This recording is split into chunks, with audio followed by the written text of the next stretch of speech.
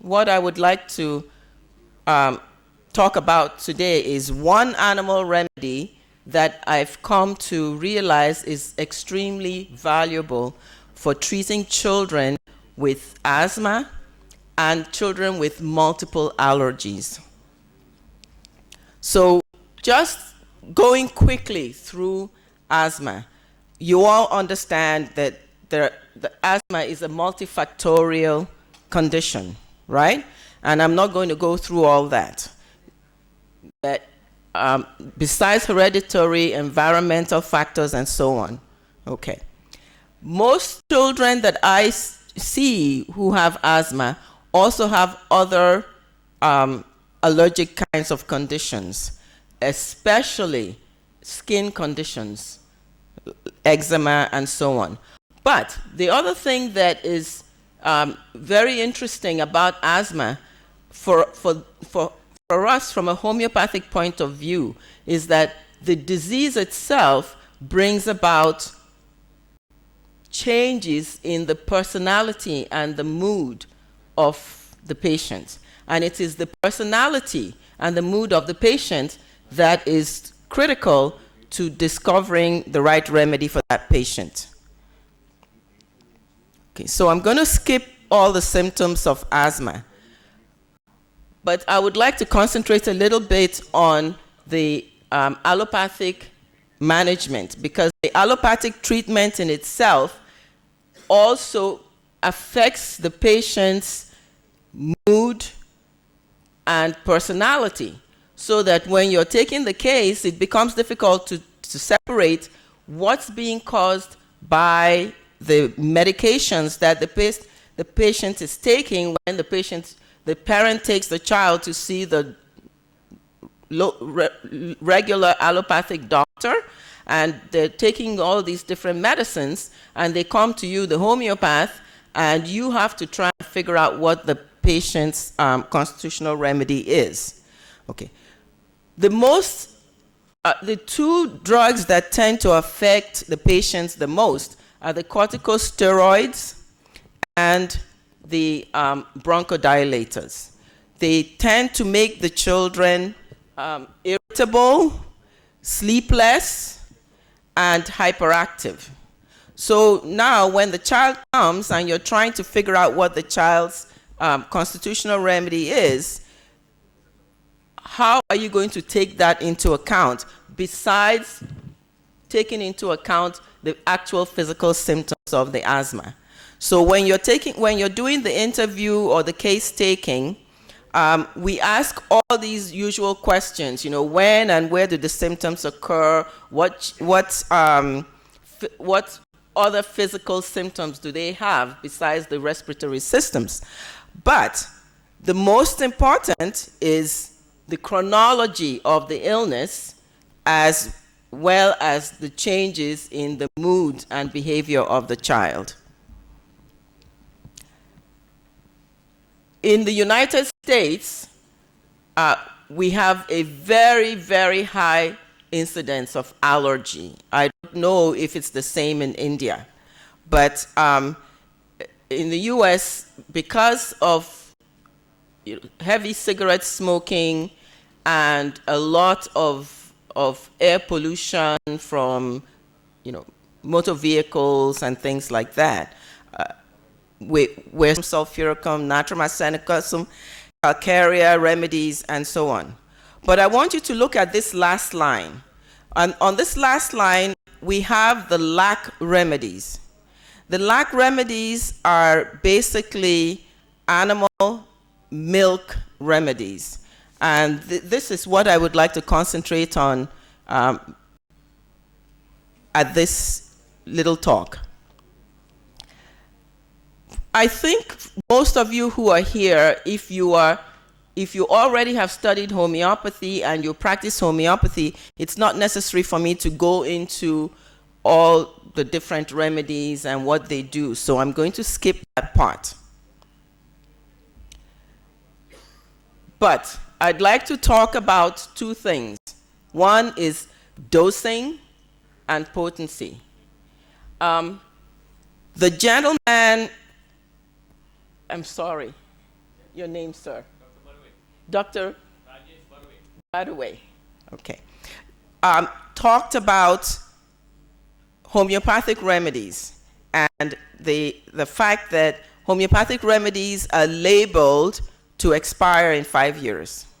In the United States, homeopathic remedies are also labeled to expire in 5 years. And that's because homeopathic remedies are considered part of the international pharmacopoeia, which is not the same, which does not apply to herbal medicines. And that's because homeopathic remedies were developed a long time ago. Homeopathic remedies started to be developed in the late 17th to early 1800s, okay? So in the 18th and 19th century was when medicine as we know it, allopathic medicine as we know it, was coming into development as a controlled scientific method of treatment and healing. And all the medical schools and homeopathic schools had to be accredited and had to subscribe to one uniform standard. And the uniform standard was set. And under that uniform standard was the International Pharmacopoeia. And so homeopathic medicines had to abide by those standards. But in practice, I know for myself that I have remedies that I prescribe to patients that are remedies that were produced in the early 1900s and still work today. So, for example, the influenza epidemic of 1919, which was a global epidemic, at that time, the remedy influenzinium was created from that influenza of 1919. Now, since then, we've been using each year, homeopathic pharmaceutical houses create new influenza remedy based on the particular flu that is prevalent. But what I found is that the 1919 influenzinium remedy is actually more effective than all the other newer influenza remedies. But that's just digressing. In general, when a patient has a chronic condition, as opposed to an acute state, children who have asthma tend to have chronic asthma with acute exacerbations. When the patient has an acute exacerbation, the lower potency remedies dosed frequently are more effective than the high potency remedies. However, to manage the chronic condition itself, then the high potency remedy given less frequently is more effective. Generally, I find that patients can be treated with homeopathy even when they're taking allopathic drugs, and that the allopathic drugs do not interfere with the homeopathy, contrary to popular belief. So it is not necessary to tell your patient to stop taking whatever their doctor gave them. If the remedy is right, the remedy is going to work no matter what. If the remedy is not working, it's because the remedy is not right. And finding that right remedy is the critical issue. I'm going to skip this for a moment, and I'm going to just present a couple of cases. Okay, so this first case is a child who had chronic wheezing, anaphylaxis, frequent allergy attacks, itching all the time. But what was curious about this child was that the child was small for age. And the child had, in addition to all those other complaints, the child had nightmares, chronic headache, and chronic stomach aches. The stomach aches proved to be due to parasites. On a personality level, the mother describes the child as very stubborn and very standoffish. Standoffish means she doesn't like anybody to come near her. She's shy, and she seems very, very quiet until she's challenged. And when she's challenged, she becomes very aggressive. She's very attached to the mom, but she will not befriend anybody else. And she's very smart in school. And this is the girl. Well, because we did a test of her stool and we found parasites, I gave her Sina. And then the stomach got better, and the nightmares got better, but nothing else changed. She was still unpredictable and still had asthma. And I gave her natrum arsenicosum, and she didn't really quite improve. And then I gave her lacfelinum. And with lacfelinum, all her symptoms cleared up. But it wasn't just that all the asthma went away, but her whole personality improved. She became more easygoing, friendlier, and she grew suddenly. So the second case is a boy who, again, was seen at 6 years old and had chronic wheezing. The mother described him as very finicky. Finicky means, he can't be pleased. He wants this thing, you give it to him, then he wants something else. And he's very perfectionistic about his work, everything about him. He's very quiet, but he can get easily very angry. And this is what he looks like. And the reason I want you to look at these pictures is because when you're looking at the patient, there's something about the patient's personality that you have to be able to read from the patient's body habitus and their eyes and their expressions. Okay. And because this boy was,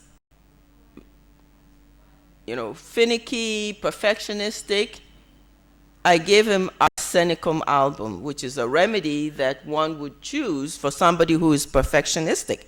And it is a very commonly used remedy for asthma.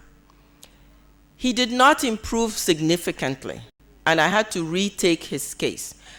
The other thing is, if you choose a remedy for a patient and the patient, some things get better and some things do not get better, you have to retake the case. It does not help to change the potency, increase the frequency. It is best to retake the case because it means that your remedy is not exactly correct. And so when I retook his case, the things that I concentrated on were, one, he was slight in his build. He was small for his age. Two, he was perfectionistic and at the same time aggressive. And he had a lot of allergies. And so I decided I would try him on lacfelinum because lacphalinum had worked on the previous patient. I gave him lacphalinum and everything resolved. His asthma completely went away and he grew. So after that, my third case of trying lacphalinum was a child who, again, I saw her when she was 4 years old. She was small for her age. She was intellectually advanced. She was very finicky. She was shy in school, but the mother described her as a leader and very perfectionistic. She's very charming, according to the mother, but she can get suddenly angry, and then there's a lot of drama. So on this girl, I didn't waste any time. I chose lacphalinum. And I gave her lacphalinum, but I want you to look at her face and look at this boy's face. And there is some kind of similarity in the thinness, kind of a thin, long face. And there she is. And for an American, at 14 years old, this girl is small.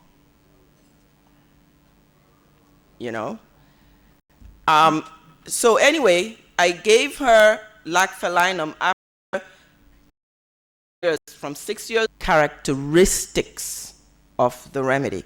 So, for example, in these children who ended up needing lacphalinum, what was common to all three of them, and now I have many more children that have responded to lacphalinum. But what was common to these children were, one, they had characteristics very similar to the characteristic of a cat, literally. And so once I discovered that, I decided to look at other lac remedies from other cats, meaning wild cats. So there's a remedy called lac leoninum. There's a remedy from the milk of the tiger. There's a remedy from milk of the leopard, and so on. And now homeopaths, at least homeopaths in Europe and in the US, are experimenting with these remedies. And so I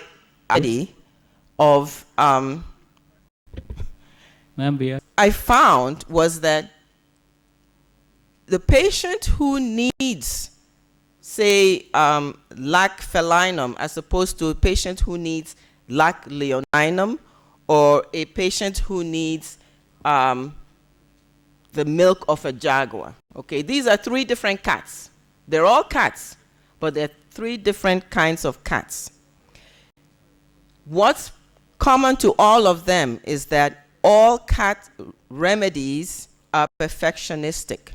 And if you know how cats behave, cats are perfectionistic animals, as opposed to, say, dogs. And the remedy lac caninum has been around for hundreds of years already.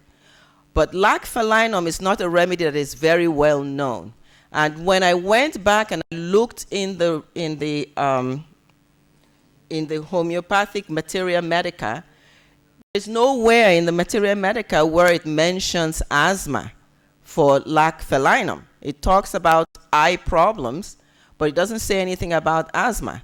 So what that led me to realize is that there is so much that we still don't know, that we still need to learn, and the only way we will learn it is by having the courage to push the boundaries and experiment with newer and newer homeopathic remedies, not just the handful of remedies that have been passed down through the generations. We have to experiment. And the more, at least for me, the more I experiment, the more I find that I can treat so many other things, okay? But the biggest lesson I learned from this was that lac felinum really should become a polycrest in the management of allergic and respiratory systems illnesses, and not just lac felinum, but lac leoninum, basically cat remedies in general will become polycrests for treating allergies. And we all know that many human beings are actually allergic to cats, and that they get asthma from coming in contact with cats.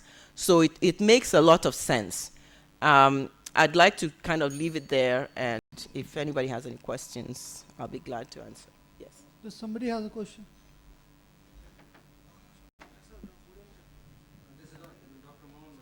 Yeah. I want to know one thing is, are you covering the miasmatic aspect of the bronchial asthma? Yes.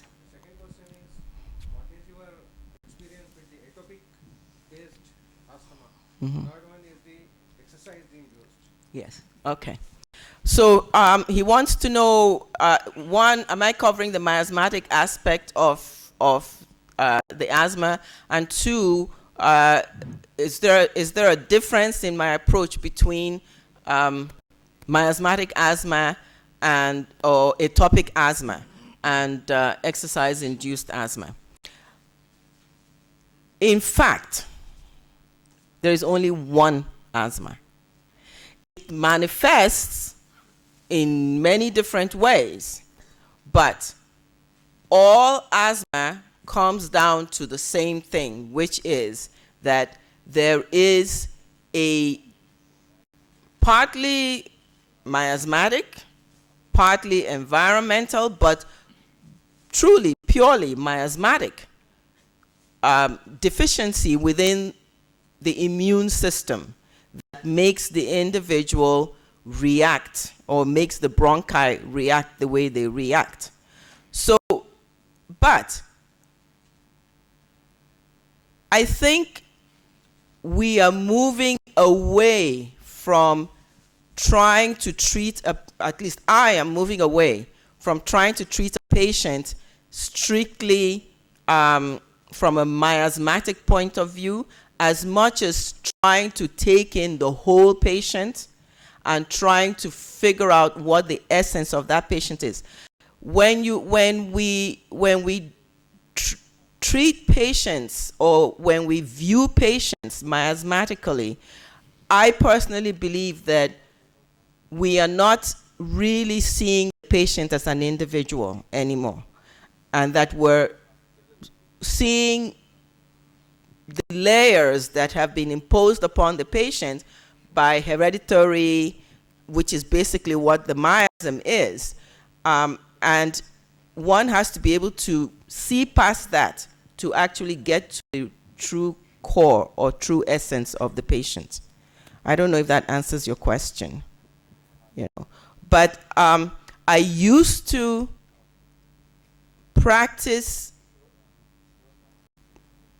by, taking the case and looking at the miasm and then trying to figure out, okay, what's this patient's miasm and how can I treat the miasm?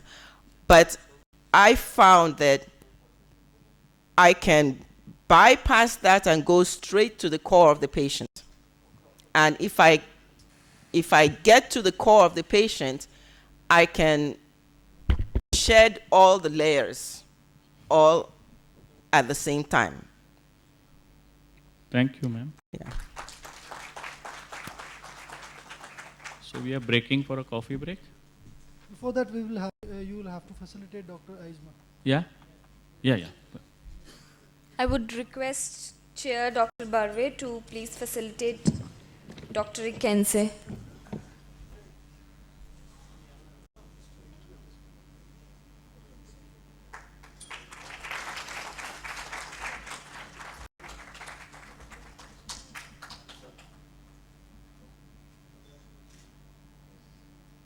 At the same time, may I request Dr. Ifyoma to please facilitate Dr. Barve as well.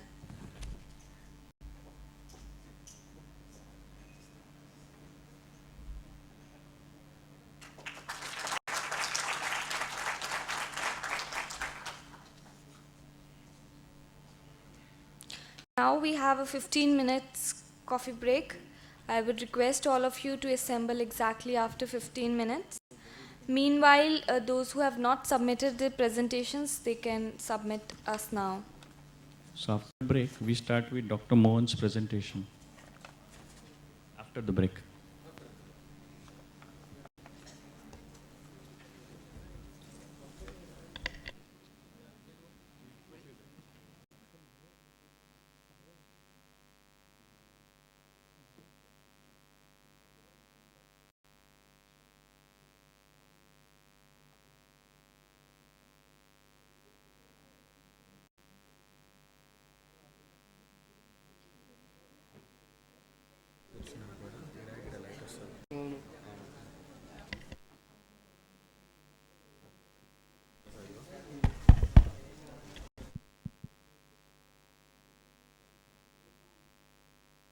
I would request all the speakers to concise their presentation to 10 minutes from now on. 10 minutes. We'll be giving you 12 to 13 minutes, but because of time constraints, we'll already done 15 minutes. Because nothing will be done, otherwise we'll just say thank you and you want it.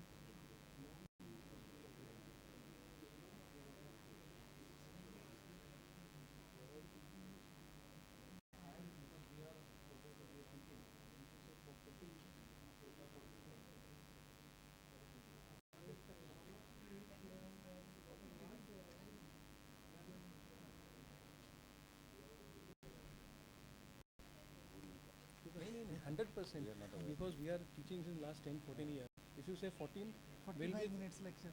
no. We know how to concise and be discreet. If you say 14 minutes will be 13 minutes 59. So give us 15 minutes. Will be 14 minutes. We'll do it in 10 to 11 minutes. Don't worry. We are prepared for that. Average. You have to take a mean average. Right. Okay. We'll be going according to the order only. No? Yeah. Point is there.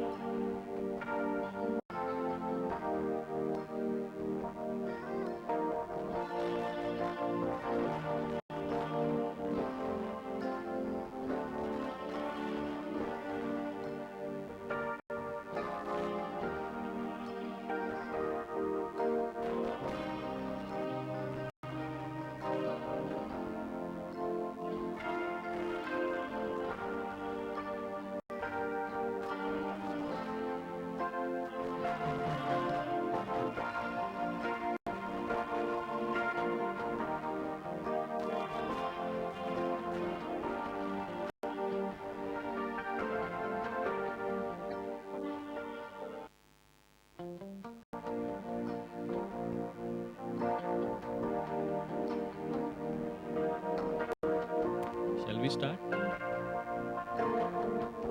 Shailendra, shall we start?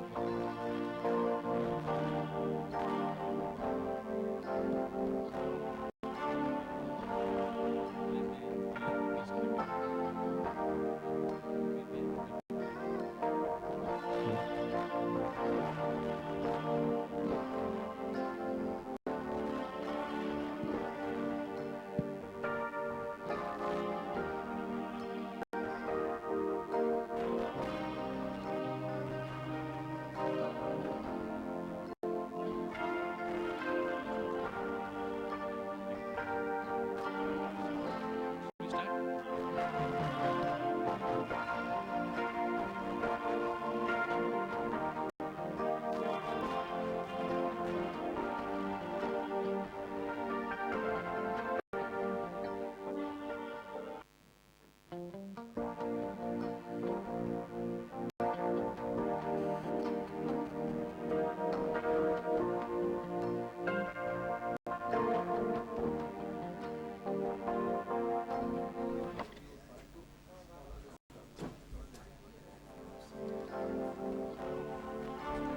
May I request everyone to please be seated and pay attention.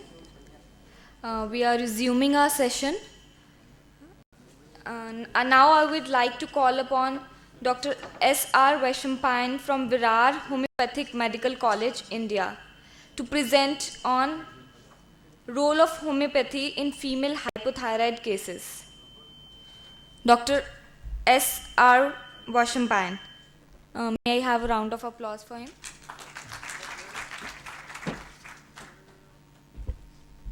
I need one more mic.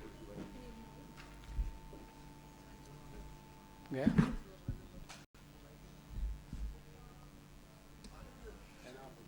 Hello. Yeah, good afternoon to all. My today's topic is role of homeopathy in female hypothyroid cases.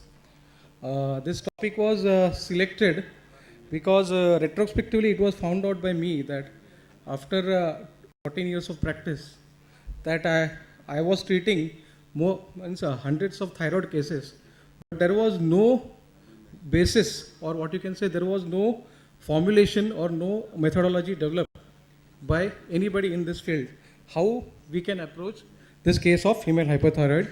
So this is a retrospective analysis of the cured cases, and then the methodology how it was done, it will be explained. Okay, so thyroid, as we know, by definition it's a clinical condition characterized by decreased thyroxine and increased level of TSH with weight gain, sensitivity skin, loss of hair, and mucoid infiltration. So classification and all that is expected for everybody to know here. So I will not go much into details of that. Now the etiology of thyroid. It is also known that prolonged exposure to goitrogens, autoimmune process, stress, familial, endemic areas like Himachal. But the most important point which I want to stress is, according to modern studies, female to male ratio is 6:1. And according to the Indian Journal of Endocrinology and Metabolism, everyone in 10 female in modern India is prone to hypothyroid. So this is a very, very important, because as most of us are practicing in urban areas. Cosmetic disfigurement, amenorrhea, menorrhagia, infertility, constipation. But the most important thing is menstrual disorders and the cosmetic disfigurement, for which any female will come to you for hypothyroid.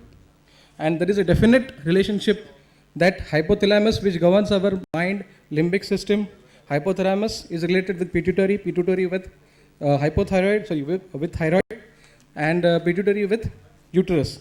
And this diagram explains the importance of and correlation between the all endocrinologically. Okay. Now management by modern medicine. What modern medicine offers usually is that they just tell you, okay, take the medicine and don't ask any questions. Thyroxine is the only drug of choice available with them. Taken in single daily dose, starts with 25 mg and has to be taken up to 250 mg. The medicine has to be taken lifelong. Then if you say, doctor, I had got some skin elements, I don't know anything about skin, just go to a dermatologist. I have some gynecological problem, then go to a gynec, plain and simple. But don't ask any questions. Only plain reassurance, with lifelong burden of taking medicine. Homeopathic concepts, so we are treating the gland. So we say we are not only treating the gland, but treat the person, not the gland. As we have shown in the previous slides that thyroid is a part and parcel of human body. So look for man behind the disease. Talk with the patient, don't just prescribe. Take thyroxine, take ultroxin, and visit me after 6 months. Whatever happens to you, whatever side effects, whether it suits you, don't answer any questions. So we beg to differ. The whole female is sick, not the thyroid gland. Dysfunction can be outcome of many factors in combination, both genotype as well as phenotype. See, no two people are similar in the world. No two female hypothyroid patient will present similarly to a doctor. They maintain their individuality. Some will be outspoken, some will be reserved, some will just talk and talk and talk. Some wants patient hearing, or somebody will accuse you as if you are the only culprit, that because of doctor I am having thyroid. So they have their own disposition. So if we consider thyroid as a single illness involving single gland, but patient gives you different symptoms. Their body structures are also different.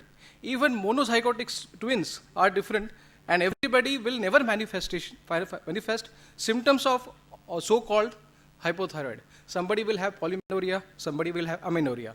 So you cannot just say that this syndrome contains 6 symptoms and all symptoms are covered by all the patients. So there can be no similar medicines for a particular condition.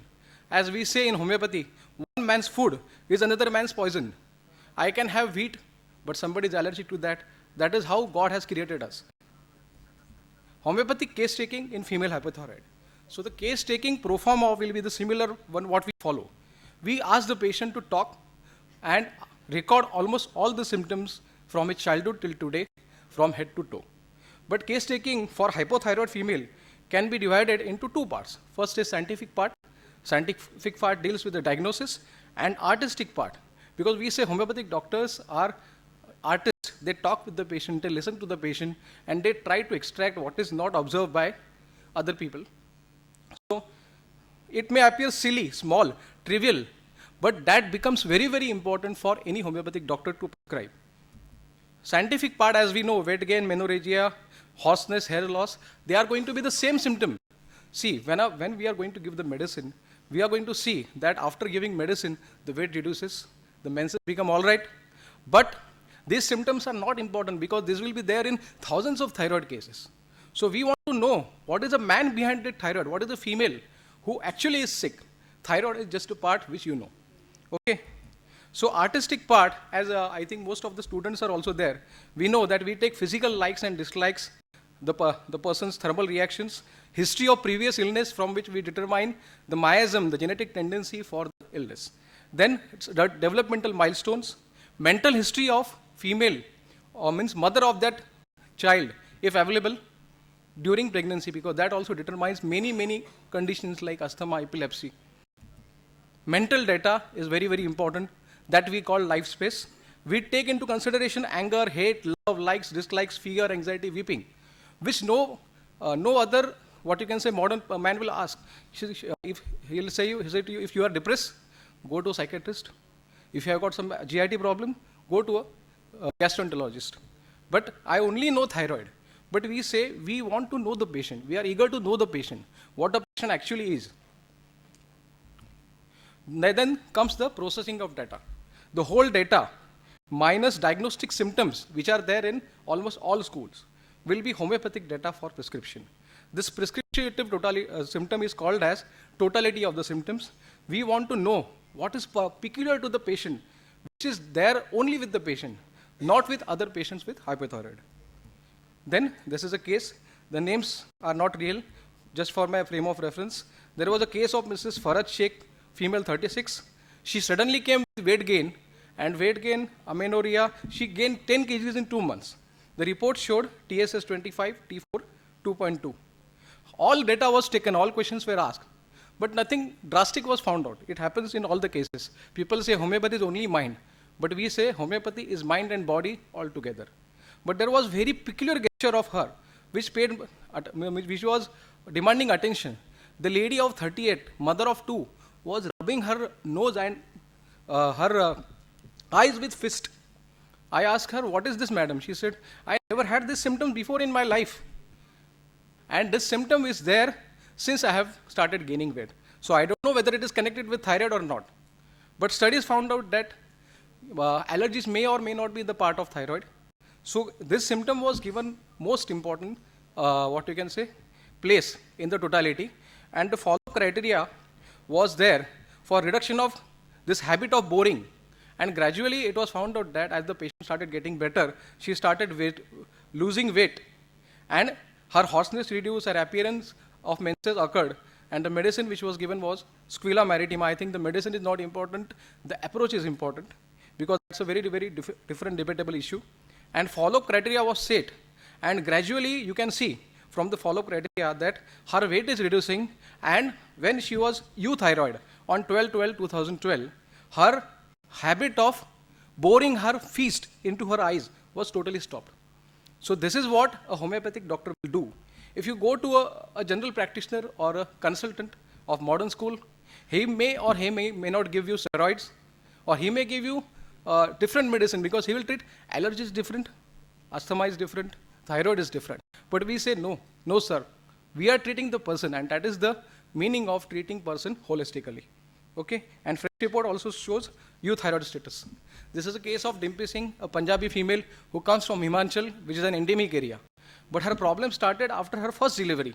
And the reason was that her husband, who was an alcoholic, who used to accuse her that you are gone obese, you are not good looking, and he used to abuse her physically, mentally, and the lady's disposition was such, her temperament was such, that she never used to retaliate back.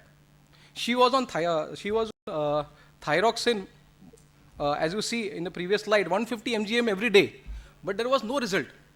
But after considering her reactive disposition, a medicine Staphysagrina was given, and counseling was done to her husband as well, he was a very hard nut to crack, because he never accepted that after marriage and his histrionics will cause thyroid to his wife. So that usually happens with families all over the world. So after it took around 3 years for me to make the patient better. The first criteria of follow-up in all hypothyroid, because hypothyroid menstruating females, usually in my practice, they have amenorrhea instead of polymenorrhea or menorrhagia. So there are no menses. When the menses appear, I keep the patient on placebo. Because if you give unnecessary repetition after the menses appear, because that's a sign that physiology is correcting itself, the vital force what we call, or Almighty is correcting this patient through this appearance of menses is a sign. And through this, we know that this is the important criteria: reduction of weight, reduction of hoarseness, and appearance of menses. And slowly, her altoxin was taper off. It took around 3 years for me, and in which, as sir was saying about anti-miasmatic remedy, the concept of anti-miasmatic remedy was used. So, the entry point in the case is the mental factor. And the miasm concept is very, very big, but I'd like to sum up that as Ayurveda people say, Vata, Pitta, Kapha. Homeopathically, we say that there are tendencies in human body. One is deficiency, one is excess, one is erraticity, unpredictability, and one is tendency of destruction. These are the basic reasons, and we have to give medicine, and we have to cater need of the patient by giving him anti-miasmatic remedy. This is again a very peculiar case, a case of Jesibunisa, who came to me after hysterectomy. And the most important condition was she only had dry cough, which was aggravated in the night. The patient will say, okay, doctor will say, hoarseness is common with thyroid, but not dry cough at a particular time. And the next important symptom was increased appetite, which is contrary to believe that hypothyroid patients have got anorexia. Because of these symptoms, she was treated within 6 to 8 months, and the total time was around 10 months. And this was a symptom upon which this medicine was given. This is the last case I like to sum up. This was a case of Mrs. Indira Jaishan, who suddenly came with me with carpal tunnel syndrome and weight gain. And she was already on hypothyroid medicines. I tried to get her, took her case for 3 hours. Nothing, no symptoms. Only symptom was she was little small and her face was showing myxedematous appearance. I said there are no symptoms, so let's give thyroidinum, which is a sarcode. I think the way madam described her lack remedies, sarcodes are healthy products of plants, animals, and human beings, which can be even used as replacement. And I so many times use thyroxine, which is prepared from sheep dung, because it is in lower dilutions, it is less harmful to withdraw, taper off altroxin. Okay, so she got eventually better and she is euthyroid. Okay, so now I'd like to conclude. Auxiliary mode of treatment is very, very important for any doctor. We have to give attention to the patient and explain her so many things. According to allopathic school, only reassurance. Okay, you will get better, or throughout your life, entire life you will be taking the medicine. Homeopathic case taking itself is a method by which one can bring about suppressed emotions, and it provides enough ventilation for patient. So they get to know more about their internal conflicts, and mechanisms help them in resolving it unknowingly. Okay, so this needs better explanation in some other place. So counseling of patients around her is of people around her is very important. Husband, children, counseling of family members about mood swings, lack of libido, depressive symptoms. All females, as a rule, any female in the world is conscious of her beauty, and you should never comment that you are obese. Otherwise, the depression is going to trigger thyroid again. Okay. Diet and regime is very important. Radish, cabbage, cauliflower, soya beans, broccoli, Chinese food in excess. Then whey proteins or other protein or dietary supplements which are injudiciously administered to people who are doing gym and who want to have a very good physique. Even females are not lagging behind. But soya proteins and the protein products are goitrogenic. They trigger goiter. They may be hypo or hyperthyroid.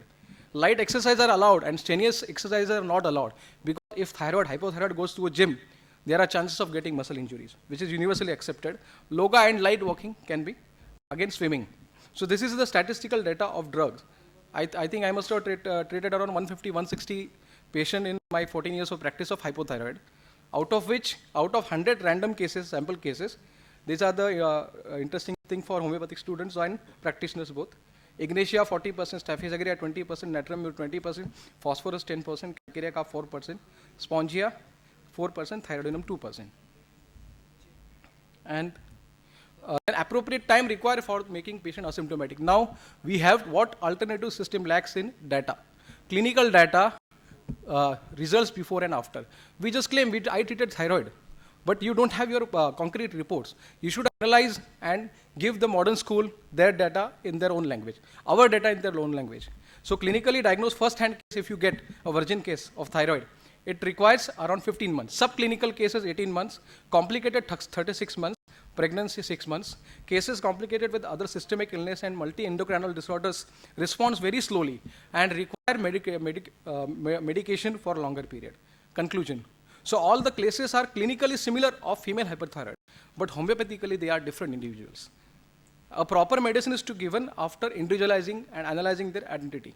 In mensurating females, medicine is to be stopped after regular menstrual cycle resumes. Reports are to be taken after 3 successive cycles. It may be 21 day, 77 day, 31 day. When the female who had problem with menses starts getting 3 regular cycles, this is my own opinion, then in homeopathy we don't repeat. Homeopathy is no excess repetition. After that, I stop medicine, keep the patient on placebo, just for the sake of follow-up. Okay. Then weight loss and anemia are the important criteria. Don't neglect anemia, don't neglect weight loss. If you say patient is better, weight loss is not better, then that doesn't count. Thyroid responds beautifully to moon-phasic medications, and medicines given at a time of new moon, as given in homeopathic literature, will give you better result. This is my own understanding and own experience. Now, the conclusion, that there are so many factors for female hypothyroid: mental factors, environmental stresses, economical factors, work pressure, social life, domestic life, and hereditary. So there are so many factors which may contribute any illness in the world. All illnesses are multifactorial. Nobody can say only goitrogen will have thyroid. Okay? So homeopathic doctor observes all and covers all. Thank you. Thank you, sir. Any questions from the audience side? Anybody would like to ask a question? Dr. Shailendra, I have a question. Yes. You said you stop medicine when the menses appear. Yes. And the second point you said is the moon phases Yes. affect some way in the treatment.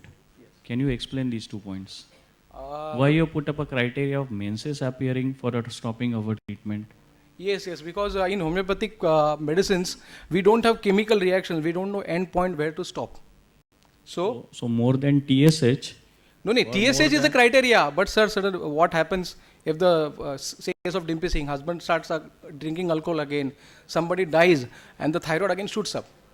So in that time, see, TSH is the most important criteria, anemia is the most important criteria, but if you give the patient medicine according to moon phases, that gives you better result. And I don't believe in repeating unnecessary. You go on giving medicine, staphysagria for life together, the patient may not respond to that medicine. So if the person usually becomes alright, in female cases, menses is an important criteria. I think all doctors will agree who are practicing that when menses become alright, 80% of the female is alright. So that is the criteria for not repeating in excess. I may give if required. Thank you.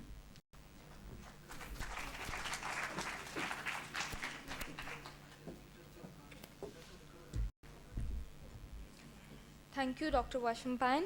May I please request the co-chair to facilitate Dr. Essa Washampayan.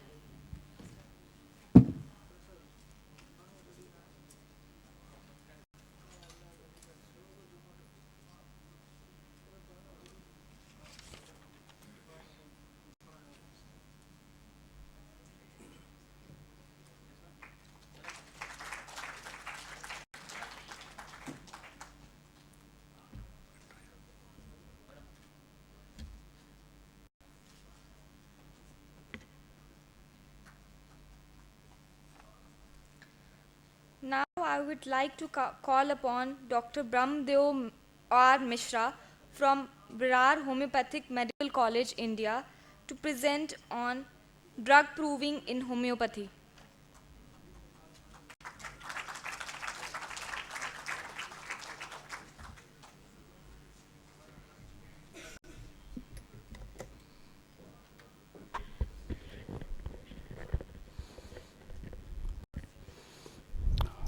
Good morning, Chairman, Co-Chairman, all my friends here.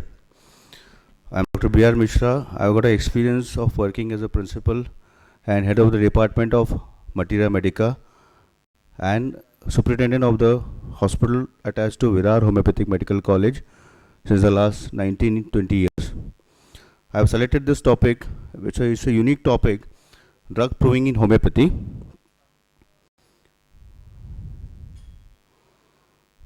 Basically, proving is derived from a German word Prüfung, which means a trial. But in homeopathy, we have got a unique thing. We don't carry out trials, but we prove the drugs on healthy human beings. Unlike other systems where they prove the drugs on animals or diseased individuals. So here we take utmost care that the drugs which are proved are not only efficacious, but they are also safe. Whereas other systems, they see that efficacy is most important, but I always say that the supreme is the safety part. So we have got a plus point here in homeopathy. Now, definition of drug proving. Drug proving is a systematic way of investigations of the pathogenetic powers of drug or medicine, ascertaining the pure and peculiar effects of medicines in deranging the health of human or man in order to learn what morbid state each medicine is capable of curing. That is what is our law is based. Law of similibus is when a drug is capable or a medicine is capable of producing some symptoms in a healthy human being, the same set of symptoms it can cure in a diseased individual.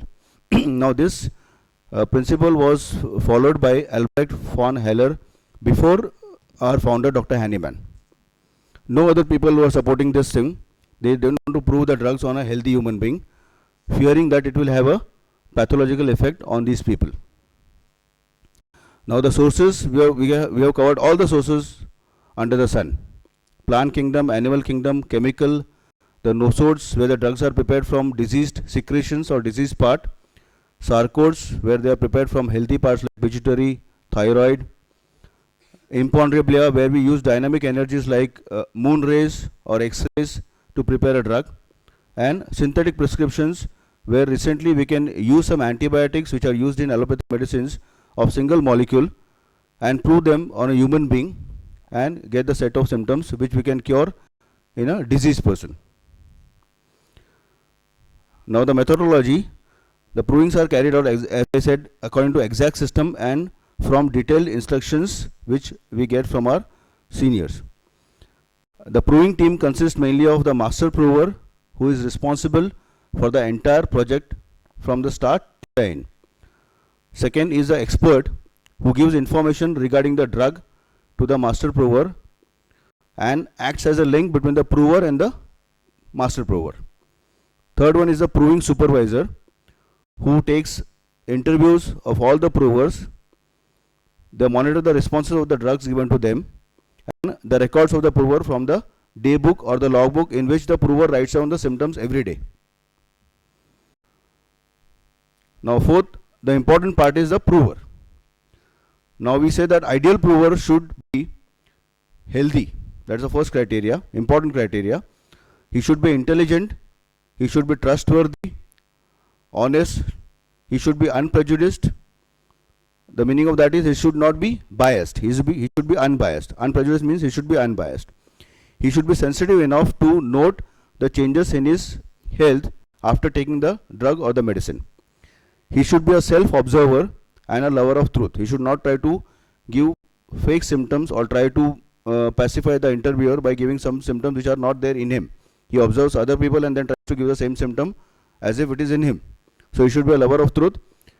We say that the homeopathic physician is the best suited for proving, but somehow I feel that people from other faculties are better provers because they don't get biased. Homeopathic physicians might get biased with the drug proving symptoms. Now after sufficiently examining, investigating and certifying the health status of a prover of generally of age of 18 to 45 years of both the sexes and of various constitutions, as Dr. Vaishambayan talked about, then we select the provers. Now once the provers are selected, now this is a criteria which is where we use those who are included, especially I told you about the ideal provers. Those people who are excluded from proving are those who are pregnant, breastfeeding, taking allopathic medicines or homeopathic drugs and on contraceptive pills.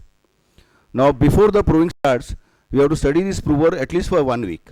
Why this is important is the prover is counseled for the methods of proving. Now the prover becomes sensitive about changes in his health during this first week.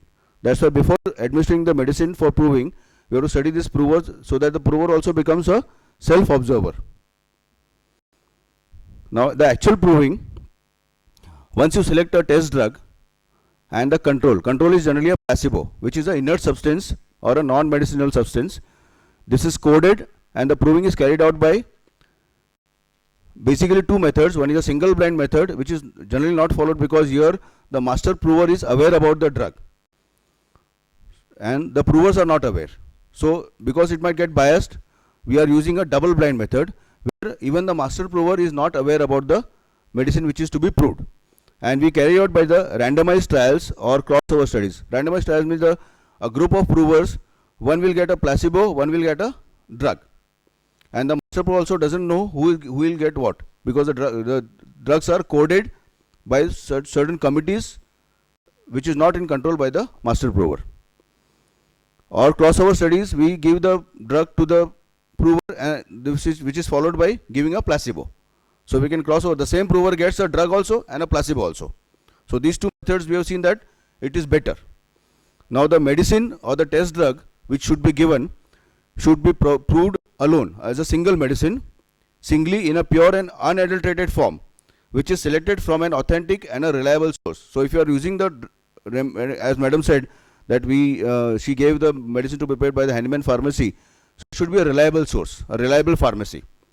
Now generally it should be given on an empty stomach daily from 4 to 6 globules of 30th potency, that is we consider as a moderate potency, where the drug gives a primary action, and it should be given till the symptoms appear. Now this is the form where the details of the medicine which is to be used, the test drug, we should fill up the form accordingly. I will not go into much detail about it. Then once the symptoms are recorded, how the recording is done? The recording is done in the prover's day book or a log book. Each prover is given a day book or a log book where the prover records the symptoms and signs in chronological order. That means day 1 what are the symptoms, day 2 what are the symptoms, day 3, his own language, that is very important, at least 7 days prior to taking the drug. That means if he has got some effect of the climate, then we'll come to know about it. We have selected a drug prover who is healthy, but in those 7 days if he has got some effect of the climate, we'll come to know from this thing.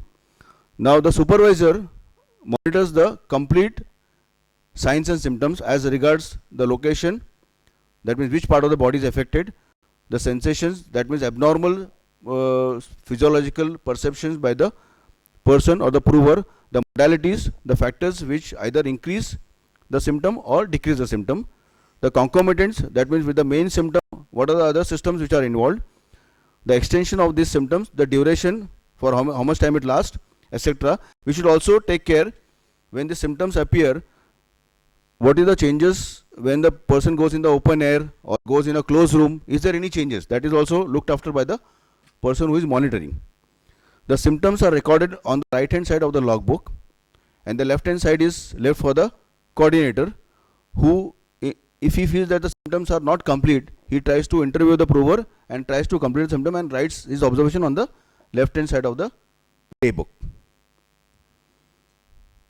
Now once this day book is complete and it is thoroughly seen by the master prover and he feels that the drug proving is now ended, now these symptoms, set of symptoms, are ready to be incorporated into a materia medica, which is the main tool of a homeopathic physician to cure a person who is diseased. Now he has got a set of symptoms of a drug from a healthy person.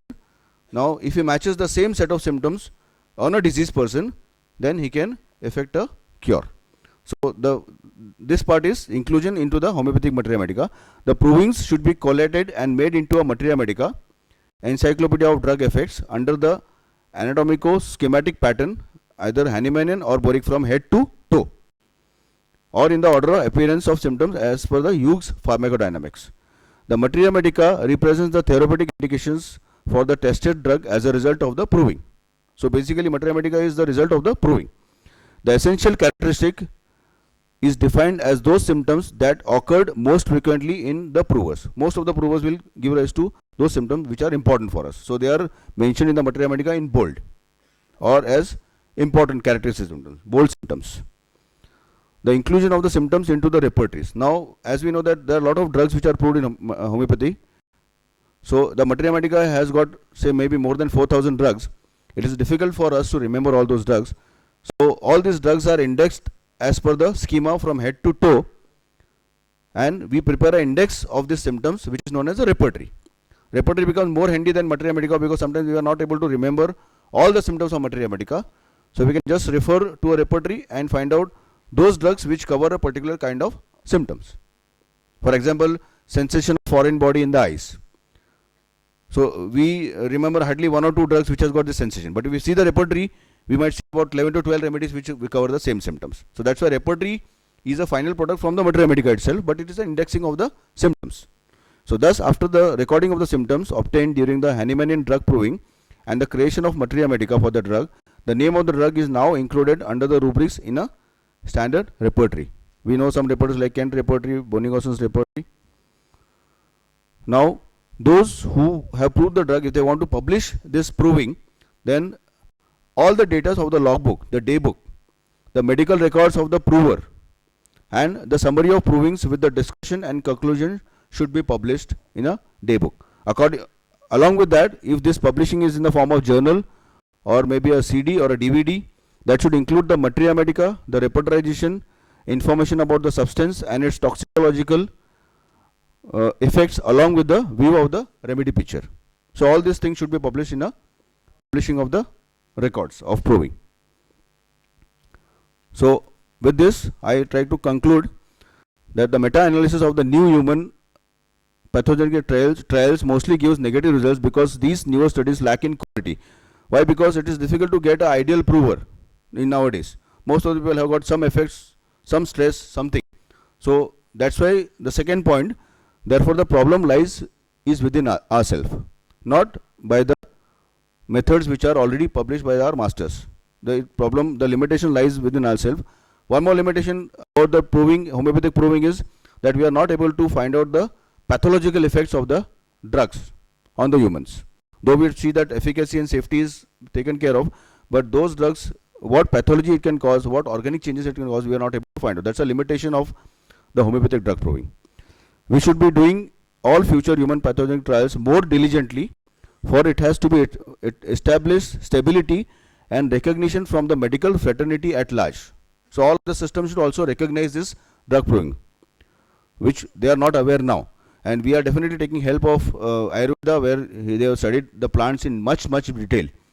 So we take the help of these people, we take the help of biochemistry from the modern medicine, and definitely we are being helped by other systems also. So they should also be aware that we are taking help of these systems and how we are incorporating this into our drug proving. And ultimately, any new innovations in the technique of drug provings are welcome, subject to sufficient trial and confirmation with the existing methodology, which forms a good standard Hahnemannian proving. I end my this thing with the thank you. I am thankful to all of you for listening to me patiently. Thankful to Mix Group for giving me an opportunity to speak here. Any questions you can ask me. In the days of Hahnemann and Berningshauser and the early homeopaths, besides doing the scientific provings of the drugs, much of the information that we have gathered over the centuries is from the actual observations of the physicians themselves on the patients that they practiced on. Today, there are ethical limitations to doing these pathogenetic studies, because if Hahnemann was able to ingest belladonna, which everybody knows is poisonous, and give it to his own child, then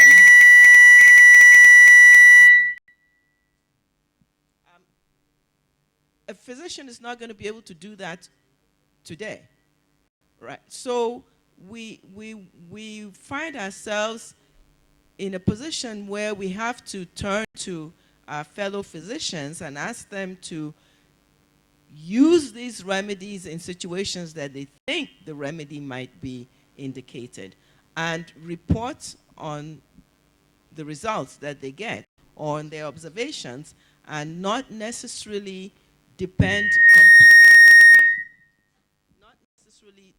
completely on the strict scientific pathogenetic double-blind studies. Yeah, you are true, madam. That's why I said that we have got a limitation that we cannot study the entire pathological effect of these drugs. We might also get some symptoms which are not found in the proving through clinical studies. There's some patient has got some symptom which is not found in that materia medica of the drug, but the patient says that after taking this medicine, my this symptom also got cured. So that's an clinical and that we can include into the materia medica without getting this symptom in the proving part.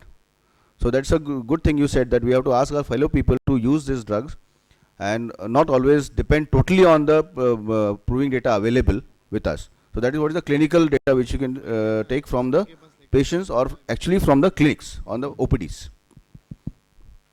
So ma'am, you want to say in US, because drug is labeled as belladonna, you are not allowed to prove it? No. What I'm saying is that in drug trials, as a rule, if the patient begins to show any kind of serious negative symptoms, the trial has to be stopped. And so because of that, our ability to do drug provings in homeopathy is limited, because the very definition of a homeopathic drug proving is to induce pathologic symptoms in the prover. There is some concept which is given by the master that known as exhaustive proving or a complete proving, when we can go on giving the same drugs to the provers for a very long time until unless we don't get any new symptoms. So in that case, if there is some pathology, we might be able to find it out. But then it's something somewhere not justified to go on giving the drugs until it causes a pathological changes. We have to go on the sensation level only. We cannot go for a pathological level also. And that is where we differ from other systems. Like the other system, they carry out trial on a diseased person. When, for example, a drug like turmeric, Cucurma longa, when we prescribe this, when we prove this drug, normally this drug is used in Ayurvedic as an antiseptic, as an anti-inflammatory, turmeric or Cucurma longa. But when we prove this, we have proved these drugs in our institute, and we saw that this drug was capable of producing some mental symptoms where the person was getting bored and say ennui or boredom in the life, and those people who are normally very cheerful and very enthusiastic, they start feeling bored. So this alternating symptom we are getting from turmeric proving or Cucurma longa proving, which is difficult to get it when we are doing a trial with the modern medicine or with Ayurveda. So there is where I said we got a plus point, and there is where we have got limitations also, we have got a plus point also. Thank you. I will add to it that Yeah. Curcurum longa constitution has a alkaloids who has a depressing action on the central nervous system. Exactly, yes. And that's why in the proving we are getting those people who were active and alert during proving they became dull and drowsy. Exactly. Thank you very much. Thank you.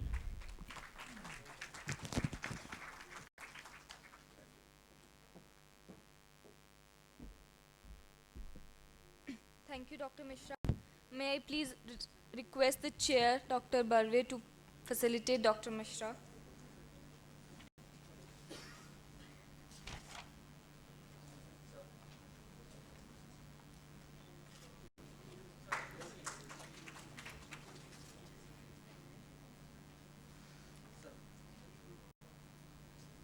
I would now like to invite Dr. Yogesh D. Niturkar, KSPM VK, Homeopathic Medical College and Hospital, India.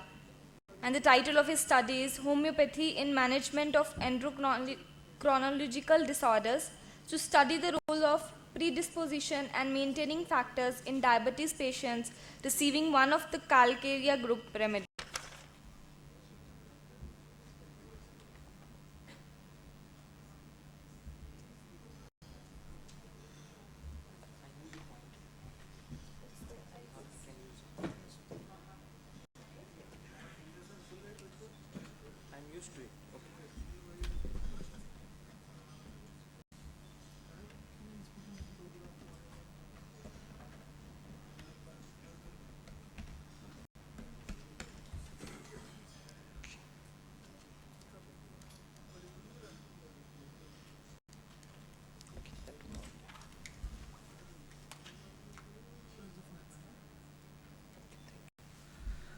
Good afternoon to one and all.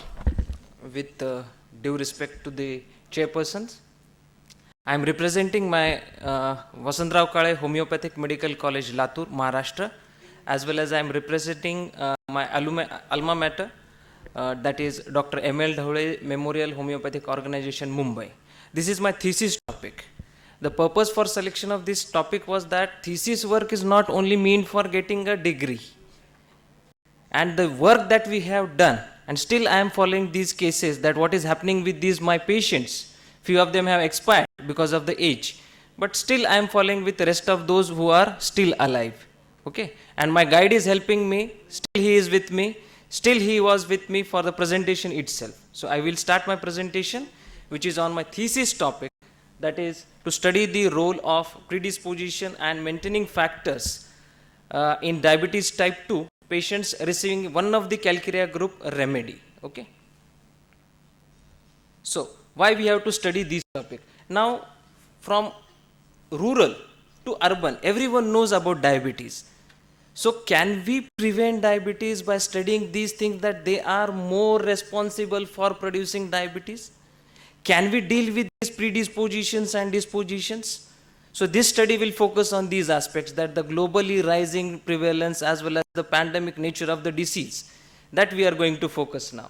Okay. Again, we are going to understand the role of maintaining factors. Whether these maintaining factors, if we are aware about these factors, we can spread awareness about these factors.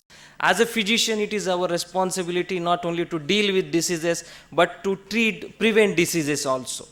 So that is what Jocelyn, also the father of diabetology, believed, that the patient has to be studied in totality. That is the crux of our treatment also. That in homeopathy we deal with the patient as a whole. Okay, so the need of study focuses upon that part. So these are the risk factors that all of us are aware about: the genetic markers or the factors, demographic characteristics, that still what we are having, the proportion, male to female proportion is 3:1. Age group, in type 2, we are focusing upon the age group, 40 years more than, and the ethnicity. Now Indians are more prone for diabetes because of our lifestyle, because of the genetic markers or the predisposition that we are going to. Now another important factor in genesis of diabetes, our behavior, how we are behaving. Okay, behavior in terms of dealing with our emotions, in terms of dealing with our body, at mind and body level, both ways. So that is the another aspect. Stress, how to deal with stress, how to take the stress and how to channelize that stress. That is also one of the important aspect. That also we are going to understand. The generous intake, the diet which we are very careless about, how to eat, how much to eat, where not to eat, and where to avoid us. That also is very important. Another major problem is urbanization. So that also we have to take care of that. Next thing, the metabolic determinants or the intermediate risk factors in terms of the day by day what we are, the stress, how it is affecting our body in terms of again generating the tolerance and resistance also, impaired glucose tolerance and the insulin resistance. Now few of the factors that we have correlated. Now when I was doing my MD, my co-partners or my colleagues, they were also studying different group of remedies in same diabetes type of patients, where they were receiving natrum, some patients were receiving kali, some were receiving magnesium. So what we did, we studied these people, we studied their individuality, and we tried to understand their correlation, how the disease is evolving, how the genesis of disease is there, and how the patient is reflecting. So we were trying to understand man in health and man in disease. That is very important. Okay. So apart from that, now the correlation in terms of disease and what is reflected in our homeopathic materia medica. What we found in terms of calcarea, what is there? All of us are aware about this. I am not going to focus upon most of the things. So just try to understand the pattern of diet the calcareas are having, the pattern and the content or the happiness with obesity, that they are enjoying their obesity, they are not bothered about their looks, so they are more content with their obesity. Great appetite, overindulgence in food, again the pattern of dealing emotions, the impact of intellect, and again the interrelationship between emotions, intellect and the action, that is behavior pattern, that is also. So because of these factors, limited exploration of world is there, because they are not physically and mentally stable to deal with stress because of the lethargy or the indolence that we are going to see in the next point. So what they do, they enjoy staying at home, and what they do to elevate their anxieties, insecurities, the burden of urbanization or the complexes or the various patterns, stress that they are having, they will sit at home, they will channelize that anxiety through eating, consumption of food in binge, and continuously they are indulged in that aspect. Now the urbanization and stress, inability to sustain and adapt that stress. Another thing, the habitual physical inactivity that they are having.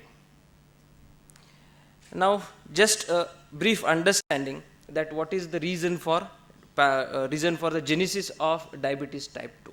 Okay, so the genetic environment, that is the causative agent, interaction that will lead in terms of effect. What is the effect? Decreased insulin secretion is there, insulin resistance is there, decreased glucose utilization and increased glucose production, leading towards hyperglycemia. Nothing but the state or the syndrome or the umbrella term that we talk about is diabetes type 2.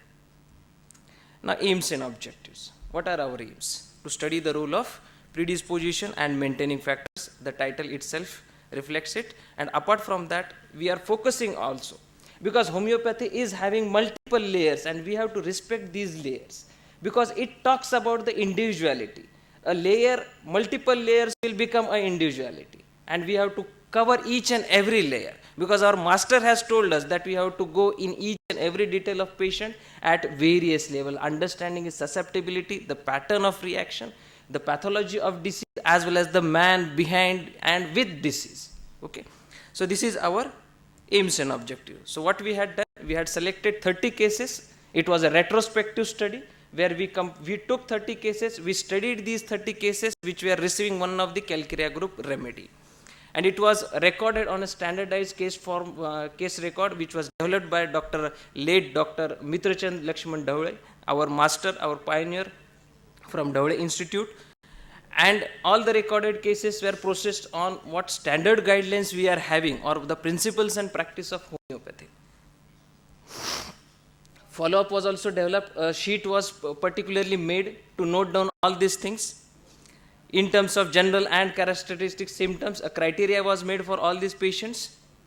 Then parameters were fixed in terms of how to assess these patients, because that is very important, whether only focusing upon mental things or physical or examination findings or investigation reports. So we covered all these aspects, and by covering these aspects, what we did, we used to take follow-up on that basis. The domination of whatever mental or physical aspects are there, or whether they are on any oral hypoglycemic agents, that we had considered. Inclusion criteria: age about 25 years, both the genders, having been diagnosed about diabetes type 2, they should be receiving one of the Calcarea group remedy, and with more than 3 months of follow-up, that we had selected. And what we had done, that they should have shown an improvement about this with the treatment. Exclusion: irregular in treatment, as well as those who have developed complications or those who are going towards complications. Now, diabetes is something which is very unpredictable, and again our immunity, our susceptibility is again unpredictable. Kab kaun dhoka dega bol nahi sakte. So that is very again another thing. So those cases which are turning towards complications, that we omitted from the study itself.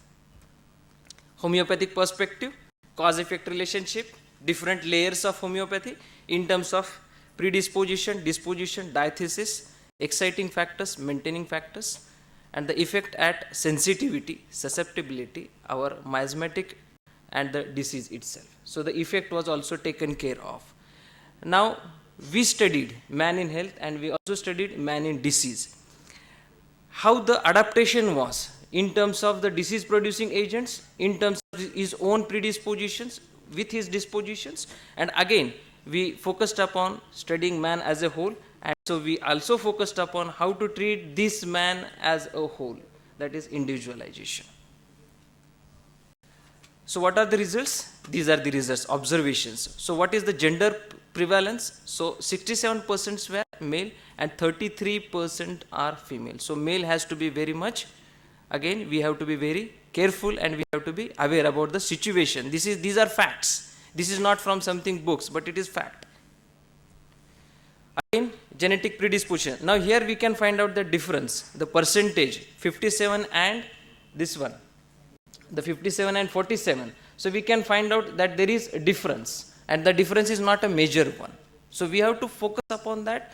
With or without genetic predisposition, we are prone for developing this kind of disease if we are not changing our behavior, if we are not able to deal with our emotions, and if we are not able to sustain stress. So that is very essential.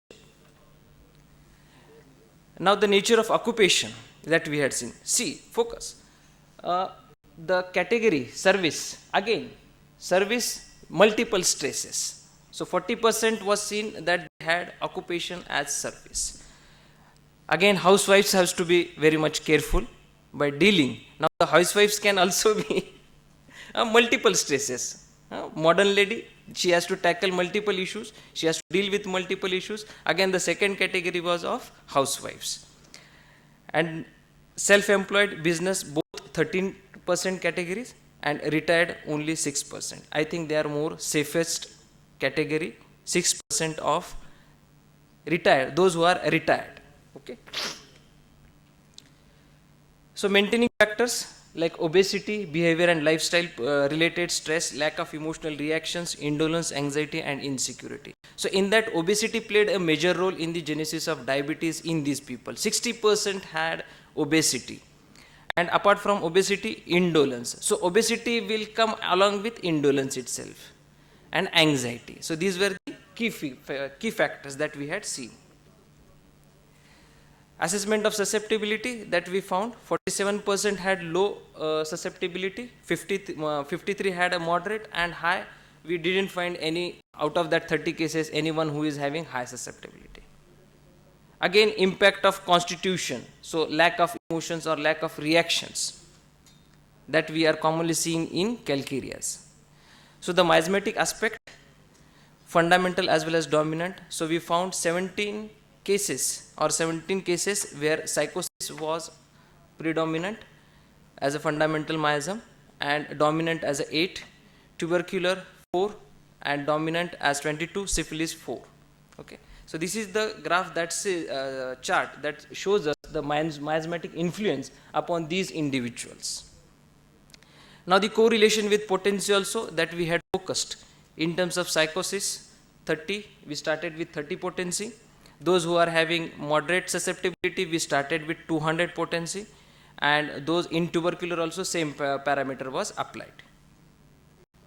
So you can see the domination of tubercular miasm in these cases and the impact of selection of potency in terms of the reactive pattern or the pathology that they had. The outcome assessment criteria, whatever outcome we had, we categorized into these things: improved or recovered or improved. Okay. So feeling of mental and physical well-being, that was considered. Disappearance of the signs and symptoms for more than 6 months in recovery category and correlated with the blood sugar levels, whereas in improved category we had same feeling of mental and physical well-being and the partial disappearance of symptoms, signs and symptoms, that is subjective and objective data, for more than 6 months. Again we correlated, means we started with each and every aspect, we covered all these things. 5 minutes, so what was please. Yes sir. So the status, so this was the status of oral hypoglycemic agents when they started, in terms of whether they are on or without hypoglycemic agents, and what happened to them after homeopathic intervention. So this is the chart which is self-explanatory. Now these were the remedies that we had selected and with their percentage. So calcarea K was the 67% major group that we had in this management. 36% of diabetic cases were not on any of the hypoglycemic agents and they didn't require. So we have to focus upon that. They didn't require any sort of oral hypoglycemic agents. I would like to share that my mother is also on my own treatment. She is not on any of the oral hypoglycemic agents. We visit a physician. We are having an interaction that whether she needs any hypoglycemic agent or doesn't need. So my mother is also on that treatment, and what results I had seen at Palghar, at Mumbai, same with my mother and with my other patients, I am getting these kind of results. So they didn't require any kind of oral hypoglycemic agents, and they were treated with constitutional remedies only, classical practice. Okay, so 7% cases, the oral hypoglycemic agents, we reduced them. Conclusion, I will conclude. So we found that there are factors which are responsible for the genesis. Where we started that whether these are having any correlation. Yes, we found that kind of correlation. The graphs were self-explanatory in terms of that. So genetic, demographic, behavioral, lifestyle related aspects were there. Stress, obesity definitely played a major role. Indolence, anxiety, emotions, all these things played a major role. The disease presented with a varied presentation at each and every stage of evolution, and susceptibility played a major role. Miasmatic classification helped us in terms of dealing with this patient, because whenever we come across patients where they are coming to a height, they are better, and at a stage they come to a standstill. So that miasmatic understanding helps us that the block, Hahnemann studied these things for 12 to 20 years and he was continuously upgrading himself for study of this miasm. So what was the purpose? to understand why my patients are not better or why they are having recurrence of the acutes or the hyperglycemic, whatever stages at that time they had. So the study of several cases shows the significant role of predisposition and maintaining factors in diabetes patients receiving one of the Calcarea group remedy. These are the references, and I thank to my family, to my students, to my teachers, to Mr. Mujib, coordinator of this event, to chairperson, to my college, UG college, PG college, and the college where I am right now. Right now I am having my job. So VK College. So thank you very much for giving me this opportunity and for your patience listening. Thank you very much. Any questions? Thank you. Uh, Any questions, before please? before questions, we have a diabetic expert here. So Okay, let's give him a opportunity that if he wants to comment or ask you anything. So I give it to Dr. Mandal.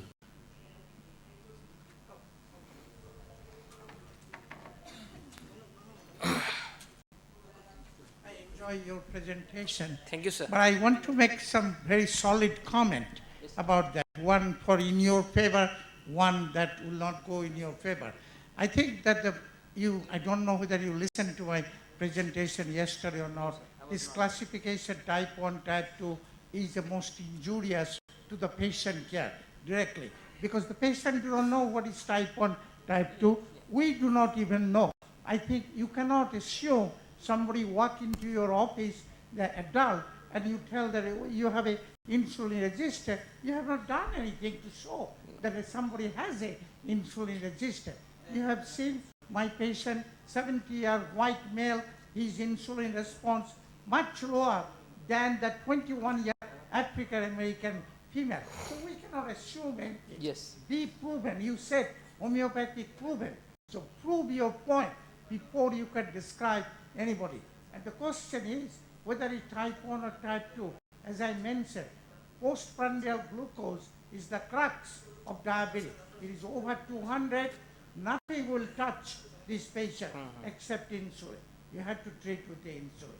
Now, your homeopathic field is different. I cannot make a comment. But what I like to comment, I like your schematic diagram that insulin, glucose release, hyperglycemia. We do not know, and most have not done any study, that liver is an important organ in diabetes. So, diabetes, by definition, is not a beta cell failure or pancreatic disorder. Liver has a profound role. And if you read the Nobel Prize speech by Frederick Banting, September 15, 1925, he even mentioned that liver has a profound role in diabetes that we do not know. My theory, what we have done some preliminary work, heparinase. Heparinase overexpressed by feeding the rat with a high glucose and is underexpressed by giving them insulin and heparin. So what it is, that heparinase destroy heparin and heparin synergize insulin. So some way heparin activity, which may be interaction from the liver, may play a role in diabetes. Thank you, sir, for your expert guidance. And I will request Dr. Mandal, if any of this group, if they want any advice from you regarding diabetes treatment, I think you will give them your expertise. So those who have any difficulty and any problem in treatment of diabetes, he is the Definitely. expert. Definitely. You can contact him Yes. and take his advice. Yes, sir. There is one question from my side. You said that the incidence of diabetes is less and stressors are less in retired people. So kindly, can you just explain? No, this kind of what we had selected these cases. So out of 30 cases, 6% had the retired. They were retired from their job. But you just said that they were under less stressors. I think. Correct me if I'm wrong. They were Under less stress in comparison with house-going people. no, Or from house-going percentage. people. It was a comment from the percentage that we are assuming that they had less stressors at that point. from the study. In the study, I am restricting myself to the study itself. You have to understand this is a short number, and within So a from short that, number, that we was his concluded. observation. Yeah. It is not a generalization. General, it is not a general comment. Yeah. Any more questions? Yes, sir.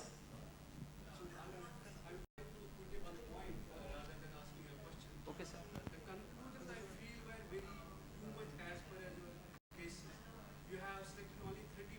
Yes, sir.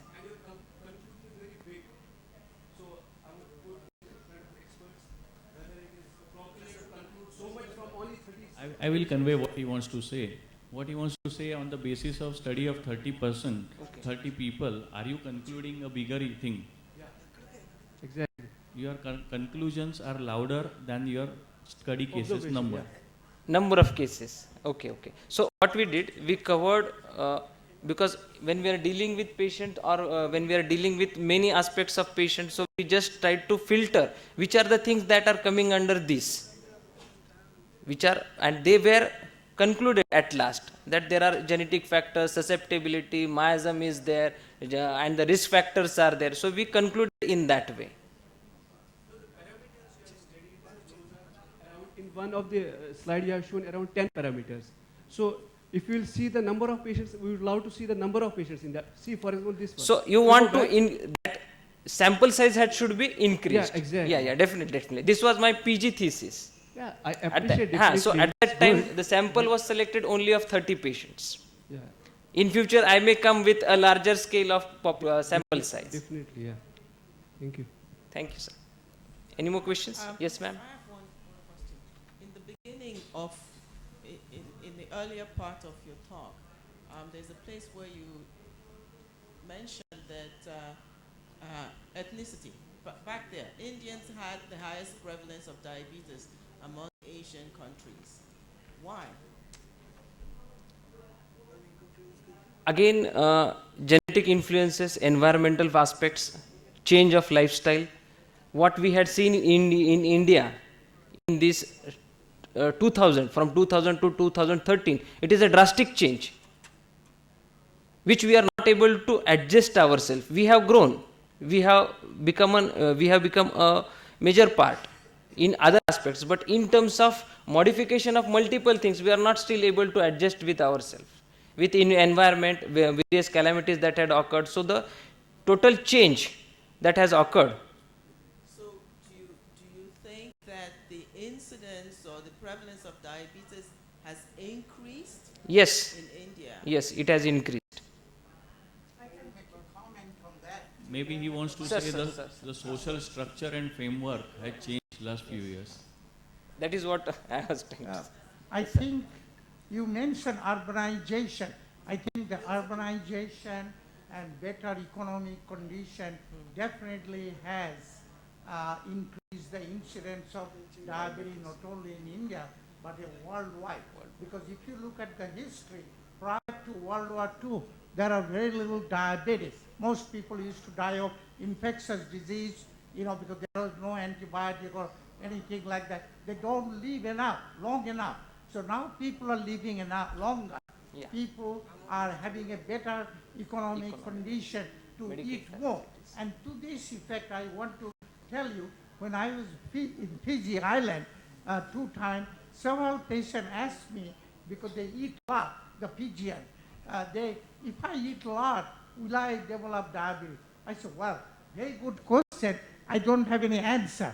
So we set out an experiment, and the oyster rat, by feeding the rat 25% glucose for 4 weeks, and surely we found that the glucose significantly elevated and the beta cell undergo degradation. So there is something between overeating for a prolonged period of time and eventually degrading the beta cell to develop diabetes. I do not know, but this is my observation. Thank you, sir. Thank you, sir. Thank you, sir. We go to the next.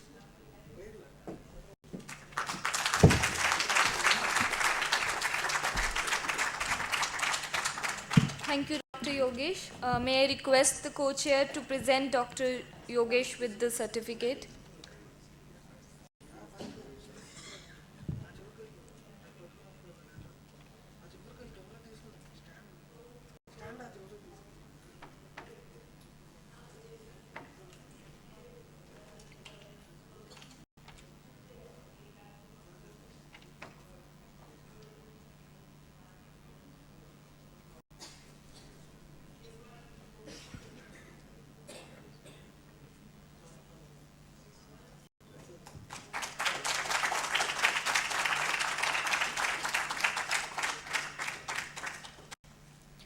I would like to mention here especially that this session is now live on YouTube.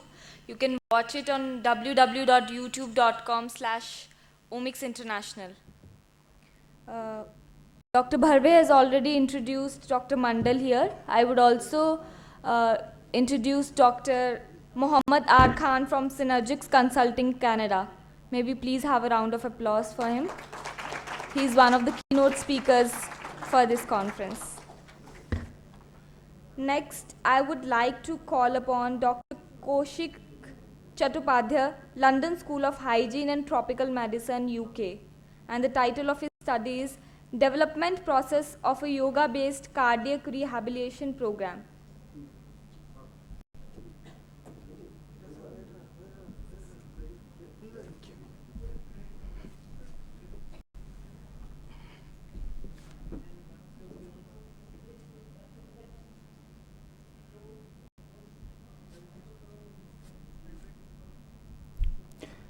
Hello, everybody. I'm coming from London School of Hygiene and Tropical Medicine. It is one of the world-famous public health institutes in the world. And this is a part of a bigger project, actually. It's jointly funded by the Medical Research Council, UK, and Indian Council for Medical Research, MRC. So it's jointly funded by the UK as well as by India. And we have partners like London School of Hygiene and Tropical Medicine and Imperial College London. And in India, we have Center for Chronic Disease Control. And we will develop this intervention, basically, yoga-based cardiac rehab. And then we are going to do clinical trial, a randomized control trial with more than 4,000 patients in India in 16 coronary care units. And in the UK, we are doing a trial with 80 patients. It's basically a mechanistic study. And what we are going to do there is we are going to measure some mechanistic things using high-tech technology at Imperial College London. So that study is going on, but the Indian study will start in April with more than 4,000 patients in 16 sites. Cardiac rehabilitation is very common in developed countries, basically. It is provided after heart attack, or we are focusing just on heart attack, myocardial infarction. So it is a program of education as well as exercise sessions that help heart attack patients to get back to their regular life, everyday life, as quickly as possible. And as I said, it's very common in the UK as well as in United States and in other European countries also. And it is found to be highly effective in reducing morbidity and mortality in heart attack patients. But it needs a large multidisciplinary team like cardiologist, specialist cardiac nurse, physiotherapist, exercise specialist, occupational therapist, dietitian, and psychologist, and which is generally very difficult for India because we don't have that much of funding available in India. So, and it's, that's the reason. With limited resources in India, it's very difficult. So we are coming with a new idea. That is, we are going to merge yoga with cardiac rehabilitation. And because yoga does the same thing as the cardiac rehab, more or less, what we think. It improves physical fitness, it reduces stress, and brings about dietary and lifestyle changes, which is very similar to CR programs, cardiac rehabilitation programs in the UK, EU, or US, or Australia maybe. And it requires considerably fewer resources, just one yoga teacher who can teach, who can supervise. And you can see the two pictures, basically one from the US, like a cardiac nurse maybe giving the session, and another one, a yoga teacher in India. So as I said, these two things, cardiac rehabilitation in the UK or in developed countries is very similar to what we are thinking, we are planning to do. So it will have it will improve physical fitness, as you can see. It will improve the diet, it will focus on dietary and lifestyle changes, and it will try to reduce stress. So this is a very complex process. So we are trying to develop this intervention, basically, and we have followed Medical Research Council complex intervention guidelines. And first of all, we started with developing a summarized cardiac rehabilitation framework.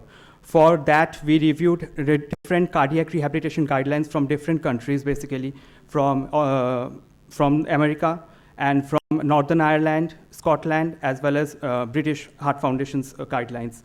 Then what we did is like to identify yogic exercises, dietary and lifestyle changes recommended after heart attack. For that, we did two things. We reviewed literature from renowned, basically, governmental yoga institutes in India. So like National Institute of Yoga and Central Research Council for Yoga and Naturopathy. We reviewed their documents, and we interviewed 4 basically yoga experts, one with a research background, one with a teaching background, one with a philosophical background, and one gender. To balance the gender, we had one female yoga teacher also. Then what we did is we had to agree yogic exercises, dietary and lifestyle changes to be included in this program because it's for heart attack patients. It's based on safety as well as acceptability. So for the safety part, what we did is we made a quantitative questionnaire, and we there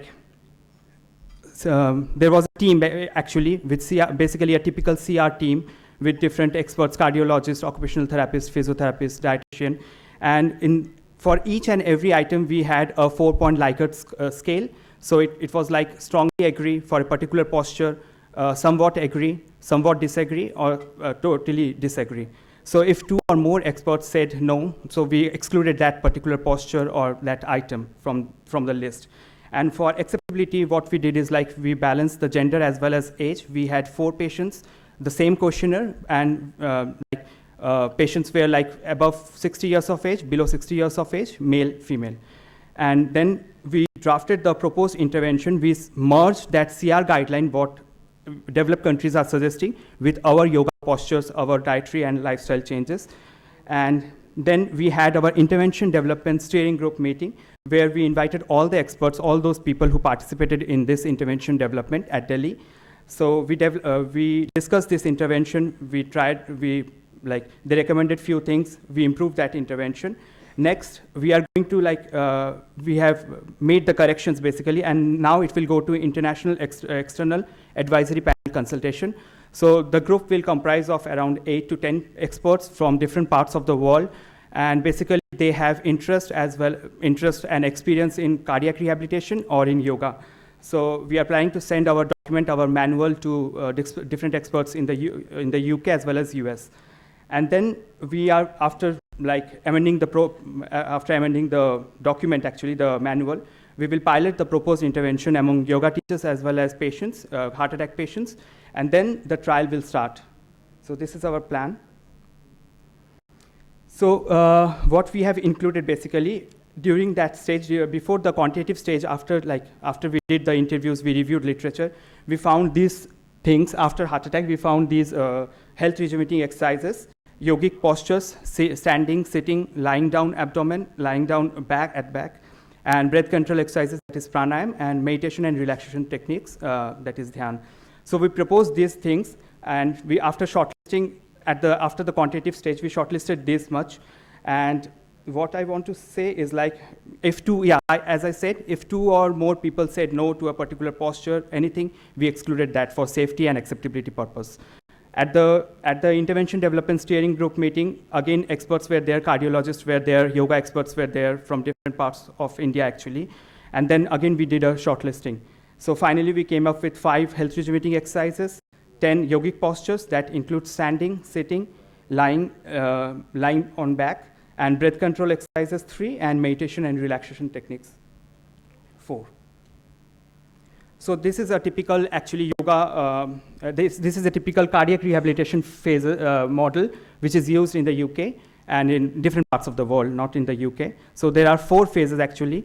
In the first phase, you can see inpatient care. So just within 1 week of heart attack in the hospital on the ward, the yoga teacher, what we are suggesting is that the yoga teacher will have a face-to-face meeting with the patient, and he will, for an hour, and the yoga teacher will tell the patient about his or her condition, will try to reassure the patient because he or she will be depressed, and will also give him dietary as well as lifestyle advices. So the next phase will be after 3 weeks of heart attack, there will be an early post-discharge care. And then the yoga teacher will call the patient for 15 minutes and will talk to the patient, again, reassurance, and will explain about the next stage And again, a brief reminder about dietary and lifestyle changes, which is important after heart attack. So the third stage will be the formal outpatient session. It will be twice. It will start at 5th to 12 weeks, and it will be for twice a week and for 2 months, basically. So it will be a face-to-face group session with around 15 patients and 1 yoga teacher.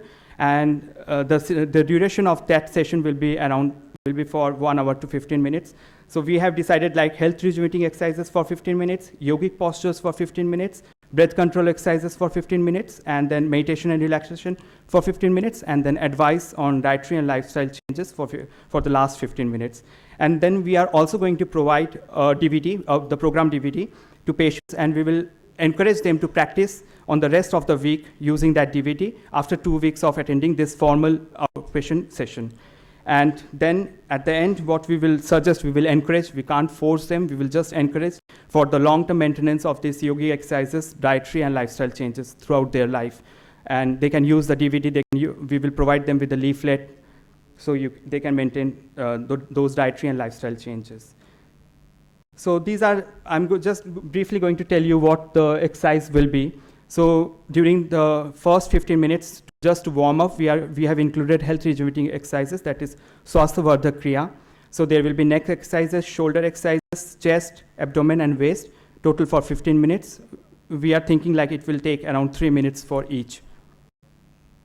Then we will start the yogic postures, that is standing postures. After shortlisting, after consulting experts from different parts of the world, yoga teachers, CR experts, we have included 3 standing postures actually: Kati Chakrasana, Tadasana, and Urdhva Hasta Uttanasana.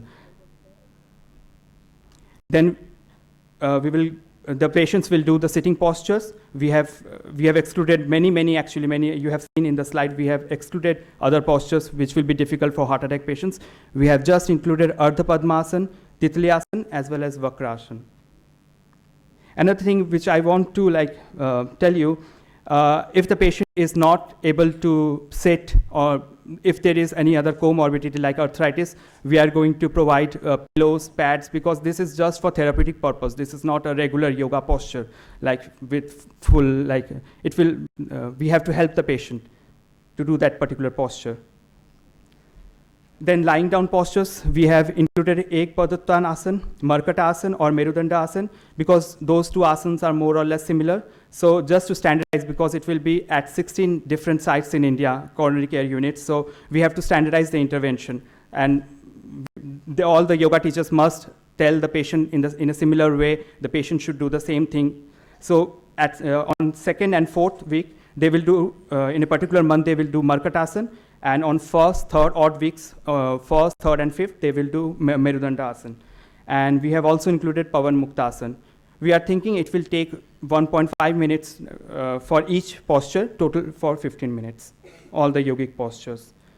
Then the patient will do pranayam for 15 minutes, and then we have included Anulom Vilom without kumbhak, that is without holding their breath, Bhramari Pranayam and Ujjayi Pranayam. And the total duration will be again for 15 minutes. Then the patient will do meditation and relaxation for 15 minutes, 5 minutes each. Chanting, initially we decided to include Om chanting, but it's very difficult for religious reasons and other. So the patient is going to just do M, pronounce M, and we have removed the AU part from that. And then the patient will do Anupreksha, and this is like the patient will meditate and will say the same thing, will concentrate, like the arteries in my heart are opening and my blood circulation is getting normal. And then the patient will do Kayotsarga, which is Savasana, basically relaxation with self-awareness on even weeks of the month, 2nd and 4th, and Dirgha Swas Preksha, that is pulsation of deep breathing, on odd weeks of the month, that is for 1st, 3rd, and 5th. Because the last 2 are more or less similar. It's not very similar, but just to standardize the thing, we have to use either Kayotsarga or Dirgha Swas Preksha.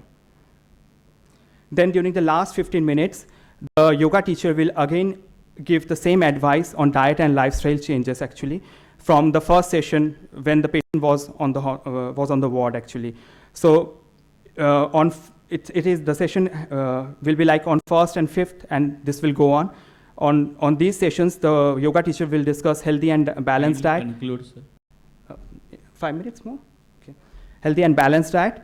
And during the second session, it will be like alcohol, smoking, tobacco intake, mental stress. And during the third one, medicines, about their adherence to medicines, high blood pressure, high blood cholesterol, diabetes. And in the last one, physical activity, healthy weight, and body shape. It will be during the last 15 minutes. And yogic principles suggest vegetarian diet, which we can't force because we know that the evidence is there that omega-3 fatty acid is there in oily fish. So we will encourage patients to have a vegetarian diet, but they can go for non-vegetarian diet also. Similarly, we can't say don't drink alcohol. So we will say that yogic principles suggest no alcohol, but these are the guidelines from developed countries. This is the bibliography. So thank you very much. Thanks. Any questions? From your presentation, all the things what you said is what you proposed. We would have been happy to hear what are the actual effect of this in cardiovascular disorders and what is your experience with this in cardiovascular disorders with respect to their improvements and the circulatory status. The study will start actually. We have developed the intervention and the second phase will start in April. So that will be the evaluation phase. But whether you have any data beforehand of what is the efficacy? Efficacy trial will start in April. So the trial will start. This is about the development of a complex intervention. I think your presentation on yoga is quite good structure. Now, we can also follow non-structure. The fundamentals of rehabilitation in heart patient or any form of a cardiac patient is to reduce the stress. Okay, if that is the case, reduce the stress, it can be done in a variety of ways, not necessarily structured going to the rehabilitation center. You can go to temple and have a kirtan. That's it, which you love.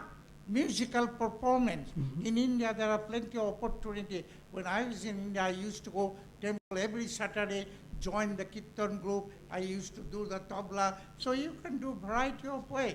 You Definitely. can walk on the street. You can have a gardening.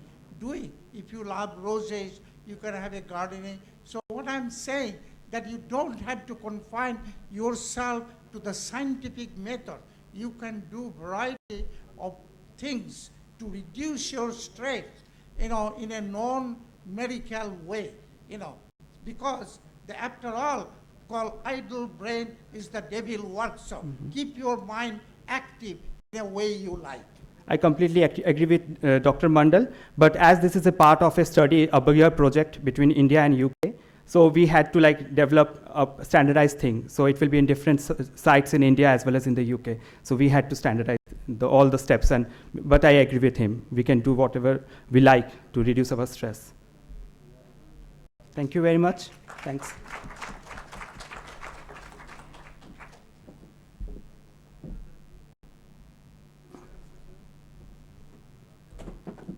Thank you, Dr. Chattopadhyay. May I request the chair to please facilitate Dr. Chattopadhyay.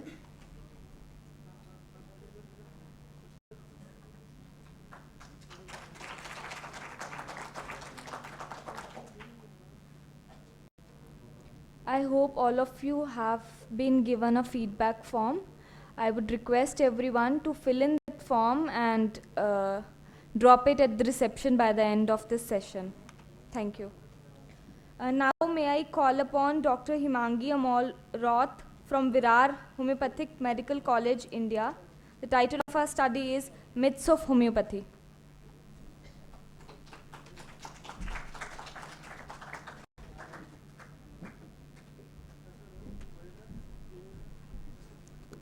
Good afternoon to all those present here, the chairpersons, the honoraries, my colleagues, and the group of students out here. Today's topic for the day is Myths of Homeopathy. I wonder whether a topic like Myths of Allopathy does exist. The topic given is Myths of Homeopathy. The reason why myths do exist about homeopathy is that homeopathy lacks in research to some extent. We need to make a better research in homeopathy, and as Dr. Mishra has discussed earlier, in homeopathy, drug proving is on healthy human beings. The provers are healthy human beings, and the recordings from healthy human beings are at the level of physical as well as mental level, and not the chemical changes or the microscopic viewing of the pathological changes occurring in the tissues are recorded. But at the level of healthy human beings, we record their symptoms. As Dr. Mishra has said, the drug provers are human beings. So that's the reason for the myths. So here are some myths about homeopathy which exist commonly. One, that homeopathy is a placebo, because our pills, that homeopathic pills that are looking likewise, they all look, the sugar pills look similar. So people think that all the medicines are same and take it as a placebo. Homeopathy cannot be taken by diabetics because they are sweet pills. They feel they cannot be taken by diabetics. Homeopathy has no side effects. This is also a myth. For my students, I would like to tell that some people think side effect nahi hai, let us self-medicate. So which is a myth. I'll discuss it later. Homeopathy cannot be given in acute cases or emergencies. With homeopathic treatment, you cannot take multivitamin, iron tablets, calcium tablets, etc. is also a myth. Homeopathy is slow acting. This is a very, very common myth amongst people. Yeah, ये तो इसका action बहुत slow है. Homeopathy slow है. It's a myth. It can be the fastest acting medication. If given, it can also be given by inhalation in certain cases. Homeopathy cannot be given to animals, which is a myth. Veterinary homeopathy is very much existing today. Homeopathy always increases the illness before it eradicates. This is also a common myth. Homeopathy में पहले बढ़ता है, बीमारी बढ़ती है. So that's a myth. Surgery is not allowed when homeopathic treatment is on. So it's also a myth which I will discuss it. I had myself attended an operation of 5 kg ovarian cyst which was operated, but it cannot go with homeopathic treatment. And the last myth I would like to discuss is that homeopathy cures everything, which is also a myth. Homeopathy does not cure everything, and this myth does exist mainly amongst homeopaths. Homeopaths don't accept this thing. So what we can do regarding these myths are, we can partially educate the patient to some extent and create more awareness about this system of homeopathy. So firstly, I would like to discuss that homeopathy, the myth that homeopathy is placebo. Had it been a placebo effect, how does the result occur? How are results recorded in infants or babies? So this disproves the placebo effect, showing its result on babies, also animals, birds, horses, etc. Modern medicine has no proven results in the treatment and cure of certain diseases of viral origin like hepatitis B, HIV, chickenpox, measles, dengue virus, viral encephalitis, which very well respond to homeopathic treatment. So I would like to elicit a case here of my own daughter who was affected with dengue about 2 months ago. She was treated by Dr. Iyer, who was her pediatrician. And in the early stage, when she was having severe headache, body pain, vomiting, high-grade fever of around 104 degrees, at that time she was only treated with homeopathic medicine, and the medicines were Ipecac and Eupatorium. And within 2 days, she was afebrile and asymptomatic. So even in viral cases, before the virus completes its course, the homeopathy can curb the disease very early. So the myth that homeopathy is placebo is very much wrong. Also, homeopathic pills prepared from sugar or milk are identical, But people don't understand that the power brought to those pills through a process known as potentization, which is prepared according to homeopathic pharmacopoeia. And then we have powers or potencies like 630, 200, 1 mcm. So these potencies are not understood by the common man, and that is why they feel that all the pills are same, and therefore they feel it is a placebo. Homeopathy cannot be taken by diabetics because of the sweetness of the homeopathic pills, which is also a myth, because diabetes, though if it is severe diabetes, we can prescribe it in the liquid form itself or through the medium of water. We can give it in a few drops in water, and if it is in the beginning stage of diabetes, we can a few globules put into on the tongue, does not matter. Homeopathy has no side effects. Homeopathy has no side effects, so one can self-medicate, which is a myth, because everything on this earth has definitely an effect. So why not homeopathy? Homeopathy has an effect as well as side effects of certain medicines if they are taken self-medicated. Patients have this tendency, or people, the common man has this tendency, chalo, homeopathy ka side effect nahi hai, so let us self-medicate, take it. They read in the newspaper and they themselves start taking homeopathic medicines without consulting a qualified homeopath. So this is a myth existing among the common man. Homeopathy does not act in acute cases or emergencies. Most people approach a homeopath after the disease has been of a chronic origin, say 10 years, 15 years, 20 years, and then they expect miracles to happen with homeopathy within a week or say within a few days. So that is the reason why this myth is existing, because more of chronic cases are treated, and people are unaware that acute cases can be well tackled with homeopathy. And even in acute cases like acute tonsillitis, appendicitis, acute gastritis, acute abdomen colics, homeopathy has given excellent results. With homeopathic treatment, you cannot take multivitamins, iron, calcium, or you cannot give ringal lactate or normal saline to the patient. All these things, if the patient has a deficiency of vitamins or lack of saline in the body, then these supplements are essential at that time. So the deficiency has to be made up. It's a fallacy that there are a lot of dietary restrictions during homeopathic treatment. You can very much prescribe multivitamins and other tablets, or if the patient is, say, dehydrated, you have to give oral rehydration as well as IV if required, as per the requirement.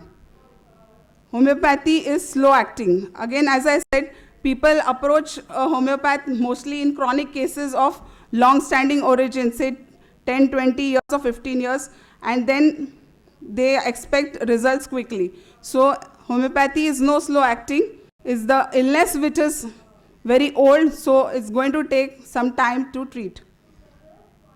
Homeopathic medicines cannot be given to animals. Homeopathy has been used on animals and for at least 190 years.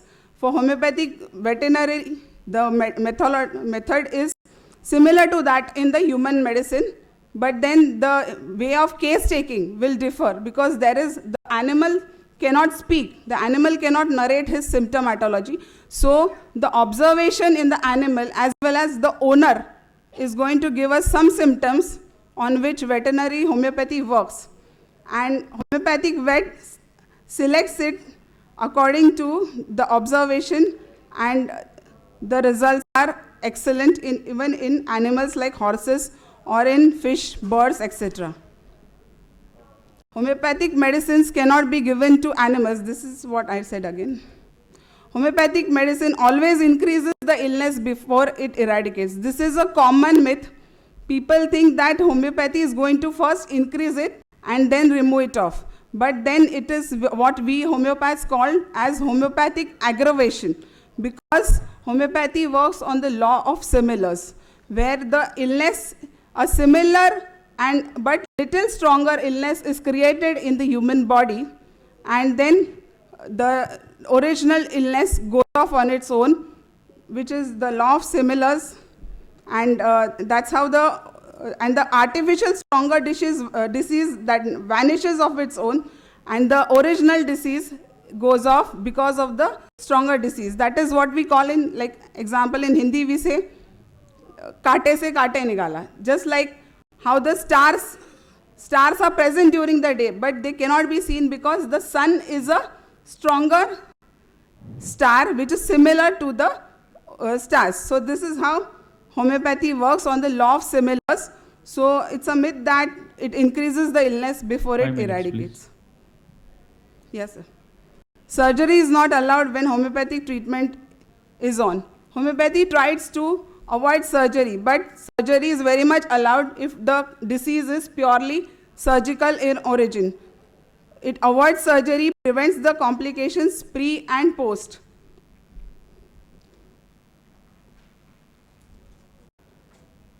And this is the last myth. Homeopathy cures all illnesses, like even last stage cancer. This is a myth which we have to accept our drawbacks. This myth exists among homeopaths, especially who are too strong followers of the system. They say that with homeopathy we can treat everything. No, but homeopathy is no panacea. It has its own set of limitations. We do fail in many cases and keep learning to heal the suffering humanity. Homeopathy is not an ultimate medicine. For nothing is ultimate in this universe. So we have to accept our drawbacks and progress ahead. Thank you. Thank you very much. Any questions? You are having such a controversial topic, so I'm sure you will get a lot of questions.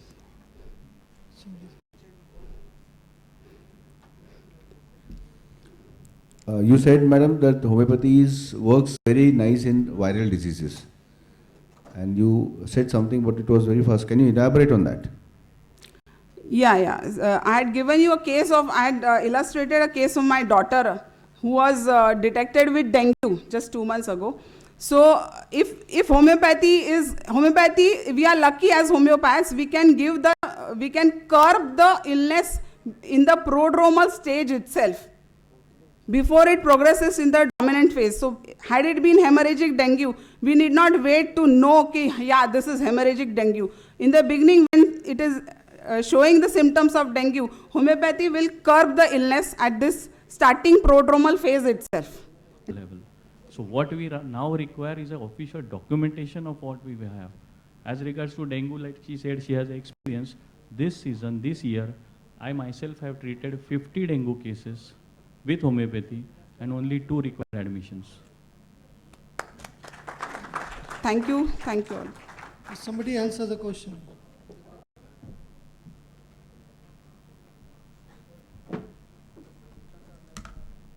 Thank you, Dr. Himangi. May I please request the co-chair to facilitate Dr. Himangi?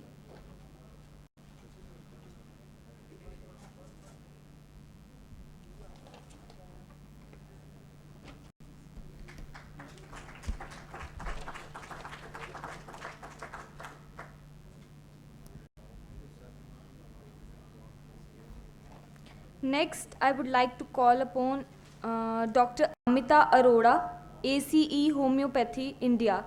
The title of our study is Homeopathy, a Ray of Hope in Acute Allergic Bronchitis.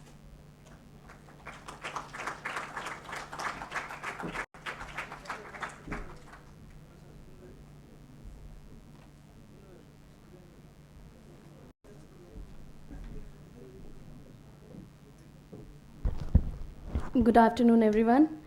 I'm Dr. Amita Arora, and my experience is of 11 years in treating respiratory problems, skin problems, allergic bronchitis especially. So I have been treating many patients in so many years, and I have seen one thing, that the problem lies is that when the patient comes to us, the first thing we have in mind is, will we be able to arrest this phase when he's in acute exacerbation? So my point is that when the remedy is right, as the ma'am said, even if the patient is on inhalers, even if he's on antihistamines or any, if your remedy is right, it will definitely work. So I'll start my presentation now. I have a case with me of a 6-year-old child, as you know that when the bronchitis stage is there, so cough will be there, phlegm will be there, wheezing will be there will be nasal discharge also sometimes. So first I ask the patient that what do you feel? He is not able to breathe. In this particular case I am also talking about. So we have to be very particular that we are asking the right question and we are getting the right to tell you that the place where I practice, there is one major problem. The schools are AC, the cars are AC, the houses are AC, there are apartments which are centralized AC. So the children nowadays are getting an artificial atmosphere there. घर से निकले, गाड़ी में बैठे, school गए, वो भी AC. So they are not getting the natural temperature, natural atmosphere to grow in that natural atmosphere. And there are so many food joints nowadays that children want junk food only. I have this case only where the mother says that my child will not have food if he will not have a cold drink. Why we have to give a cold drink to a child? If he is not eating food, will that solve the purpose that, okay, fine, he will have food if we will give the cold drink? But the cold drink is the aggravating factor in this case. Because his aggravation comes from dust, morning aggravations, evening aggravations, change of climate, cold drinks, and he is better by warmth. When the mother gives him warm water to drink and he covers himself up, so then he gets better. So I told the mother, kindly do not give any cold drinks to him. Whatever is the solution you have to come up with, don't give the cold drinks. This will be just like adding fuel to the fire. And again like this, a patient comes to me and says, मेरा बेटा तो सिर्फ chips खाता है और कुछ नहीं खाता. And a doctor has told her that let your child be on chips because he will get that energy from chips. So this is wrong actually. The chips have the artificial flavor, the synthetic agents, which will definitely give problem to his throat and he will land up into a wheezing problem, a bronchitis problem. And moreover, please, I request everyone over here, curd can be given to a patient in a normal room temperature curd, the homemade curd. If you will give a cold curd to the patient, the refrigerated one, so definitely he will land up into a problem of cough, bronchitis, nasal blockage, nasal passages will be totally blocked. He can also get the tonsils. So the concomitant symptom over was that there was rumbling sensation in abdomen, which patient most likely because he took anti-allergic tablet. Now the mother or the father is giving the anti-allergic tablets to them and then only he gets the rumbling sensation. Why I took this symptom as concomitant? Because I thought that maybe when there is phlegm production or when there is a stage of bronchitis, so he gets that rumbling sensation which is aggravated by the anti-allergic tablet. I would request my seniors also over here, if I am wrong, please correct me over this. In past history, there was thalassemia minor. He was having eosinophilia. Mother's gestational history was very important. I generally take that. Again, mother was thalassemia minor. There were no stress or emotional flare-ups. Conception was easy and natural. No medical history of strong medication. Delivery was normal and full term. Treatment history, nebulization whenever required, inhalers whenever required. I never stop any patient of mine when they are already on any allopathic medicines. Because if I'll immediately stop that, the patient might respond.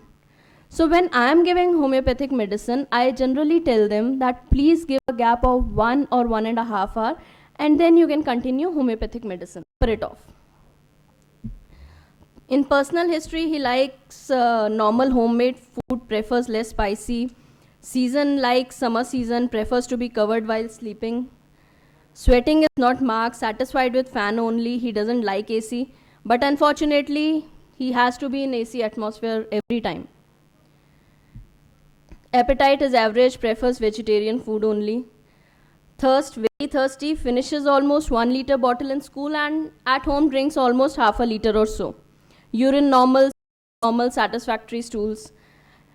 Sleep almost 6 to 8 hours daily, sound sleep. Although he's a very active child, he's not a lazy child. So when I repertorize this case, there were many remedies which came into line.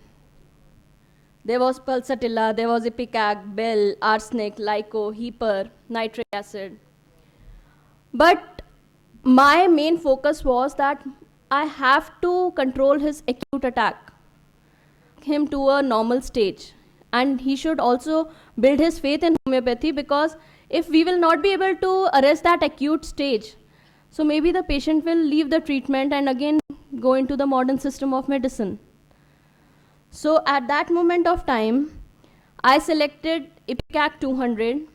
I gave Ipecac 200 every 3 hourly 1 dose. That means it was 4 doses, 4 times a day. And in the management only. I don't generally recommend patient to add something to the water, where when they take the steam and all, the person, especially the child, will not feel comfortable. So I told them to take the steam inhalation with water only and do not mix anything in water.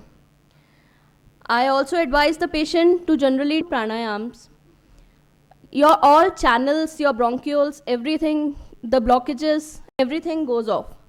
So gradually you have to teach a child to do all these yogic pranayams and everything. This definitely works.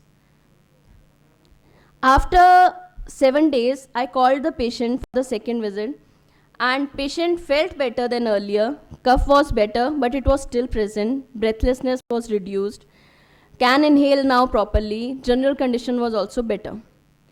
And in these 7 days, patient had not given anything to his child. The patient has not taken anything which was cold or citrus.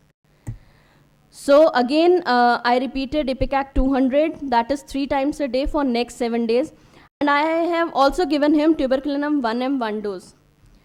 This tuberculinum generally helps in increasing the immunity of the body, and it will arrest the phase of bronchitis also. So only 1 dose I had prescribed at that time was tuberculinum 1M. And here I would like that we can interact if we have time, because the case was limited as a 6-year-old child and an acute exacerbation. So I would like to interact with everyone if anybody wants to add something, to correct something, or want to ask something. Yeah, madam, there are 2 questions from my side. Yeah.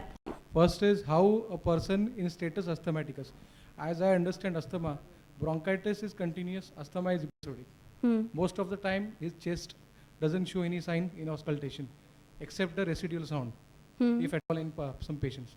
How he performs yoga in status asthmaticus, because the case which you described was of status asthmaticus. How we perform yoga when I am unable to breathe, how I am performing yoga. And secondly, you are calling patient after 7 days. And after the 7 day, during the 7 day, if he still continues to be under the attack of asthma, so he may develop cyanosis or other complications. So I need to know why you are calling the patient after 7 days. Okay. Because you have to see the patient immediately. That's what everybody, all doctors, in spite of homeopathy, allopathy, anybody, Unani will agree that you have to take the follow-up at least within 4 hours, 6 hours, 24 hours. Because if you wait for 7 hours, it is most likely that the patient may land up into hospital. Please. Okay. I'll first answer your first question. You're absolutely right that when the patient is in the state of attack, he will not be able to do yoga. But when he will start doing pranayams, gradually he will feel better, because जब वो deep breathing होती है, तो because of that deep breathing, all blockages gradually go off. So maybe on first day he is not able to do. The second day he will be able to do only for 5-10 minutes. And maybe gradually when his condition becomes better, so he will be able to perform more. Second question what you have said is, when a patient comes to me in acute attack, I always perform a telephonic conversation every day. That is into my practice. Because what I do that, and especially in cases of children, because parents बहुत panic हो जाते हैं and they just land up into other treatments. So when I called that patient on the second day, he was same. The third day, he was slightly better, maybe 5-10%. And mother had totally restricted him from everything which I had told them that don't give him. And gradually when I saw that, yes, this patient is becoming better day by day, so I then told them that after 7 days, come to me and I'll check his chest also. So that is the way I do. Any more questions? I have got a question. Yeah. What are the criteria you use normally in a small child, maybe age group of 3 to 5 years, to diagnose him as bronchial asthma? So when a patient comes to me with acute attack, as I told you in this specific case, he had history of allergic bronchitis. And at that time when I saw him, I have also described in this case history, I had asked him the first question immediately, are you able to breathe through nose or through your chest? So maybe at that time, that child is small, he cannot make me understand. I checked his nose was all clear. He could breathe, the air could pass. And when I checked his chest, so there was lot of wheezing. So it was that congested. So on that basis only, sir. Thank you. I would also request my chairpersons to guide me if somewhere I have to correct myself. Ma'am, please. Do you have any experience of giving medicine by inhalation? By inhalation? Inhalation. No, sir. No.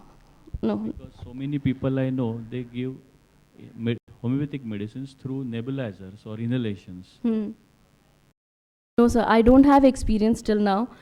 But I would appreciate if somebody shares their experience and I can try in my clinic also. I think that situations where the patients may need to receive the medication by inhalation, usually acute situations where the patient cannot take the medicine orally for any variety of reasons. A child that's vomiting constantly and cannot stop vomiting.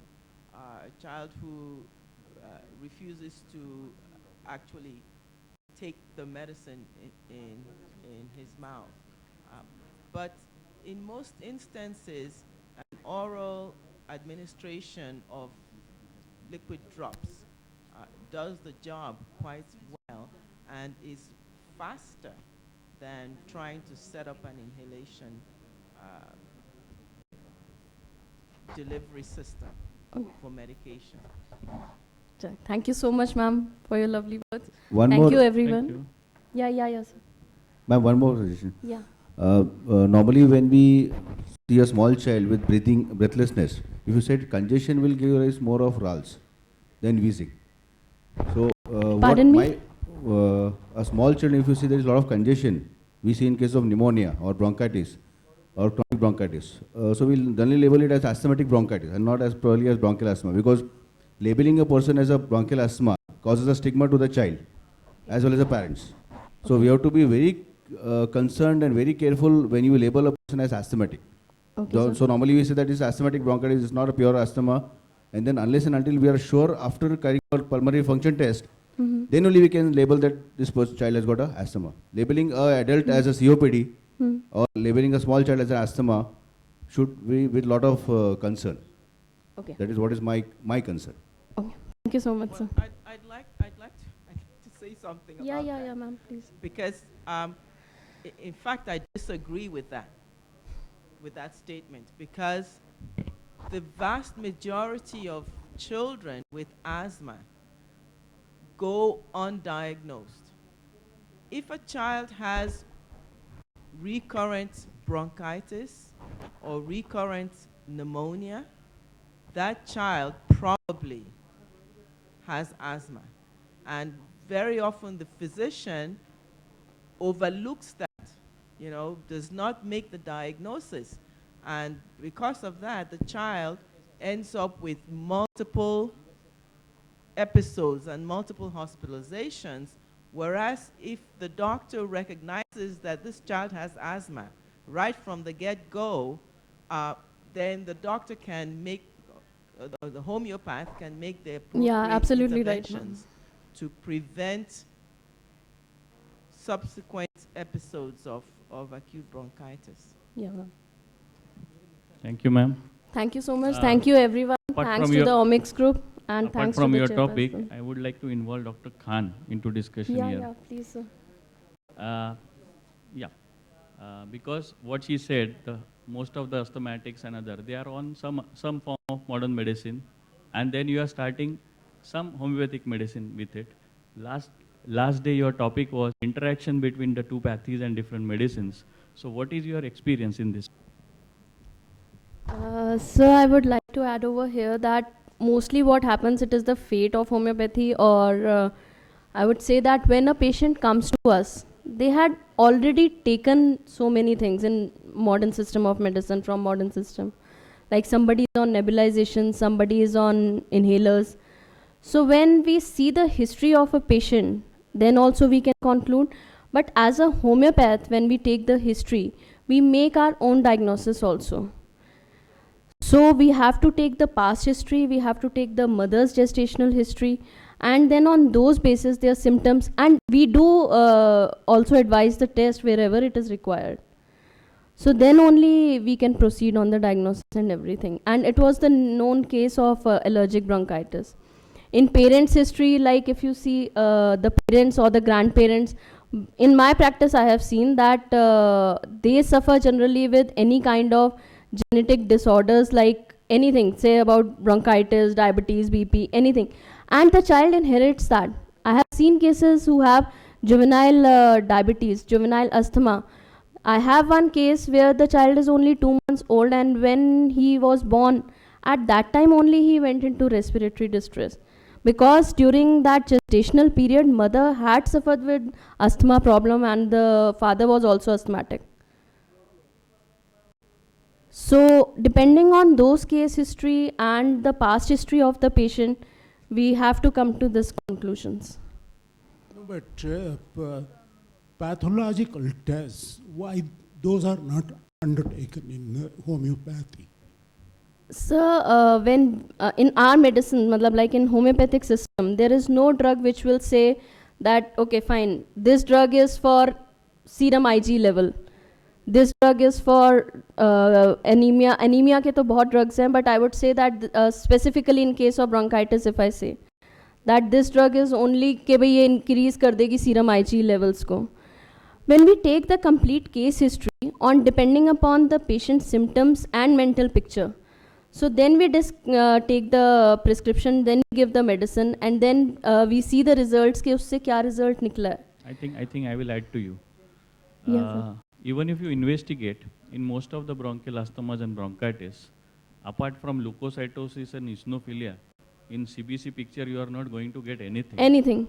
And even if you do Ig levels, even in non-asthmatic, and you may get Ig levels high. So really IgE levels are not indicators of he will develop asthma or not. And even if he is treated and cured, IgE levels poorly respond his status. So these investigations, what we talk, are not reflecting into the pathological states. Okay. Thank you so much. Thank you. I thank everyone for your patience, and I thank Omics Group. I especially thank Dr. Yogesh, my friend, who put me forward to give this presentation. I thank my chairpersons over here for giving me kind advices, and thank you to both, sir. Thank you.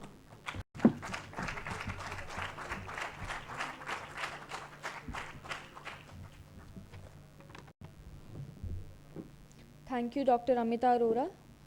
May I request the chair to facilitate Dr. Amita Arora?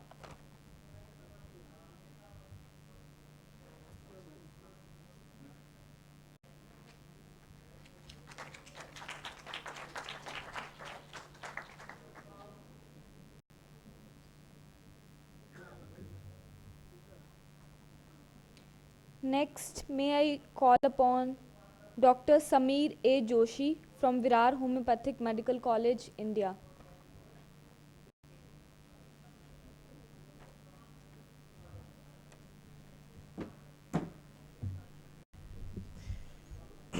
Good afternoon, everybody.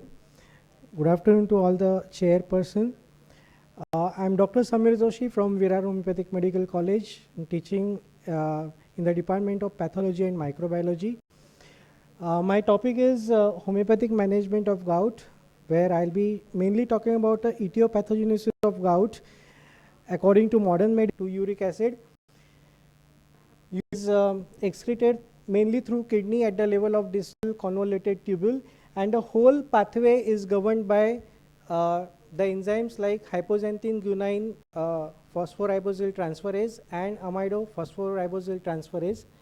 So any disturbance at any of these pathway level will give rise to a state of hyperuricemia. If it can be increased uptake of purine, or it can be some defect at the excretion of the urine, excretion of uric acid by the kidneys, or if there is some defect in the enzymes which governs this particular pathway. Now here I would like to stress upon that this particular defect in the enzymes, in small percentage of cases only it is genetic, where you get inborn error of metabolism, but in most of the cases we found that it is acquired during the course of the life, which I want to correlate later on with that of homeopathic principles. Again, symptoms in short: first asymptomatic hyperuricemic phase, then the patient lands up into acute inflammatory episode involving the great toe, which is called as podagra. Initially these episodes are self-limiting, there is a period of remission in between, and later on you will find that the intensity and the frequency of the arthritic episodes will keep on increasing. There will be involvement of all the other peripheral joints, and along with that more and more deposition of monosodium urate, which are called as tophi. This tophaceous deposition will give rise to destruction of the joint or bones, leading to permanent deformities, renal calculi if they are deposited in the kidney, or renal failure. Now etiology according to modern medicine I have already enumerated. Now when we are treating the cases of gout, we come across certain situations which you cannot explain out or reason out on the basis of these etiological factors which we consider in modern medicine. For example, why a person leading absolutely normal life, having normal enzymes governing the purine metabolism, suddenly develops some defects in the enzyme levels, and that will lead ultimately to disturbance in urine metabolism. Or very definition of gout says that oversaturation of body fluids with monosodium urate crystals will give rise to deposition of these crystals in the joint spaces. Then why a person remains in asymptomatic hyperuricemic phase for a longer duration, and then what exactly triggers the acute episode of gout in these cases. Or sometimes you also find that with normal uric acid levels also the person keeps on getting the episodes of gout, again which is very contradictory to the very definition of gout. Then person following strict diet regime also will keep on getting more and more episodes of gout, and a person not following to these adverse situations, when he is reacting to the adverse situations, he will first try to adapt to these situations, and when the adaptation fails, he will land up into a state of imbalanced internal equilibrium, which means that there is a state of harmony where all the body functioning are normal, all the systems and organs of the body, the mind and the body, both as a person, he is absolutely in a state of healthy equilibrium. When that equilibrium fails, he will land up into a state where he will start presenting to you with some derangement either at the physical and the mental level, where we say that a person is landed up into a state of disease.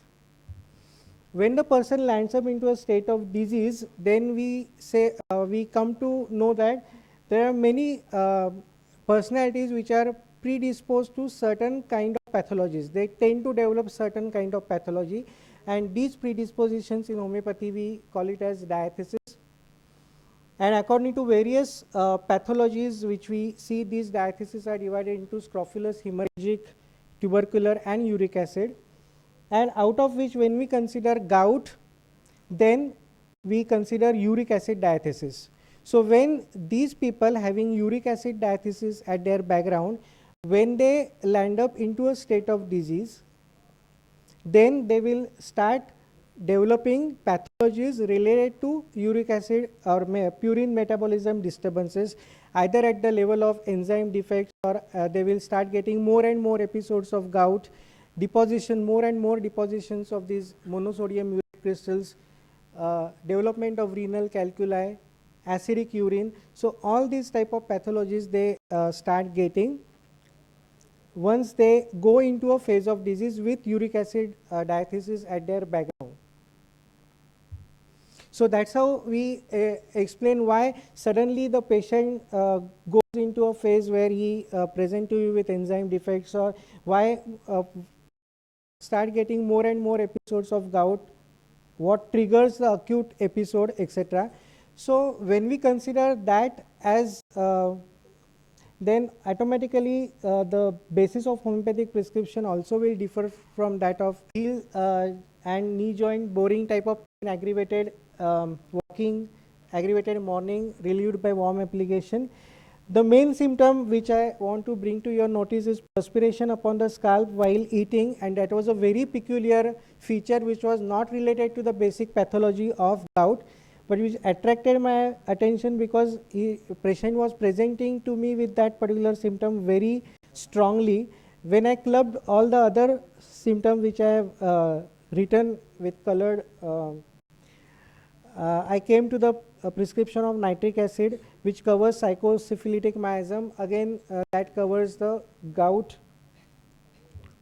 And these were the results. Now, the patient when came to me, when his uric acid level was 7.9, he was already taking allopurinol. From 6.4, in spite of taking allopurinol, he was getting repeated episodes of gout, and his uric acid level had gone up to 7.9. After starting with my treatment, I tapered off allopurinol, and in spite of that, these were the results. Second case was based upon the ailments from on the mental level. First, he came to me with pain in the heel arch of the foot. These were the presenting features. He was also a known case of hyperuricemia, taking allopurinol. Initially, I prescribed rhododendron on these symptom basis. And later on, when I took the case in detail, I came across these ailments from, that is loss of image and loss of business. He had a business, he was an interior designer. Whenever he had scarcity of the workers, he had a insecurity that his business will go down, he will lose his image in front of his client, and that used to precipitate the acute episode of gout. Clubbing with other symptoms which I have written over there, I prescribed Lycopodium 200. Lycopodium itself covers the uric acid diathesis, and these were the results. I had stopped allopurinol in between. Third case was present like it was based upon very acute totality. The same case which I told you that he presented to me with pain in the elbow joint with the modalities which I have described to you over here. The remedy was Actias piccata. Now this patient was taking treatment from me for leukoderma, and the medicine prescribed was calcarea carb, which also covers the gout pathology. But in spite of giving calcarea carb, there was no result. So I prescribed Actias piccata, and then from 7, the uric acid level came down to 6. He is absolutely asymptomatic till date. In fact, in between, I just randomly did his uric acid level, which was slightly raised, but there was no further complication. The patient is absolutely asymptomatic. So this is how we go. All the Please remedies. conclude. Yeah, just one slide more. And the various other symptoms related to gout, and if the prescription are based upon that.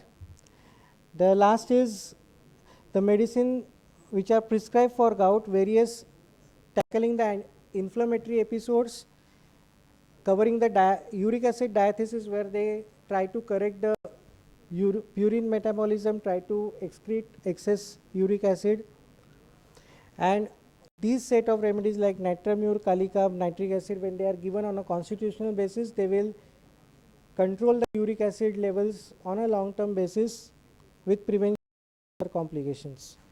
So with that, I end up my session. Thank you. Any questions? Sure. Questions, please? For Yeah, I think what you showed that the uric acid level not necessarily high when a episode of gout, although hyperuricemia is a sine qua non of gout. However, I see patient that who has can be proven to have gout, but the uric acid not elevated. So it's the inflammatory process in the joint rather than the elevated uric acid level. So my question is, does any of your homeopathic medicine has anti-inflammatory effect like a colchicine or steroid? Yeah, that's what I the previous slide which I was telling you. When we go by the pathophysiological action of these homeopathic medicines, belladonna, bryonia, rhododendron, arnica, ruta, which I have illustrated, they have got specific action upon the musculoskeletal system and anti-inflammatory action. So they can tackle the acute episodes of gout. The third column is the covering the purine metabolism. That's correct. You can relieve the inflammation and relieve the pain without affecting the uric acid metabolism. For Indian population, what do you think is a normal uric acid volume? Why I'm asking you is the European standard, as per it goes 2 to 7. So 2 is also normal and 7 is also normal. So what is a normal value? 5. Yeah. No. More. It should not exceed. For non-vegetarian, for vegetarian diet, it should not exceed. I think 4. For non-vegetarian, we can go up to 5.5 or not more than that. Female, not more than 6.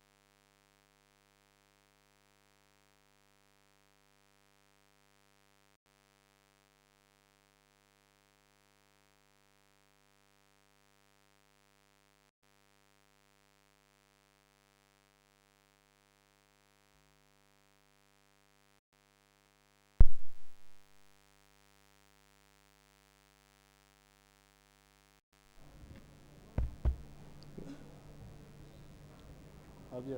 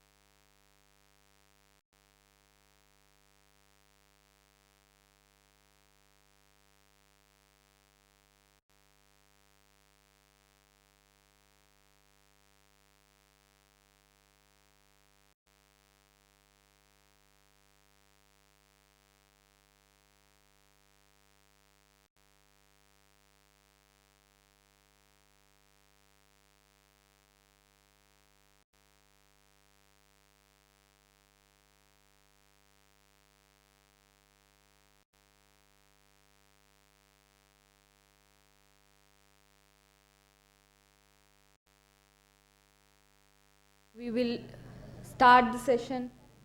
We will start the session within 5 minutes.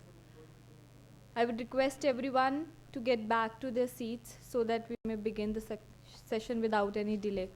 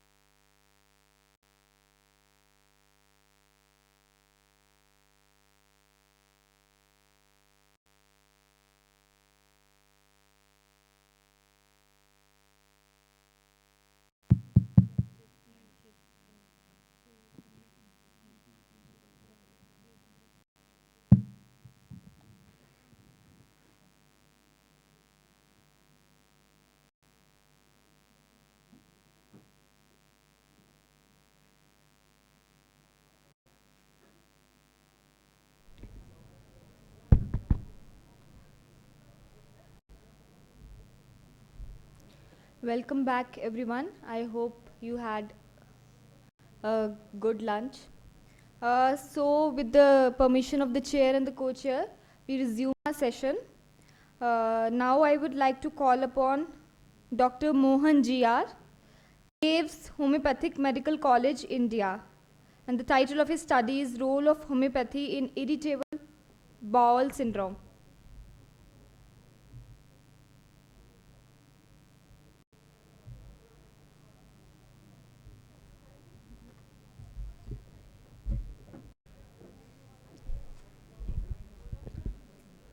Good afternoon to one and all.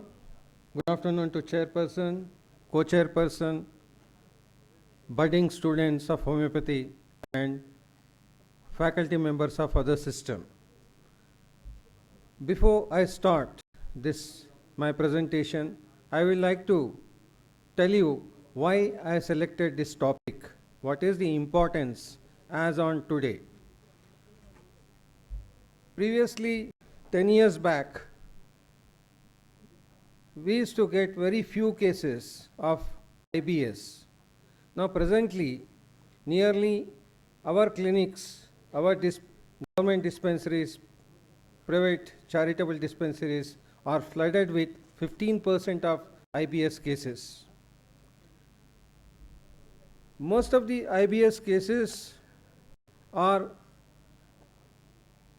from female gender. Females are more sufferers. You all know this is a competitive world. Every parent, they want their children to be either a IPS officer, IAS officer, or a doctor. For that, right from the morning, 4 a.m., there will be struggling at the kitchen level or to send their children to tutorials. Ultimately, there is a mismatch between ambition and their inherent capacity. Because of this ambition, high ambitions, and poor inherent capacity, they are landing into a problem, psychosocial problem. With these psychosocial problems, there is no clear-cut cure for IBS. They go for medical shopping to various corporate clinics, hospitals. Totally they will be milked out, nothing will be left out financially. Ultimately, they land up in a homeopathic clinic. First thing, when we ask, what is your problem? My problem is chronic disease, chronic amoebiasis, sir. I am suffering since 3 to 4 years. What made you to suffer? Means they compromise, they are saying that poor water, quality of the water is not good. So like that, people are, without knowing what is fact, they are moving from one clinic to another clinic. So ultimately here, what is the main thing means psychosocial problem is the one thing which is bothering them. Now, when you consider aphorism 1, according to the organon of medicine, the high mission of the physician is to restore the sick. Here I want to, because this paper is being presented before various faculties, all faculties are very good. We are doing service to the suffering humanity. Nobody is superior, nobody is inferior. So we have to remember scope and limitation of our system. So on the basis of scope and limitation of system, we have to serve the suffering humanity. Here, before I start, I bend my head to salute Dr. Samuel Hahnemann. Because of him, I am able to talk as a homeopath with a confidence. I am able to present this. In this particular topic, my presentation, it will be what is irritable bowel syndrome, causes of irritable bowel syndrome, symptoms of irritable bowel syndrome, and homeopathic approach. The irritable bowel syndrome is a functional GI disorder characterized by abdominal pain, altered bowel habits in the absence of specific unique organic pathology. Last two lines are very, very important, which a homeopath can capitalize in treating this disease. This disease especially, it is more of the psychological origin. In homeopaths, mostly they consider the mental symptoms. In totality of symptoms, when you consider mental symptoms are very important, physical symptoms are also very important. On this basis, we are going to consider. Now, one important thing you have to understand, especially most of the people, teenagers, they come, say, every month on the specific day, they absent is then they apply for leave, 3 to 4 days. Why you are applying? Are you suffering with any problem? Is no, sir. Are you suffering with any period problem? They say. What is a period problem? Is it a dysmenorrhea? No. It is a during the period, before the period, they will be having liquid evacuations, diarrhea. This is according to one condition. Wherever hormonal imbalance is there, there will be IBS. Magnitude of our problem, 20% of the adults in Western world, more or less it is the same. Second commonest cause after the cold, and the contribution is 25 to 40% of the practice is gas. Normally here in homeopath clinic, we are having 15%, whereas in other gastroenterologists, the percentage is 25 to 40%. So now what is the criteria? What is the main diagnostic criteria here? Earlier we used to depend upon one thing, man's criteria. Now it is since 1992 there is a criteria called Rome 2 criteria for diagnosis. According to this one, pain or discomfort. Some books they say, APA says no, it is, you should not mention pain, it is only a pure discomfort for 12 weeks of the previous 12 months associated with two of the following three symptoms. Relief on having a bowel movement. This is a Naxwamika symptom. Second one, looser or more frequent stools, or hard or less frequent stool. In these three, two symptoms should be there for the diagnosis of IBS. Symptoms, abdominal pain associated with defecation, irregular pattern of defecation for at least 2 days a week, 3 or more of the following: altered stool, frequency, altered stool from heart, either it can be a constipation, either it can be a diarrhea, and the mucus stool. These are the things that common symptoms. So now coming back to here, if you ask any person, they say, are you having any stress? Are you having any anxiety? They say no. Just 2 hours back, one of our colleagues says that retirement, after retirement he has asked a question, is the person is free from stress. Now you can see retirement, you can see 45%. Most of the cardiovascular diseases or cerebrovascular diseases are within 2 years after the retirement. So retirement, the one saying is that without work, if you sit in the house, you'll get many diseases. So here also you can see death of a spouse 100, divorce 73, marital separation like that, this is there. So when you consider so many factors are there, you have to total the score and you have to find out the cause for IBS. So these are the other causes. Business readjustments, normally we'll be thinking business loss we consider as 100%. It is not so, it is only at 39. So these are the causes. Changes of the eating habits. Suppose nowadays people are becoming more obese. Now suppose as a consultant, if you prescribe any diet, they get depressed.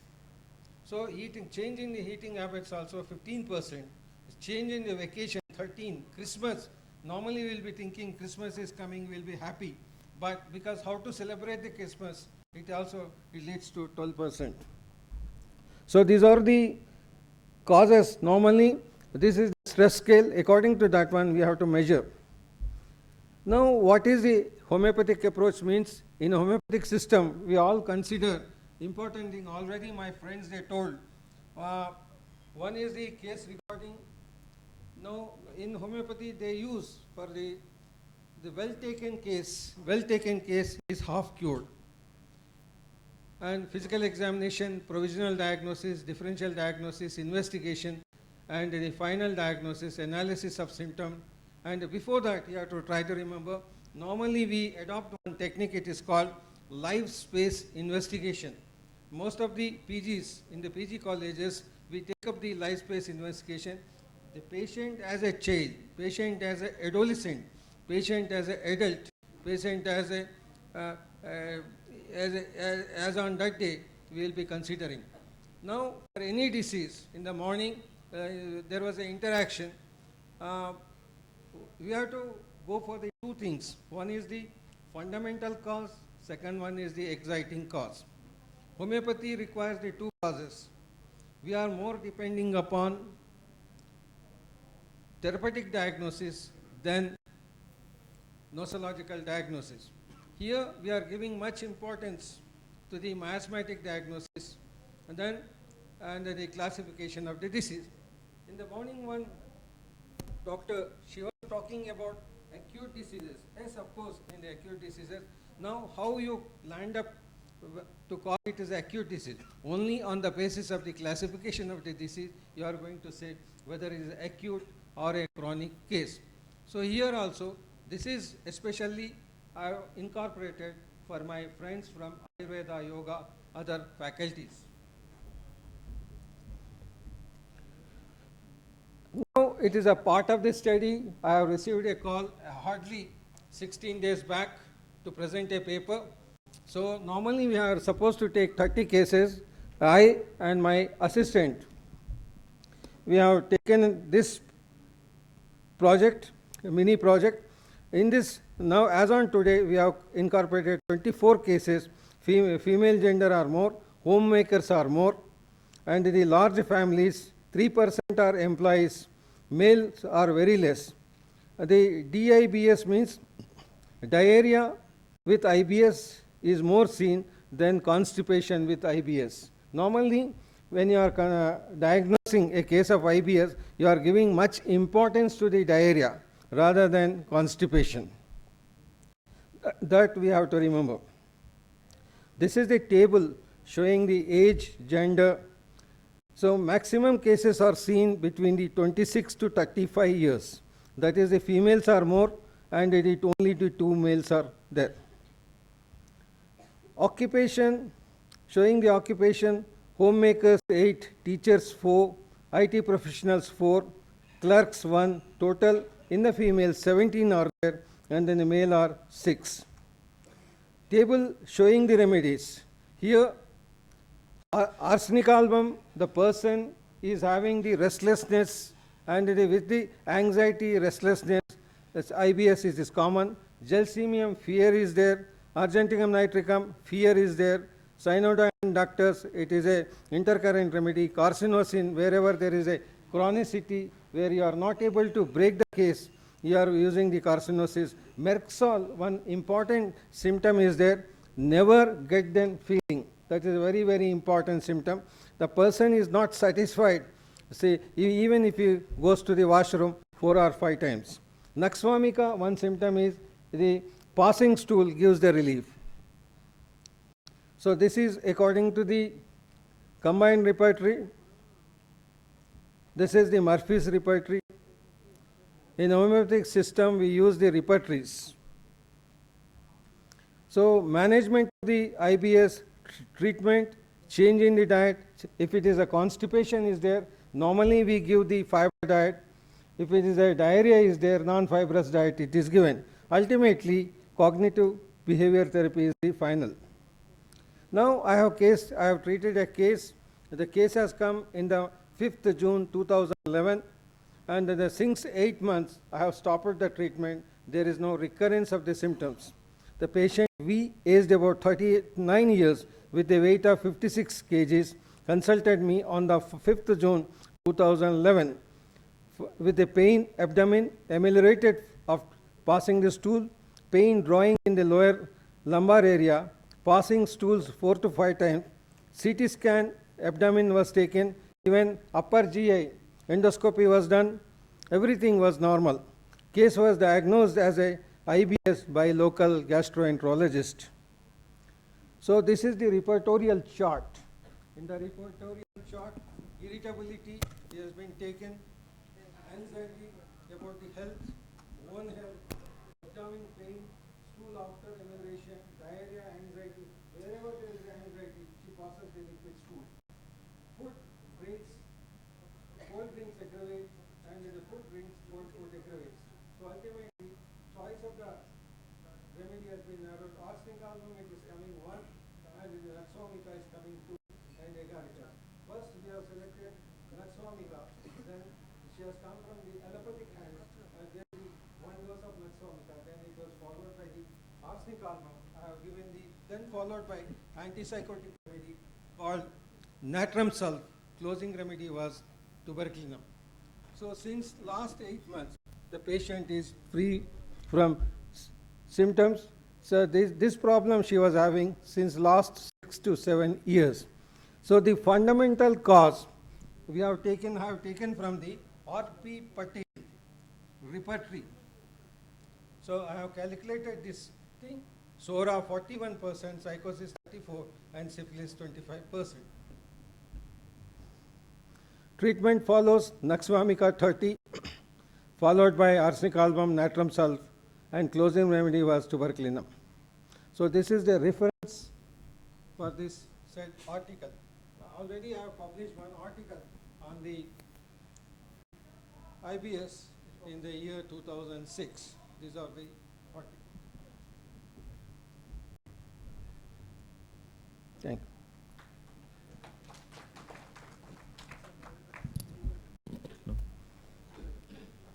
Anyone wants So to thanks ask? for your patient here. Sir.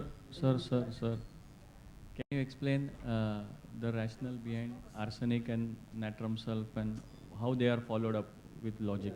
Can be followed by two remedies. One is the puja and natrum sulf. Natrum sulf would have that can make more. So that's why I prefer natrum sulf. So it was depending on symptom or the remedy relationship more. Partly. Does anybody have a question? Just a second, sir. This reminds me, in my PhD, which I've done on hypertensive geriatric patients in USA, West Virginia, I used the scale. But surprisingly, when I was interviewing the woman, she lost her husband, she's having financial problems, as in the scale, and she has a bank case. So it's a lot of issues behind her. But I give the scale, whatever the lowest, that means she is not bothered about what happened. Another scale I give a life satisfaction scale. Another scale I have given is quality of life. You will be surprised, her life satisfaction scale is higher. That means, then I ask, ma'am, you have so many problems, how could you rate your life and quality of life so high? She said, Rao, this is with regard to how you perceive. I had to suffer, that's why I'm suffering. This is my destiny. So she accepted all the negative points. So sometimes the scale, the correlations is misleading.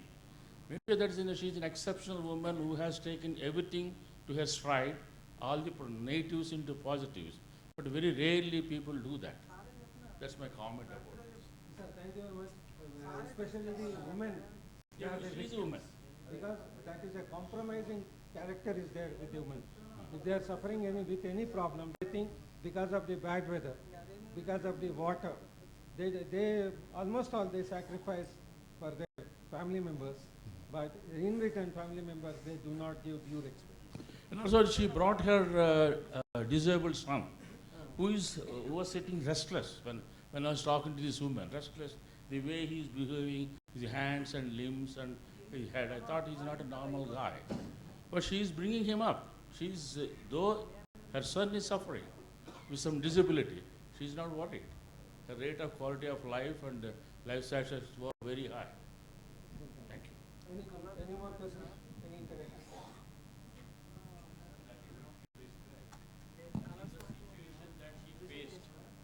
But that is a situation, life situation that she has gone through. But we prescribe and how she reacted to it.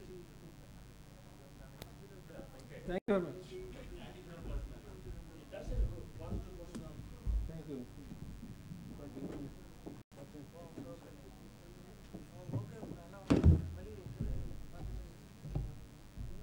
Thank you, Dr. Mohan. May I request you to please collect your certificate?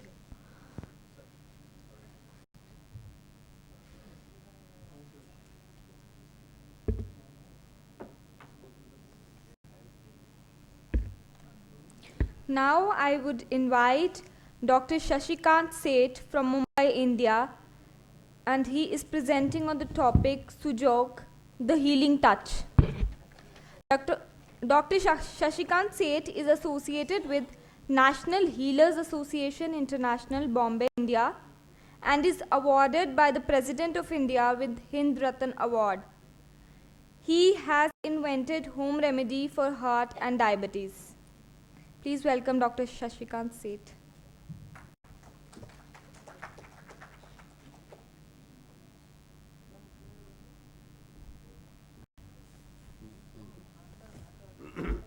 Can I space here, please?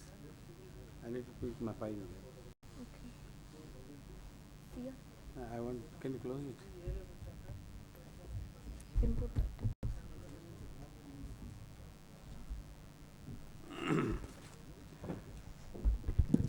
Good afternoon to everybody. I will start with the prayer.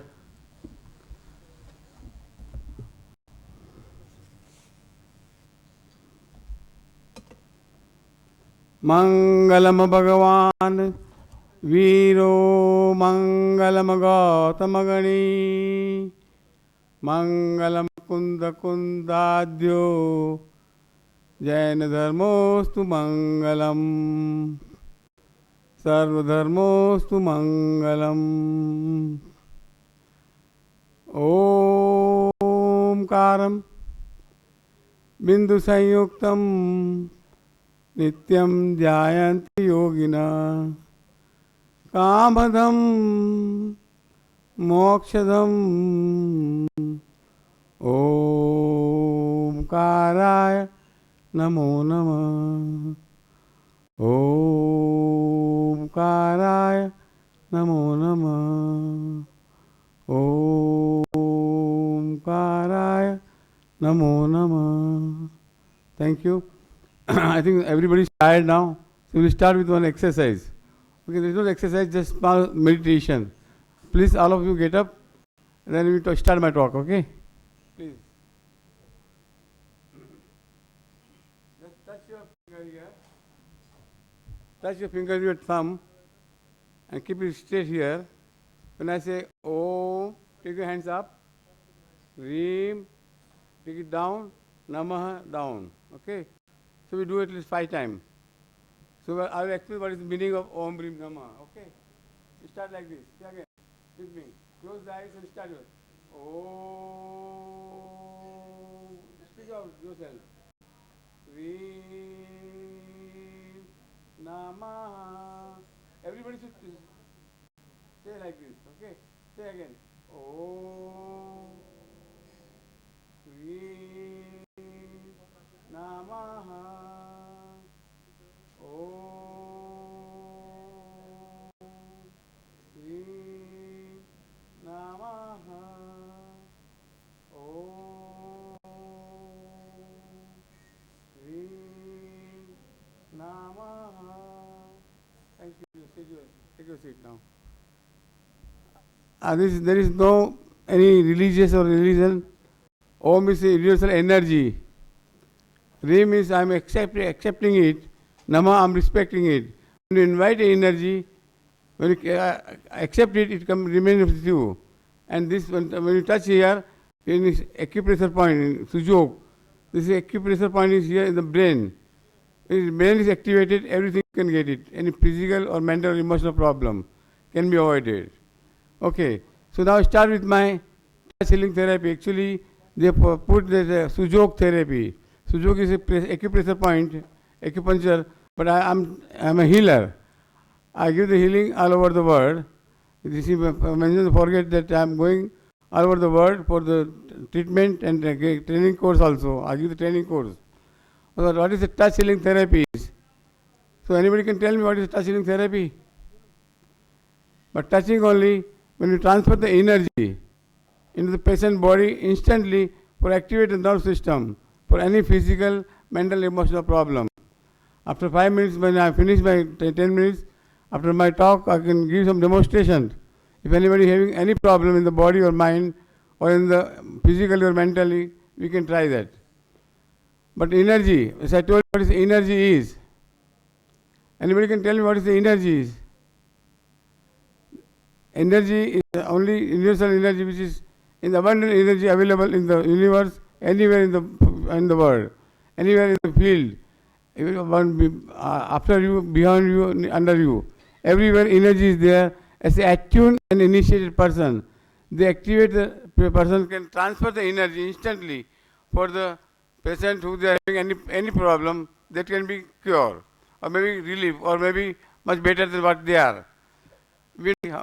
Ayurvedic or medicine, but nothing like sympathy. If we have sympathy and you have the healing, people get more fast result. That we discuss that for your mental problem, they got more problem. So if the mental is down, means the energy will increase, then the mental problem will be less. Now the question comes, what is the energy is? So nobody knows what is the energy. Can anybody tell me what is the energy is? So we do one experiment, like we can see the electricity, we can't see the voice, we can't see the air. The same way we can't see the energy. but we can experience it. So we can do one exercise. Please keep your palms opposite to each other. Keep the palms opposite to each other and close your eyes and watch in between two palms. Just relax and watch in between two palms. The energy is in between two palms. Just close the eyes. Just breathe in and breathe out. And not to do anything. Hands will be automatically as a magnet. It will come down or maybe go apart. It depends on you, how you experience it. Take slow and deep breathing and just breathe in and breathe out. Just watch between two palms the healing energy which is in the body or in the universe. You can feel it. In the two palms, you can just keep the eyes closed and just see what you are feeling it. Go on breathing and feel what you are feeling in between two palms. And let me know what you feel after 2 minutes. Just keep the eyes closed. Do it again and again. Keep the eyes closed. As a magnetic field, these hands maybe come together, maybe go apart, depending on your energy level. So just relax and do it, and you feel it. Keep the hands there only and open your eyes now. Keep the hands there only and see the people, many people go together. Can you tell me some experience of yours? What do you feel? Anybody feeling any? The palms of energy was coming up. That is the energy. They are attracting each other. Great. So this is the energy. What we do as a healer, as a initiated, we transfer the energy instantly in the patient body for any physical, mental, emotional problem. People ask me, can you cure diabetes? Can you cure heart? Can you cure my arthritis?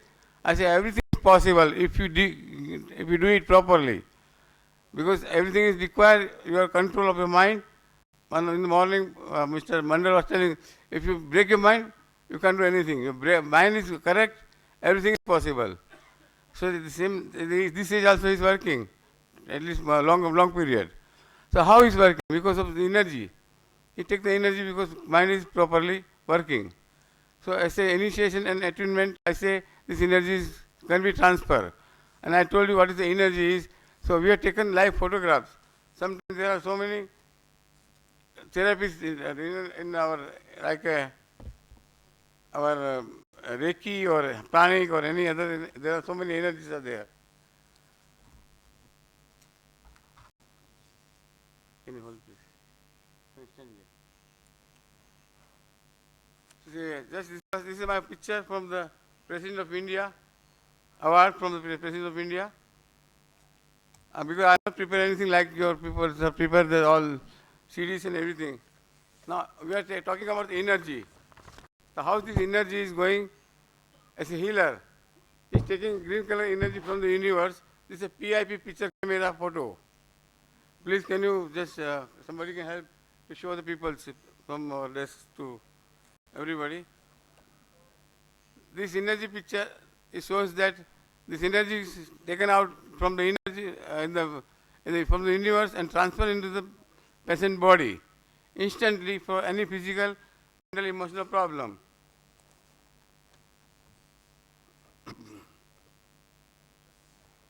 After my lecture, I give always, as I told you, if anybody has any problem, frozen shoulder or any headache or any pain in the body, we try it. Okay.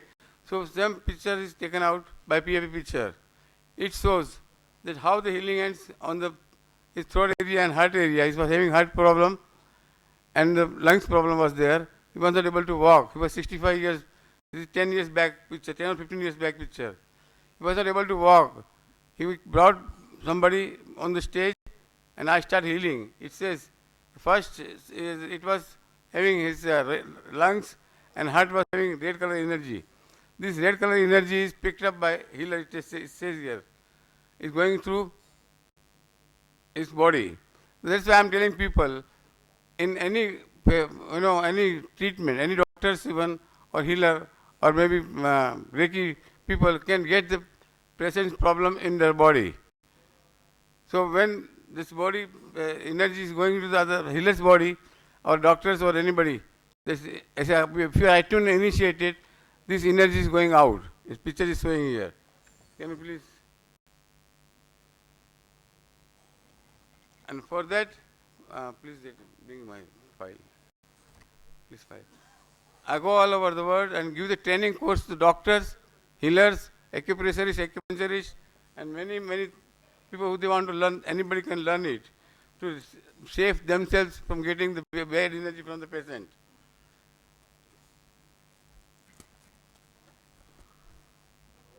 There are some pictures of this. You can show one more. I'll give you. The training course. After training course, they get the certificate for completion. Now, people are asking how it works. And how it will give the relief to people. Once the energy is going into the body of the patient, instantly, if the nerve system start opening, anything can happen. By taking this tablet or medicines, that is for the relief. Sometimes it takes some lot of time. But here, if your nerve systems are open, anything can be happen. So if anybody having any frozen shoulder or anything, they can come here. But before that, I would like to tell you that, as she was telling that I invented one herbal for control of your diabetes. I given it to many, many people. Insulin is gone. They are much better than diabetic. For heart also same thing. All food supplement. That can be also used with my herbal oil, which I invented, and I am giving it to everybody.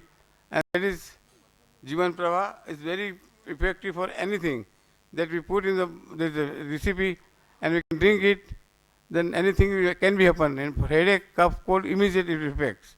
So anybody can use that one. There is no side effect at all because it's a home remedy.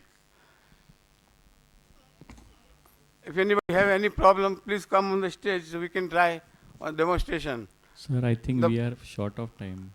So please organize yourself. Only 2 minutes. Okay. But people are asking me, can you cure? And there are people who go to many, many places. They say, I go to doctor, I go to the specialist, I go to all over the world, but I don't get a cure. What is the reason of that? Then I made one,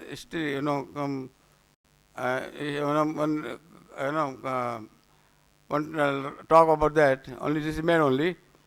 One devotee of our Gangesh, in the north, he went to the Gangesh. He asked the Gangesh, Gangesh, lakhs and lakhs of people are coming to you, and they give all the problem of the body and mind and anything to you. You accept it. Gangesh said, yes. When I started from the Gangotri, I was very small. But when the people come with the faith and spending so much money, I take their problem, any physical, mental or emotional problem. So what you do with that? Gangesh said, I don't keep it with me too. When I'm flowing and going, it is going into sea. You can go and ask the sea god what they are doing with all their problems, maybe physical, maybe emotional, or maybe financial, anything. So he went to the seashore at Bombay or some other sea beach and asked the sea beach, I come from the Gangesh.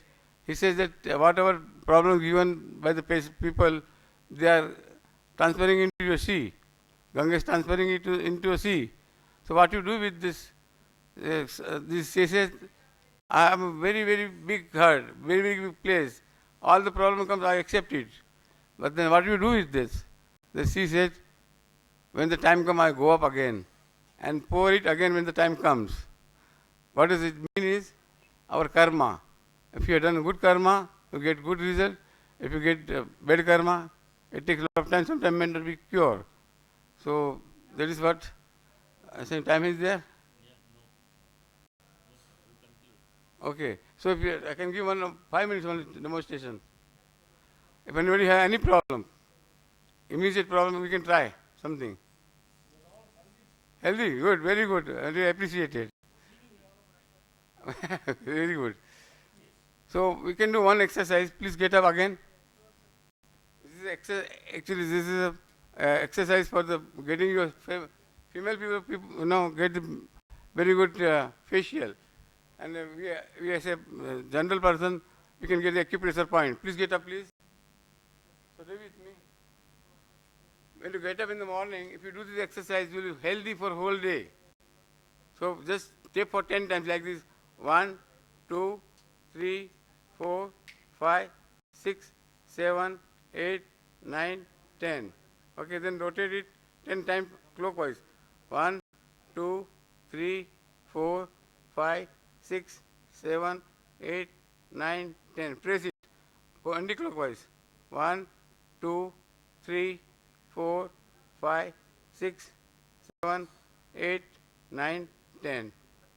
Now press this one like very hard and press it down. 1, 2, 3, 4, 5, 6, 7, 8, 9, 10.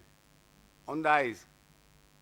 Slowly. 1, 2, 3, 4, 5, 6, 7, 8, 9, 10. Then put your finger here. Then 1, 2, 3, 4, 5, 6, 7, 8, 9, 10. Then put two fingers here.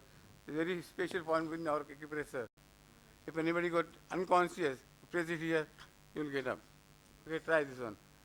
1, 2, 3, 4, 5, 6, 7, 8, 9, 10. The next one, press here. 1, 2, 3, 4, 5, 6, 7, 8, 9, 10. Only 1 minute. Now, 1, 2, 3, 4, 5, 6, 7, 8, 9, 10.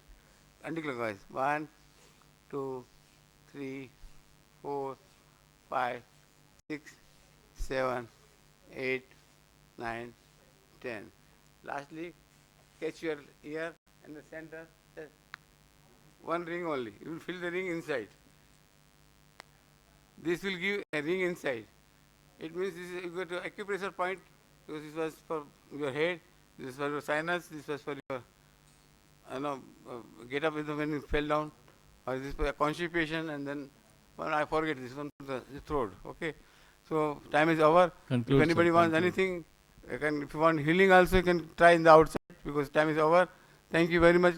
Healing can be done for anything, physical, mental, emotional problem. Thank you for giving me so much time, and thank you, my coordinator. I am really sorry. No problem. It's enough for me. Thank you. Your subject is really vast, sir. You Thank you. require whole day.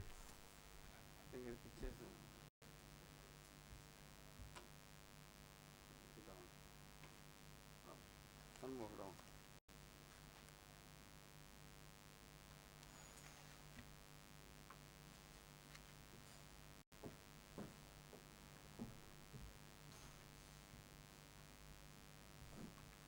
Thank you, Dr. Seth. I would request you to please collect your certificate. Please collect your certificate from the chair.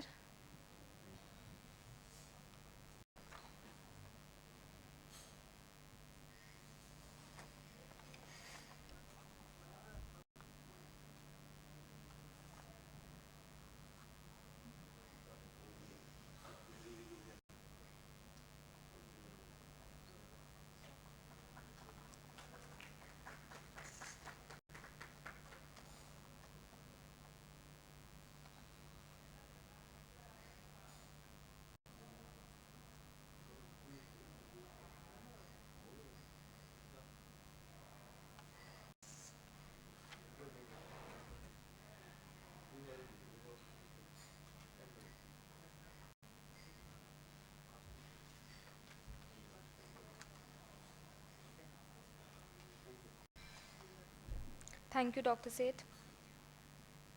May I now call upon Dr. Femin Moshe Innocent from Office Medicinal International de Medicaments Alternatives, Cameroon, and the title of his study is Homeopathy. Dr. Femin has received Doctorate of State in Pharmacy in 2007. Now he is an associate professor at Sheng University, Department of Organic Chemistry, Laboratory of Natural Substances. He is also the technical director of International Medicine and Alternative Drugs. Please welcome Dr. Femin.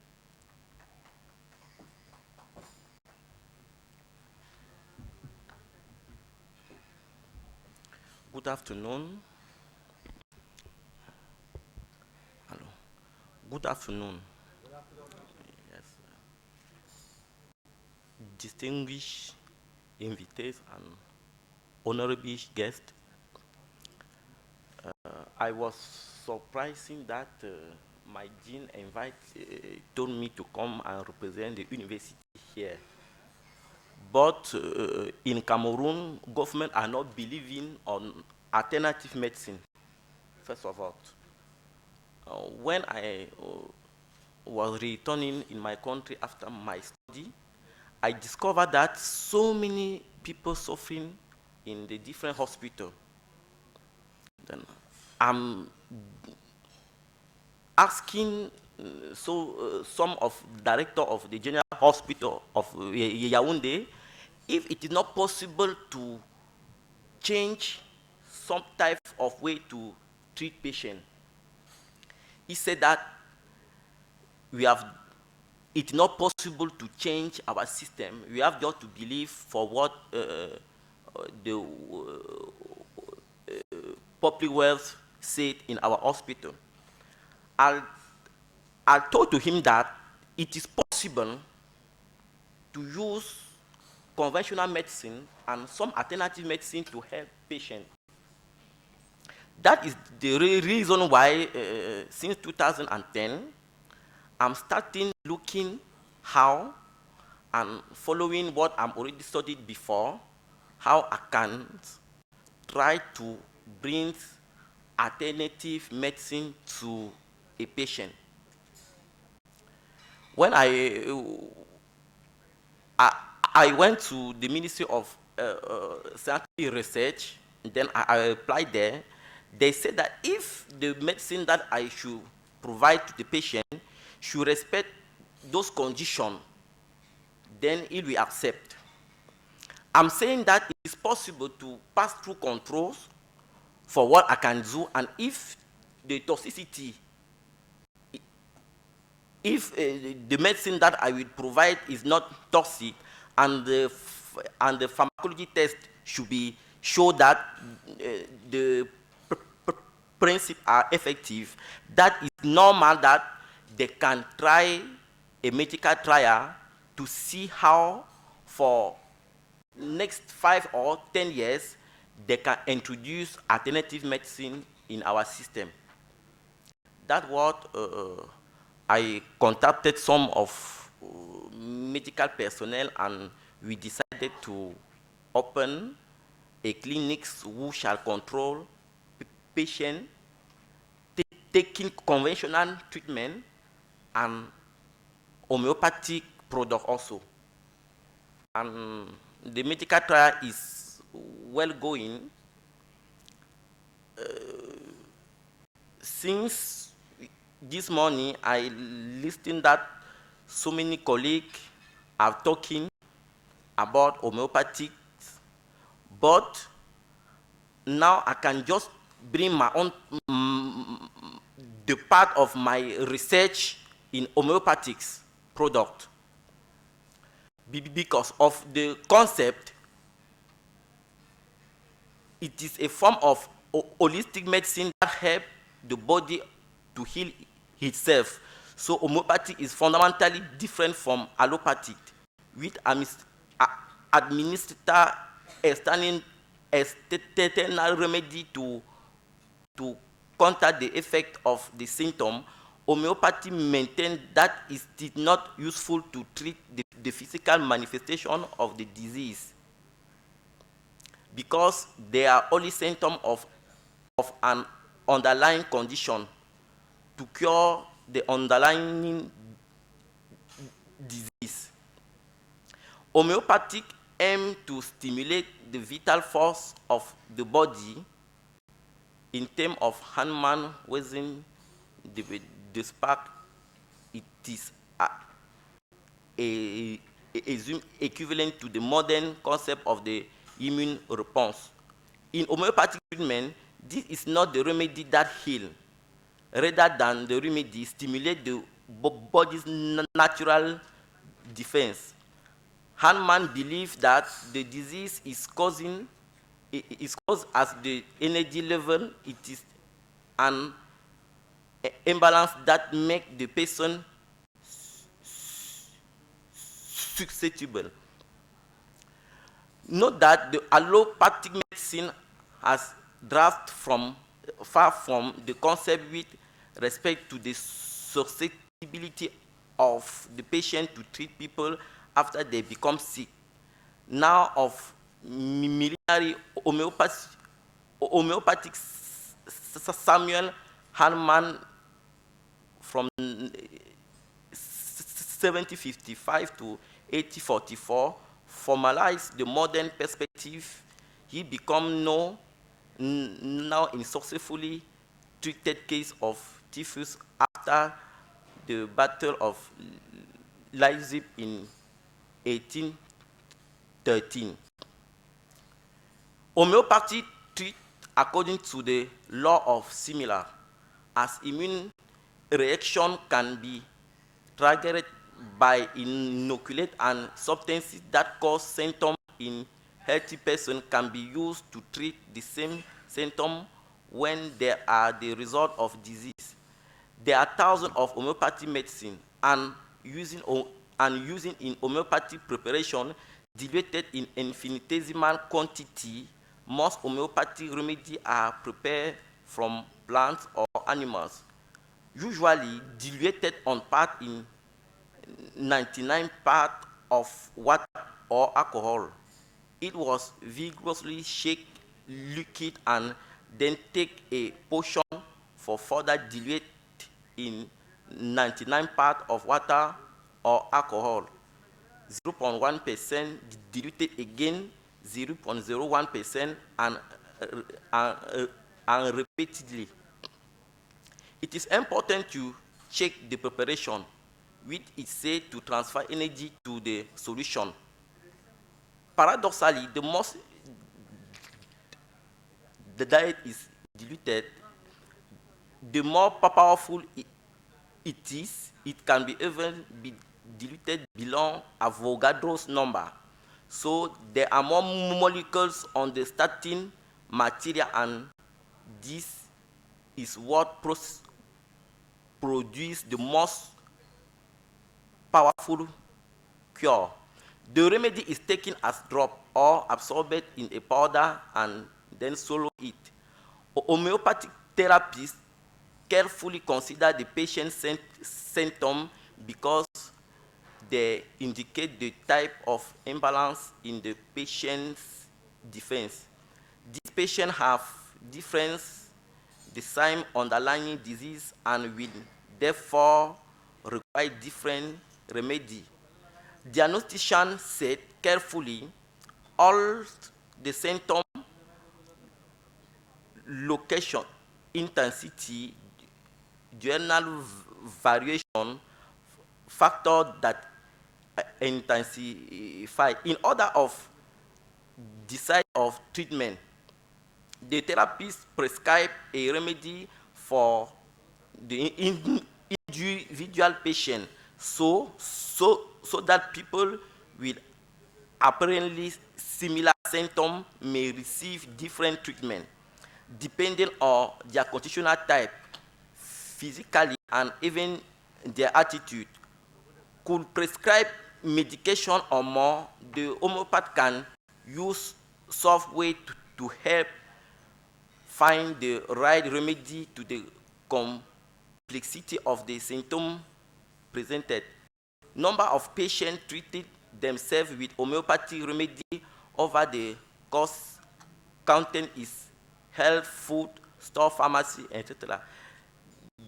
Generalized homeopathy particularized attacks, struggle, and war are the metaphor of allopathy. Support and vital force are metaphor of homeopathy. But homeopathy use highly diluted natural extract, often prepared by the therapist. The big pharmaceutical companies see no economic interest. Thus, in the late 1800s, there was a fierce competition between the two perspectives. The American Medical Association was founded in part as a defense against homeopathic medicine. The pharmaceutical industry has sided with the AAM to oppose homeopathic, which at the time knew much more uniformly successful than pharmaceutical to treat disease. Homeopathic remedies are inexpensive and have very few side effects. They can be effective to treat condition, allergy, high fever, asthma, who does not respond well to conventional therapy. Ideally, homeopathy should be a complementary therapy. Allopathy treats the germ and symptoms. Homeopathy helps the body resist infection.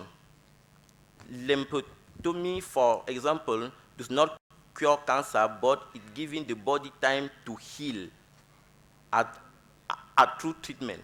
A complete diagnostic is addressed. The cause is natural, can be suitable for children. No secondary and adverse effect. It works suitable for many disease. It is natural. A solved medicine can be effective, concrete result. Take into account the individuals as a whole natural. Now, another piece that I've developed was already said before by another colleague. Now, I should try to explain what I've already done in my research in homeopathy.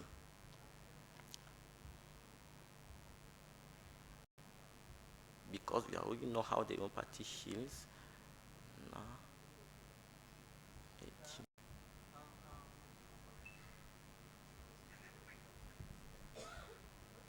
5 minutes more, sir. first, similarity. How to show.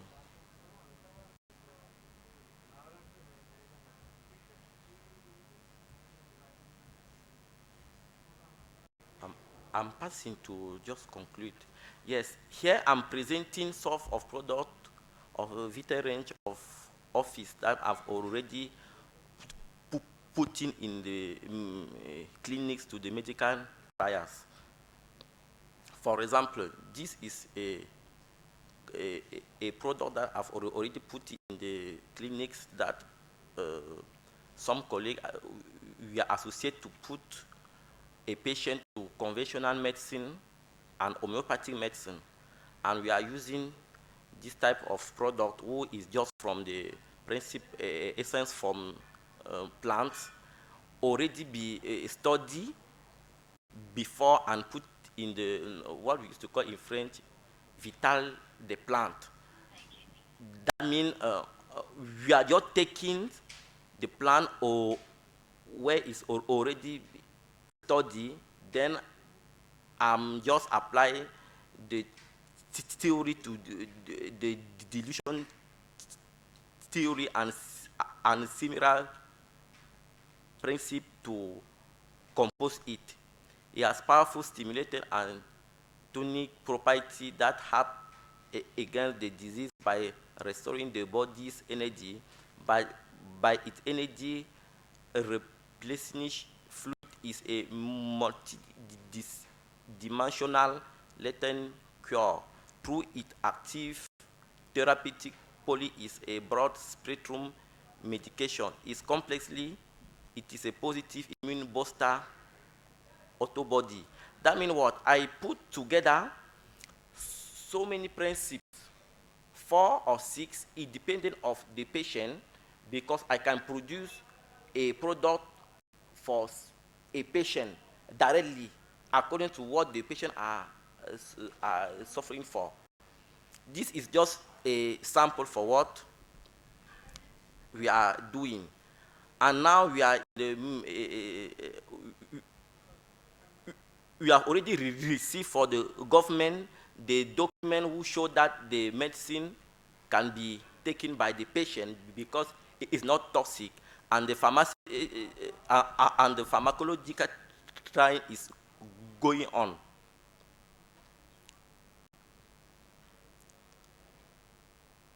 Then we have put in our research a product who can treat our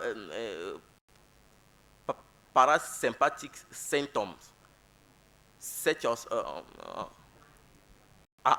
anorexia nervosa, asthenia, infantile convulsion, nervous breakdown, dementia, insomnia, epilepsy, ce qu'est neurasthenia, facial paralysis, and brain cancer. We have a very good result for the patient who have already put the product to. Conclude, sir. We now you know how to pass a homeopathic treatment. In case it may be useful to you. Do not hesitate to switch your visit to a doctor in a traditional homeopath, so you can make your own opinion of the effectiveness. Please. Thank you, sir. Before any questions? Before the question, I can directly show. So what are the contents of this product? For example, if you are looking for this product, you will be thinking that is the same product as this.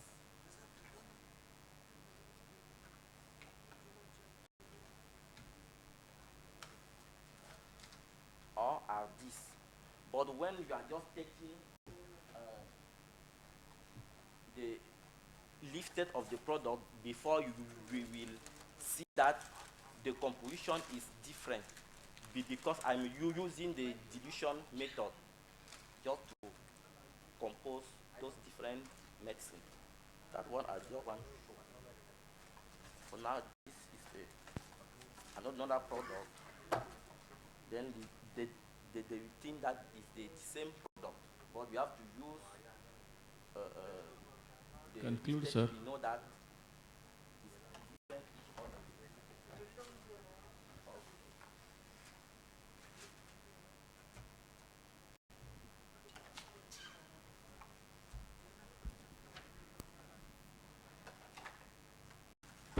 What is the next?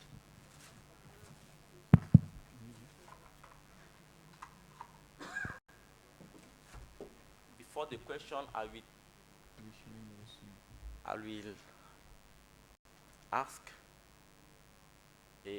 all the members, the Any entities, questions and the from audience? please. No. There's no question? No. Okay. Thanks.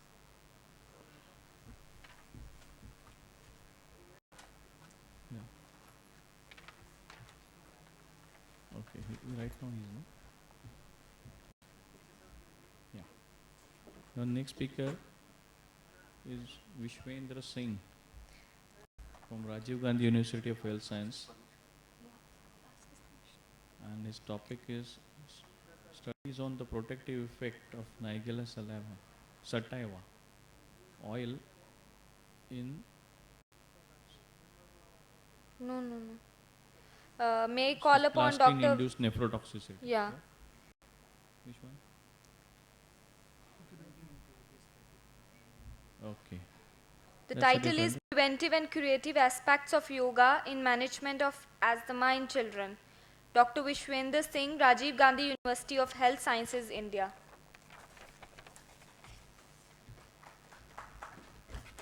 And before that, we have to give certificate. Yeah.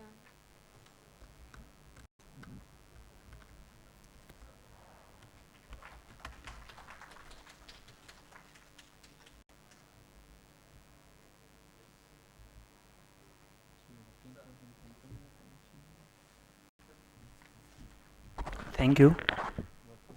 Good afternoon, everybody.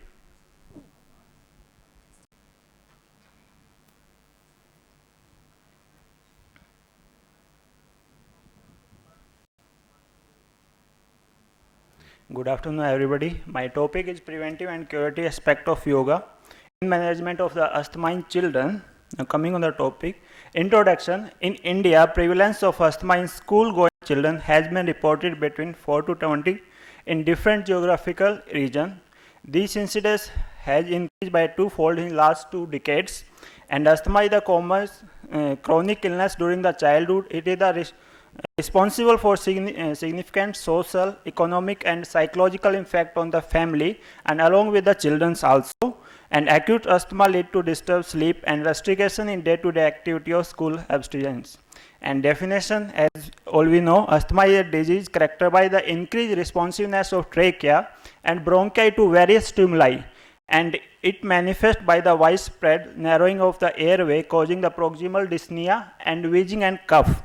And there the causes primary factor and trigger factor, in which the primary factor multifactorial disease, family history, bronchiolitis during the infancy, and allergy from the various substances and passive smoking, and the trigger factor viral infection, exercise, weather, and emotional role of the food is also cause of the asthma.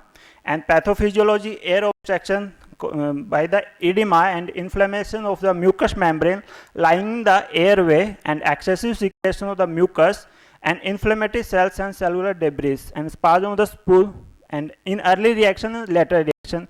In early reaction within the 10 minutes, and later which occurs in the 3 to 4 hours and 8 to 12 hours. And in pathology, the air resistance is increased on exhalation, and hyperinflamed and elasticity of frequency depend upon the compilation of the lungs is the reduced, and dyspnea, inadequate ventilation lungs cause low partial pressure of the oxygen. And in earlier stage, partial pressure of the carbon dioxide also falls because of the hyperventilation caused by the dyspnea, and obstruction become more severe and alveolar hypoventilation increase, leading to retention of CO2 with raise of the partial pressure of the carbon dioxide, and buffer mechanism pH of the blood falls, in which the respiratory acidemia occurs, and respiratory acidemia can be corrected by the yoga action. And clinical feature in children, it is a variable, simple recurrent cough and severe wheezing, and symptom change in the season aggravated by the exercise more in nights, and cold and bouts of the spasmodic nocturnal coughing, dyspnea with prolonged expiration and wheezing, accessory muscle of the respiration, perfusing sweat and cyanosis and fatigue in the acute stage. And in diagnosis in children, the clinically prolonged whistling sound heard at the mouth during the expiration, recurrent attack of the wheezing, and investigation PFT, absolute eosinophil chest X-ray, allergic test is helpful in the diagnosis.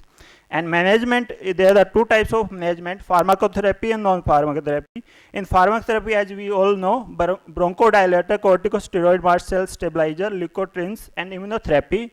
And non-pharmacotherapy, there is the yoga, in which the asana and pranayama are the 2 main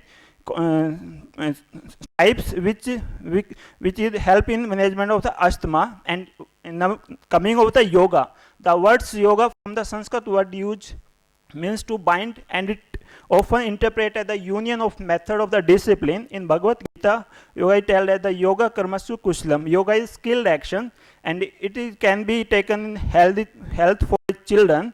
And in Ashtanga yoga, there is the main 8 step: yam, niyam, asana, pranayama, pratyahara, dhyana, samadhi. And in the initial 4 steps we can implicate in the children's, and yam, niyam, asana, pranayama. Asana literally means it is the posture, and the different type of the asana we can teach the children according to their interest.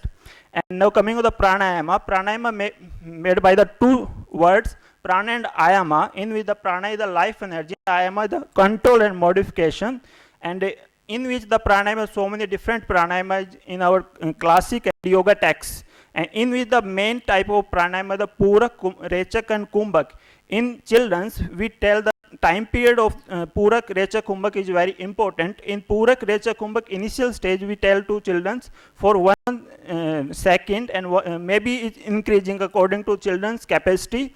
And as a standard the ratio of Purak, Recha, Kumbhak is 1:2:4, and after that 1:4:2 in adult. But in children, it is not possible to give this like ratio.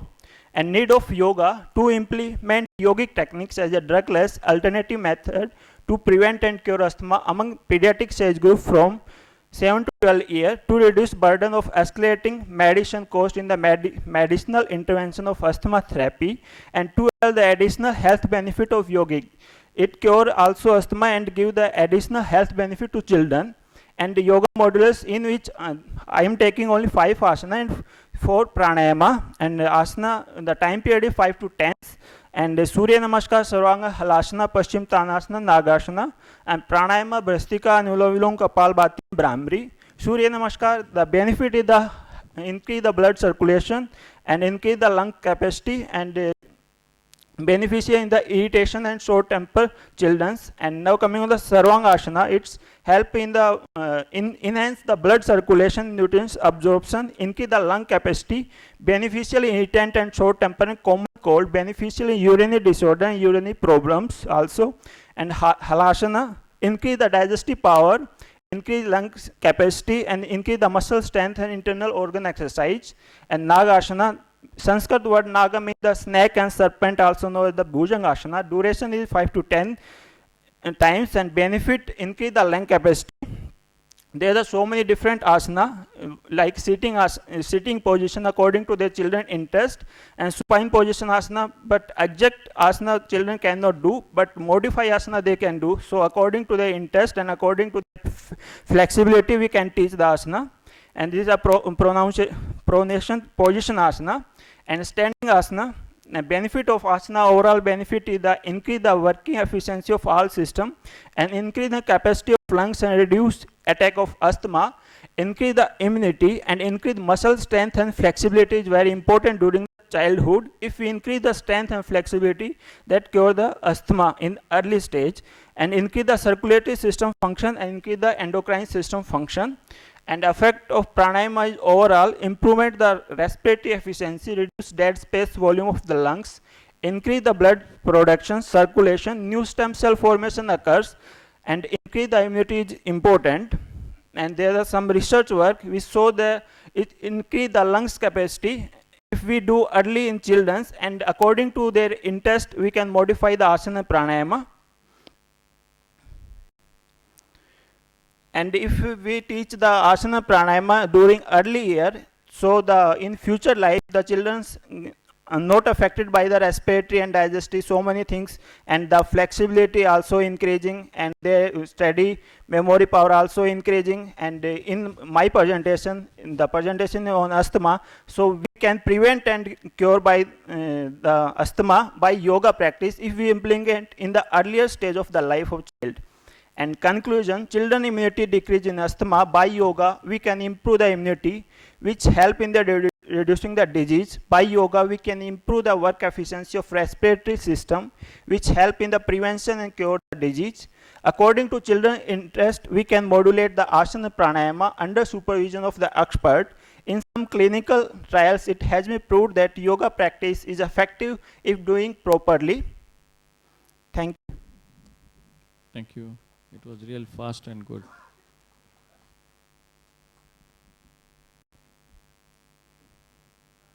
If there are no questions, then we call the last speaker. Okay. Thank you. Now we have the last speaker of the session. May I now call upon Dr. V. Hari Kumar, hair transplant surgeon and anti-aging specialist, assistant professor, Deccan Medical College, Hyderabad.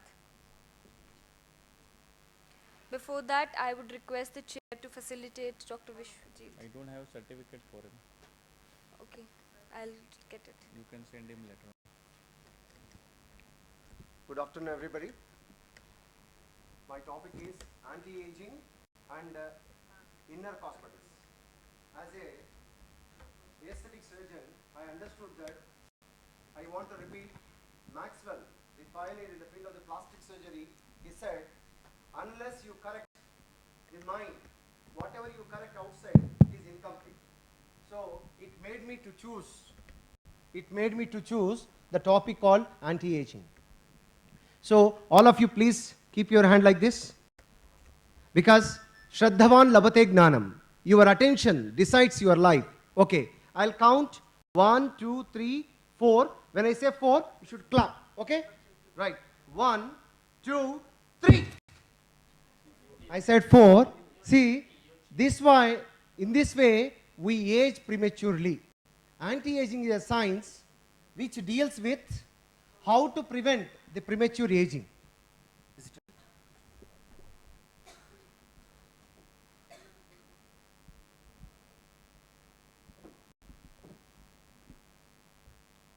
Our medical emblem beautifully has two wings. One is Prajna and second one is Karuna.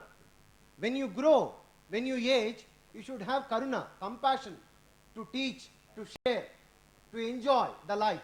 In the same way, second wing stands for Prajna. It's a continuous learning. When these two things are happening in one's life, then definitely we won't age early, and the concepts like age, death, disease, and all things can be viewed in a total and holistic way.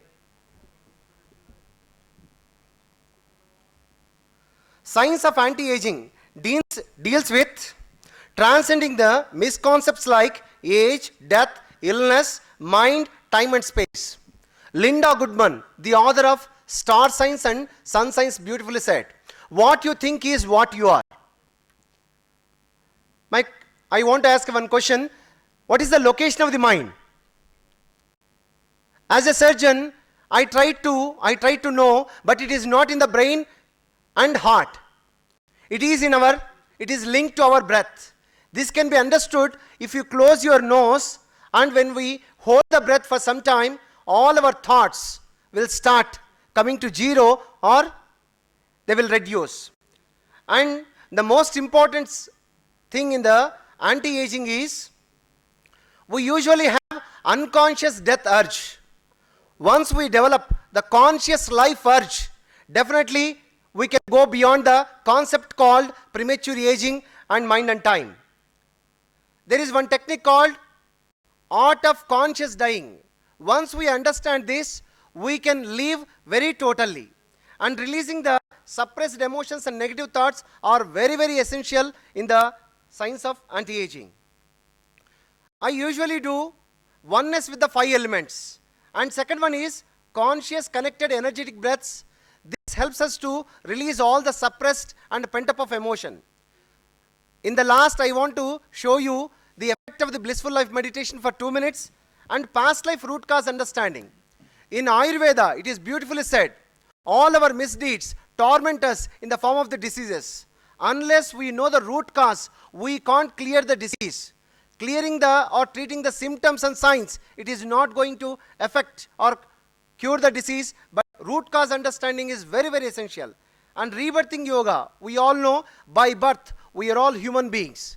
But rebirthing yoga helps us to understand our divine nature, that is, unleashing of total potential is possible through rebirthing yoga. Inner child awakening, it is beautifully said by the Jesus, unless you become like a child, you cannot enter into the kingdom of God. That purity, spontaneity, tranquility of child can be understood once this adult consciousness goes. So, inner child awakening, it clearly helps. Pyramid therapy, you know, pyramids are used for healing, to understand extrasensory perception, and also for preservation. Shamans are Mexican healers, beautifully described how to awaken our inner healing potential. We are all aware of these energy centers. So, I really am, even though I am an allopathic surgeon, I really appreciate all the effort done by the homeopathy, Ayurveda, all the alternative therapies where we deal at the level of the energy, emotions. And he is the Masuro Emoto beautifully described how our thoughts influences our words, thoughts influences our health. See, if you say this one, after prayer, second one, the crystal made of the water has taken this form. And thank you, if we repeatedly say thank you, definitely the 70% of the water, what we have in our body, usually responds to the positive thoughts and positive emotions. In contrary to that, if the water crystal is subjected to the word called Hitler, it has taken this form.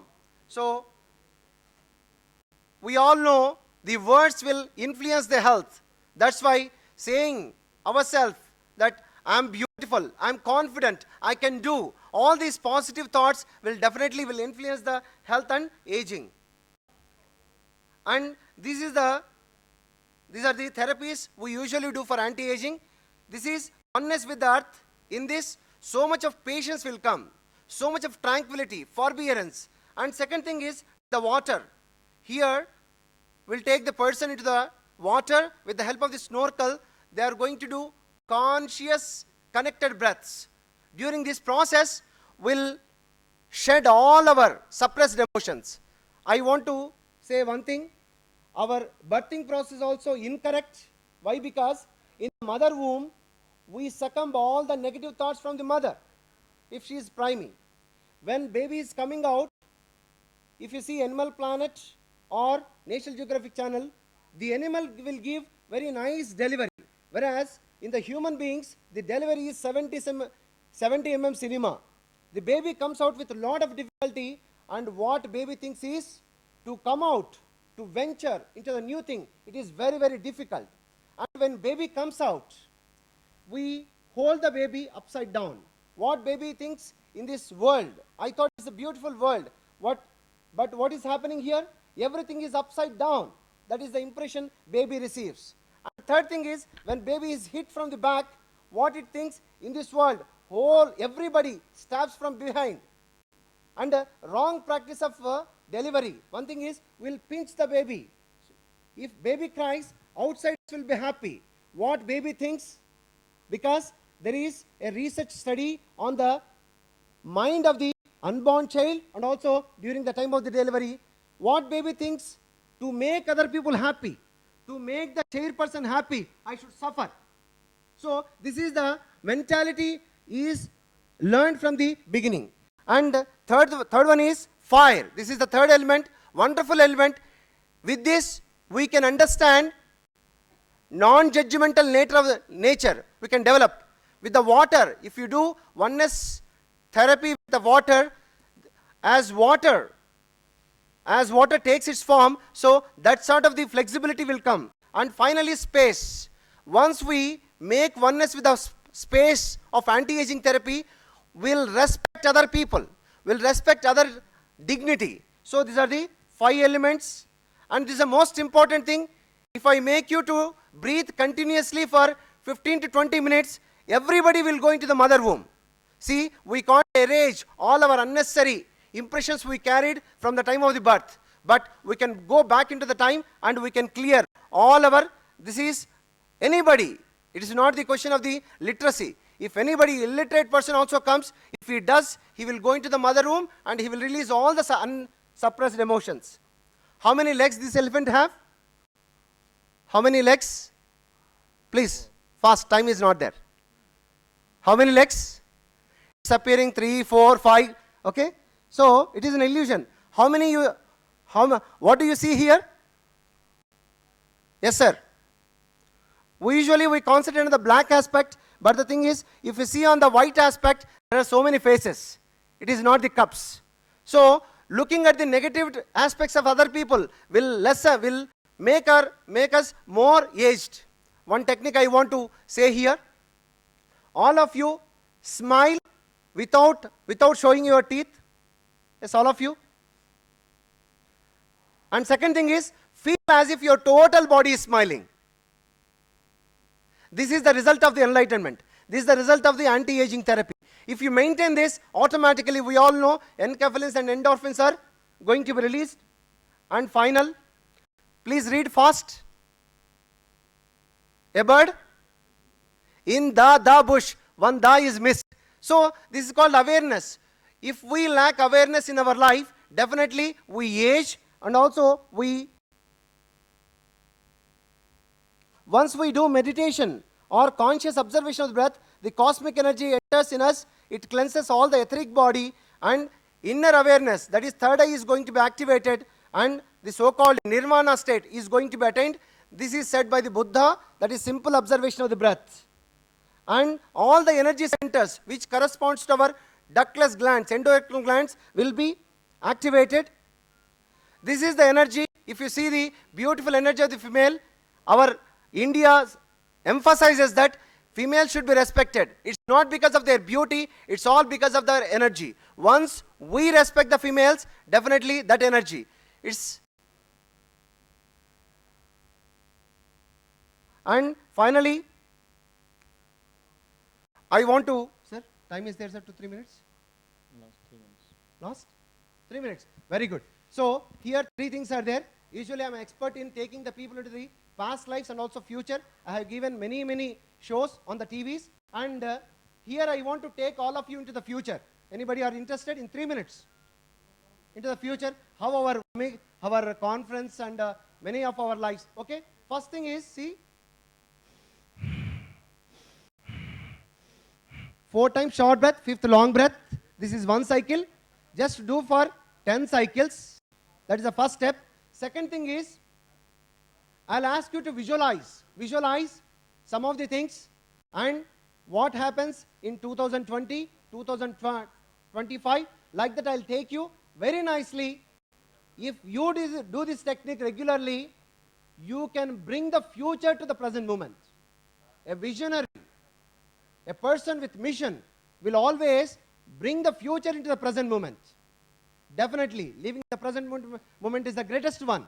But a highly ambitious person will ignore the past, he will learn from the past, and he will bring the future to the present moment. Yes, all of you, please close your eyes. 4 times short breath. Yes.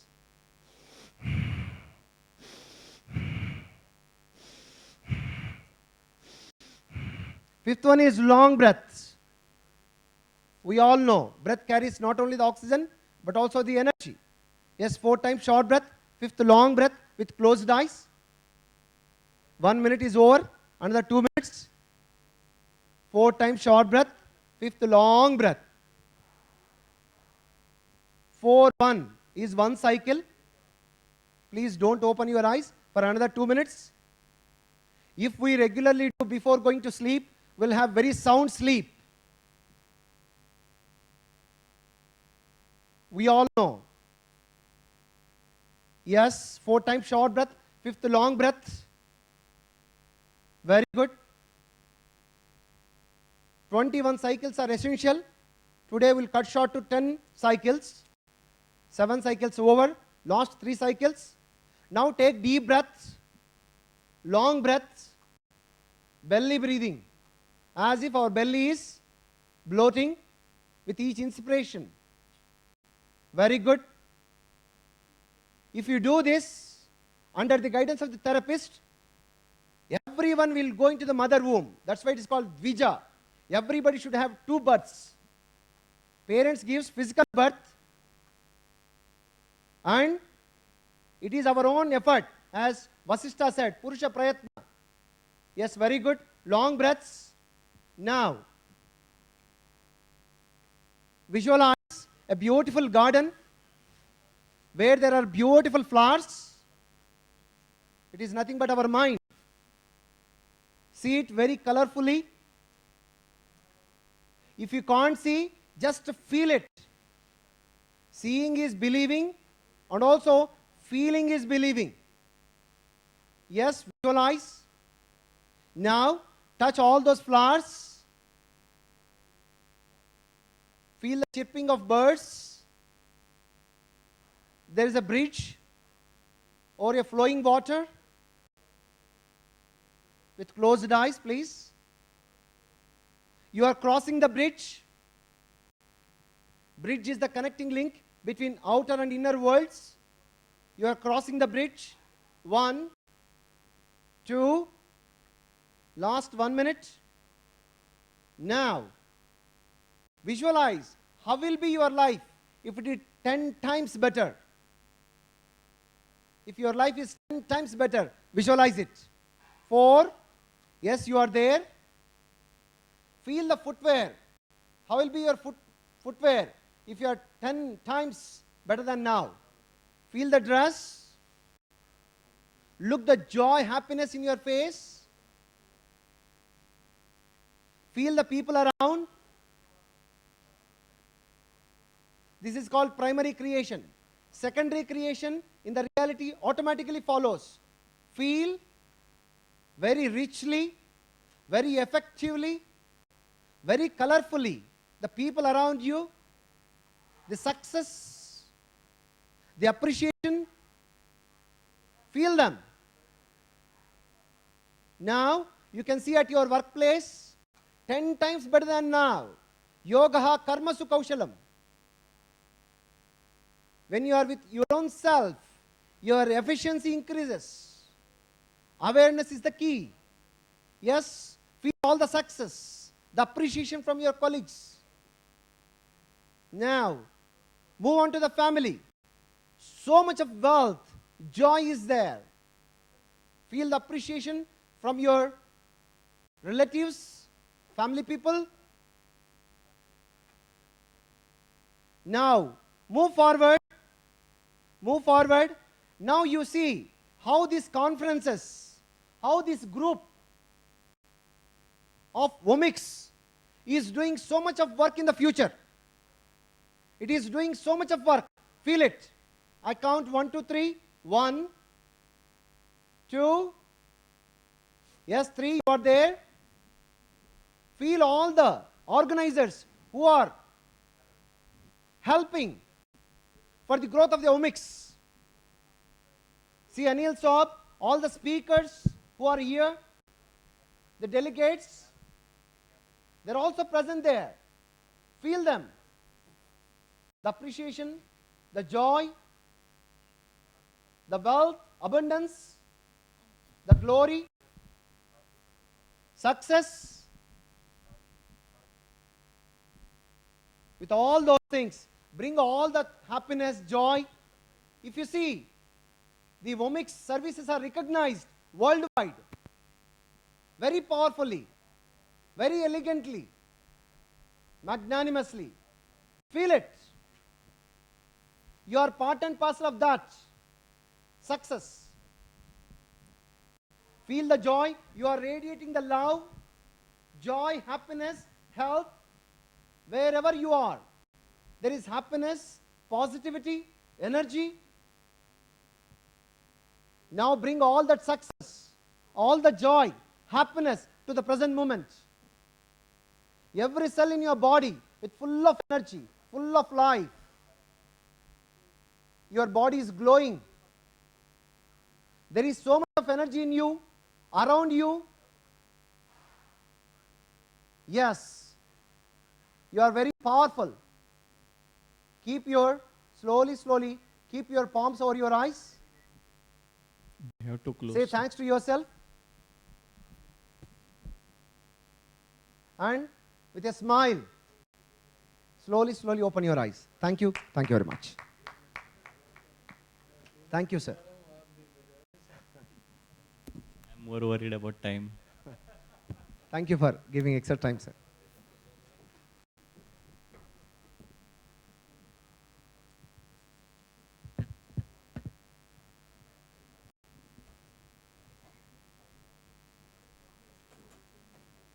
Thank you, Dr. Hari Kumar.